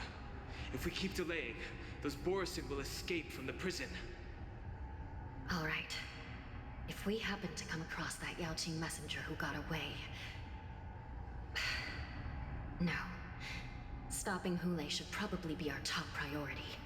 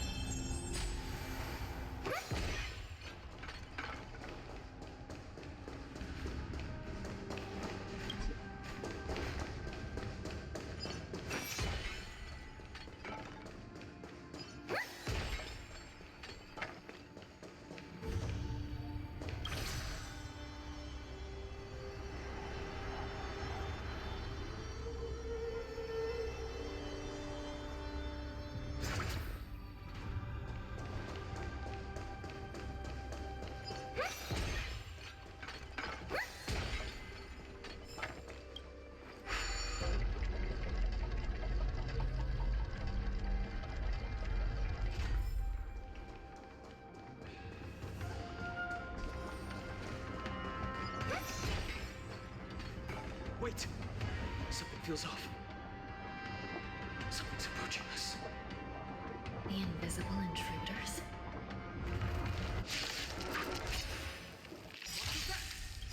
These abominations are prisoners in this prison.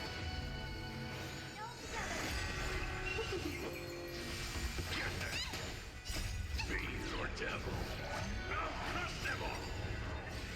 Pay for that! Here is thunder! Show no mercy.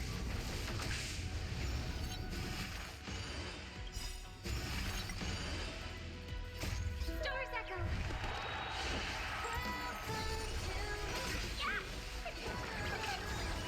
Conflict is pitiless. The prison that has been Luofu is truly concerning. Who are you? Aren't you looking for me?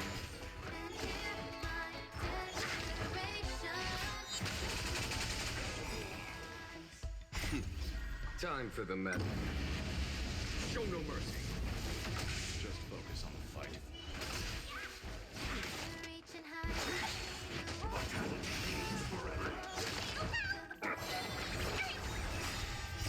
Fiend or devil, I'll crush them all! Fight is fun! Here is thunder.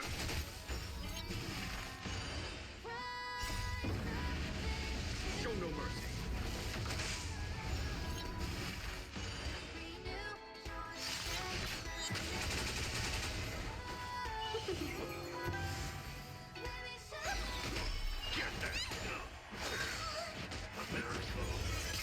That it? Conflict is pitiless. I hope for an end to strife in the world. Can we talk? Stars echo!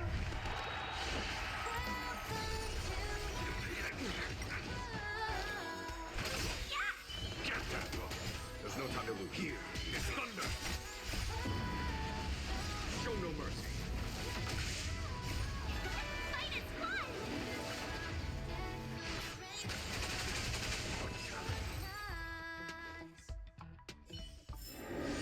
May you find peace in song.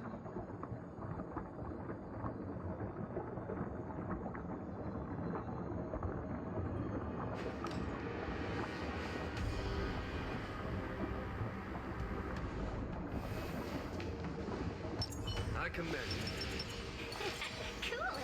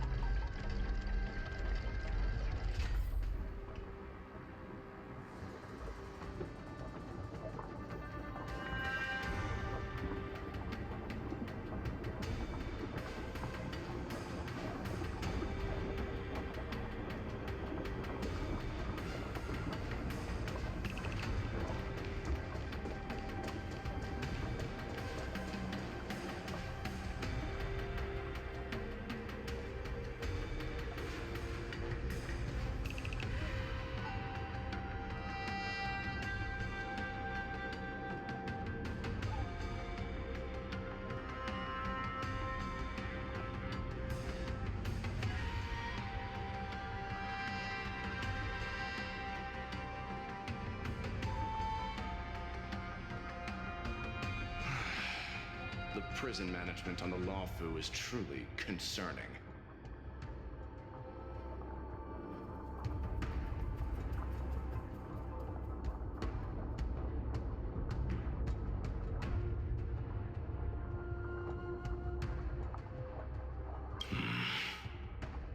Is that so? At least 2 different groups of intruders infiltrated here. The wolf cubs and these Mara-struck soldiers. Their hiding technique, it's pretty similar to the wind mantle technique used by the Vidyadhara serving Kailorum Venti on the Yaoqing. What do you think? Well, never mind if you don't have any clues. Now is not the time to exchange assassination techniques. I'm Waza. My friend fell into the clutches of that wolf and was planning to escape and report back as quickly as possible. But now it seems... The prison on the Luofu is a real maze, I must admit. Thank you for your help, Mr. Moza. We'll do our best to ensure your friend's safety. No, you can do nothing for him now. And you shouldn't be focusing on his safety at the moment.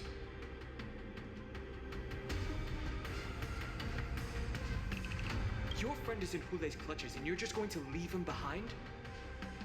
Look, I'm the Yaoqing General's guard, not his.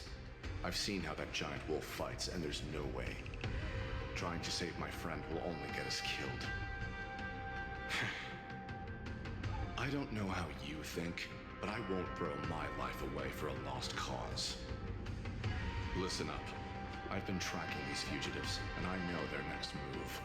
They're planning to seal off the entire prison to keep the outside world in the dark.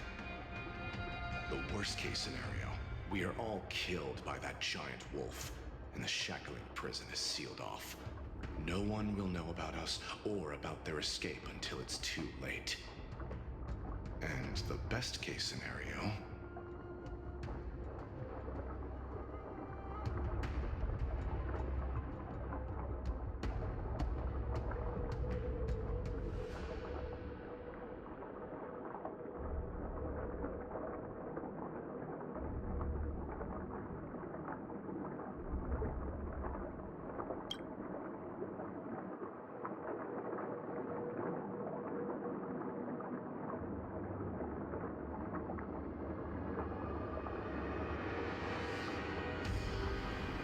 Best case scenario would be, we seal the gates and trap the enemy inside with us. We can't let that monstrous wolf escape. Hopefully, someone will eventually notice that something is off and come to help. As for whether we'll still be alive by then, it's not something we should think about. You should have a way of comforting people, Mr. Bolt.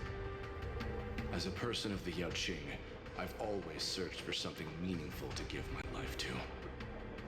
I have to make it out alive. My companions are waiting for me. As a netherworld dweller, I've already died once.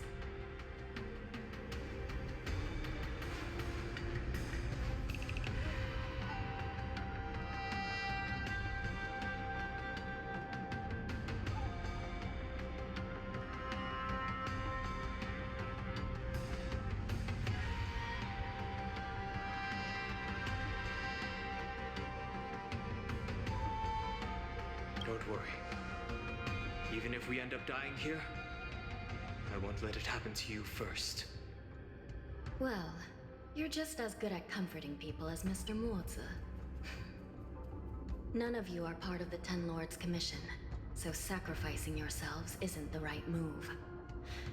As a judge, it's my responsibility to guard this prison, and if someone should step up to stop Hule from escaping, it should be me, not you. Once we reach the gate, I hope you'll help me seal it. After that, I'll do everything I can to fight the Borisin, and you find a safe place to hide and wait for reinforcements.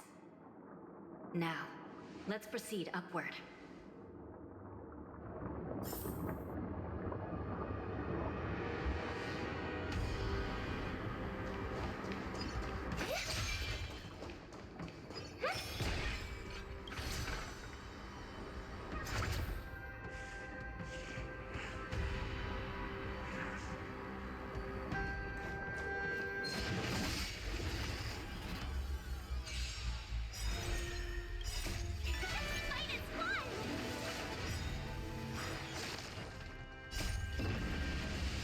Show no mercy.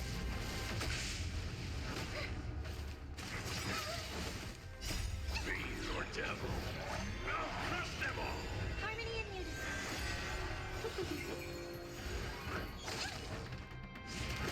It's okay. It's okay.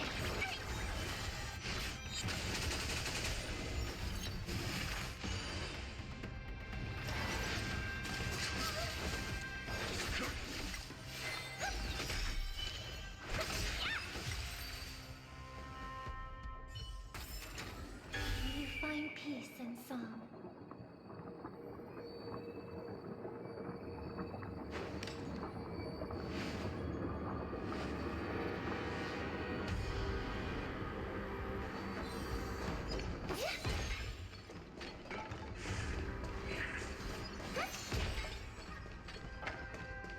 I commend.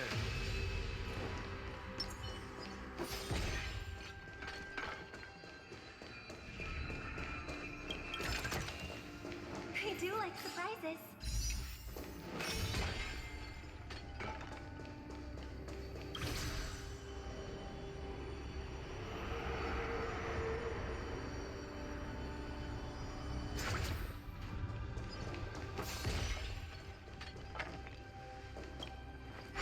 We must seal the entrance before the Borisin fugitives get out.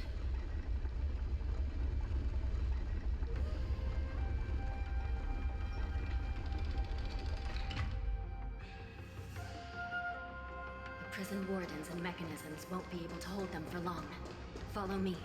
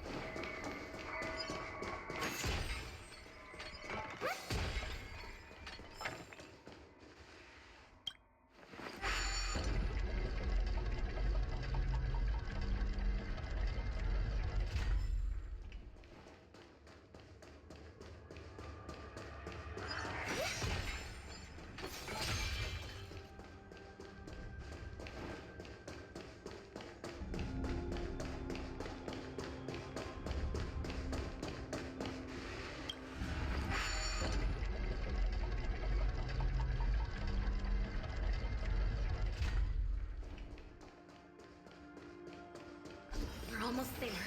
The gate is just ahead.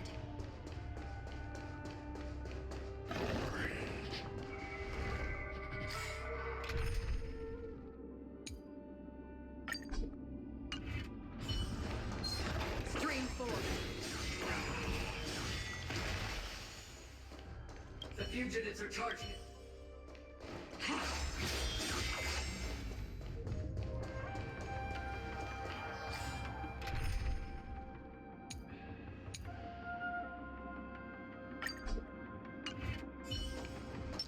I commend you.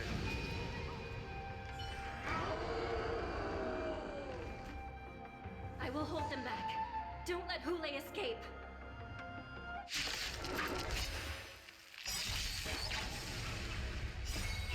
Fight as one! Still together. Stars echo.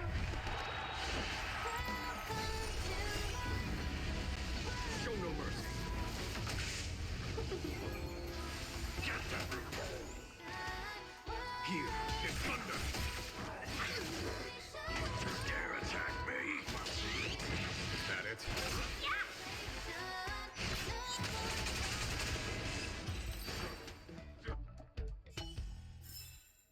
Battles are chess games. No two are alike. Cool it.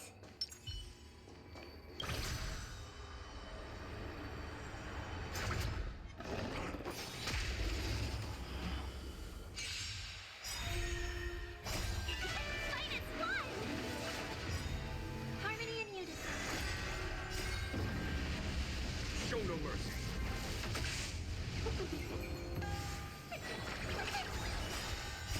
Bees or devil? I'll crush them all! Trifling. Stars echo.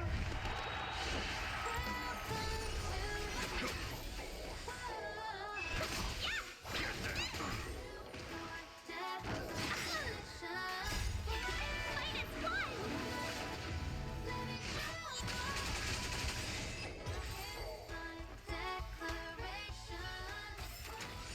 May you find peace and song.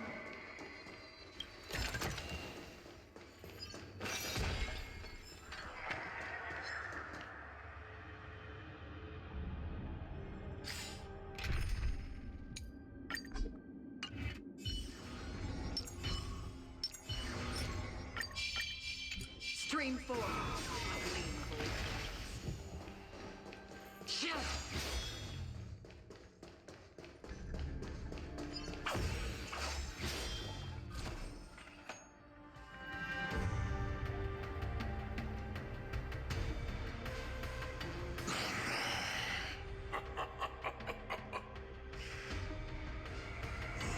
This brings back such familiar memories.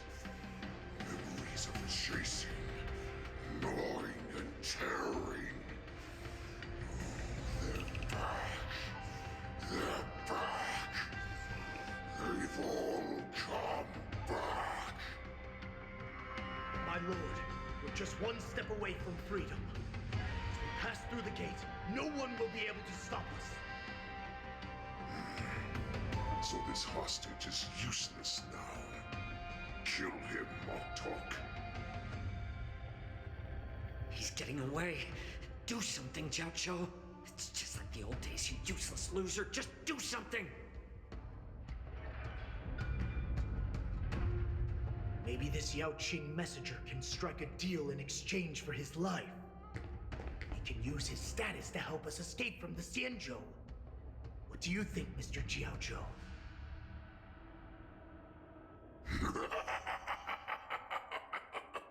Oh, just look at you.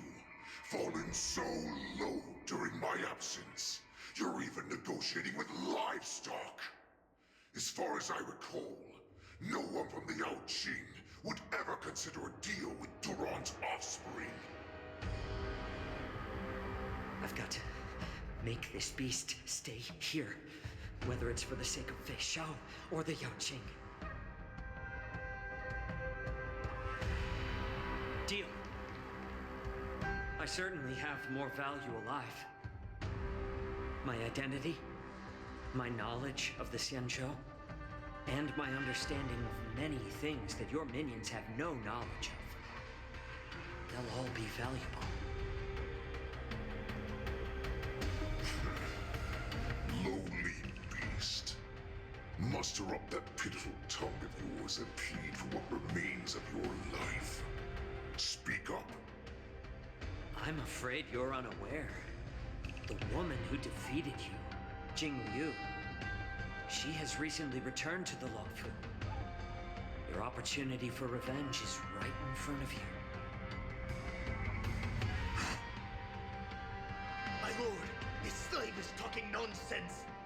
Never heard anything about this! May I just kill him now? Silence, Moktok. And you, slave. From now on, you'll stay by my side. You'll only speak and move when I allow you to. Otherwise, I'll dismember you from head to tail, inch by inch. Got it? But my lord... We must stay here for some time, Moktok. Fear not. Because once I step out of the prison, it's the people of the Xianzhou who should tremble in fear. I'll show them what true calamity means. Now, Duran's whelps, follow me!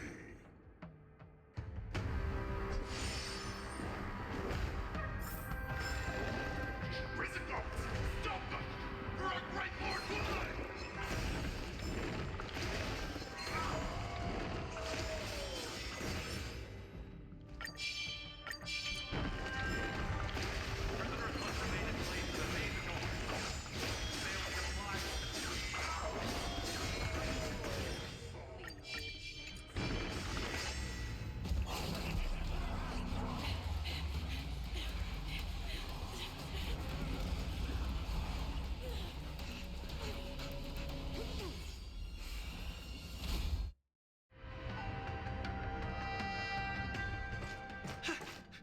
Report!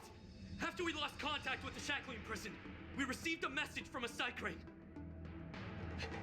The prisoners have revolted, and the criminal Hulai is nowhere to be found. What about the Yaoqing messengers and the Nameless? No news at the moment. We're trying to restore contact with the shackling prison as soon as possible. I see. You're dismissed.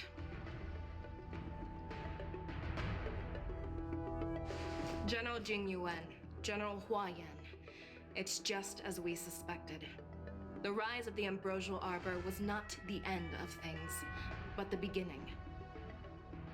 The hand of the Ruined Legion has already sown the seeds of destruction. From this moment on, the Xianzhou Alliance will face an even greater challenge, from both the abominations of abundance and the destruction itself. If this is what they want, I'm always up for a challenge.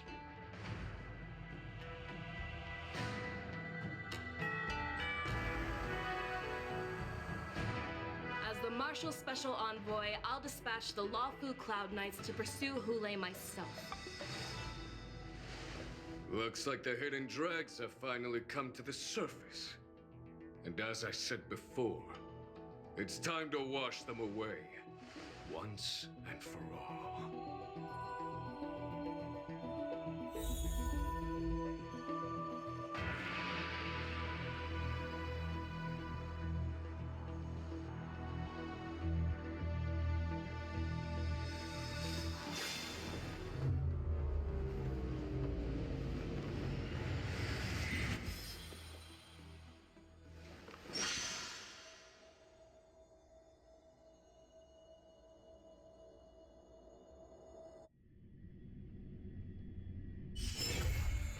Haven of memories.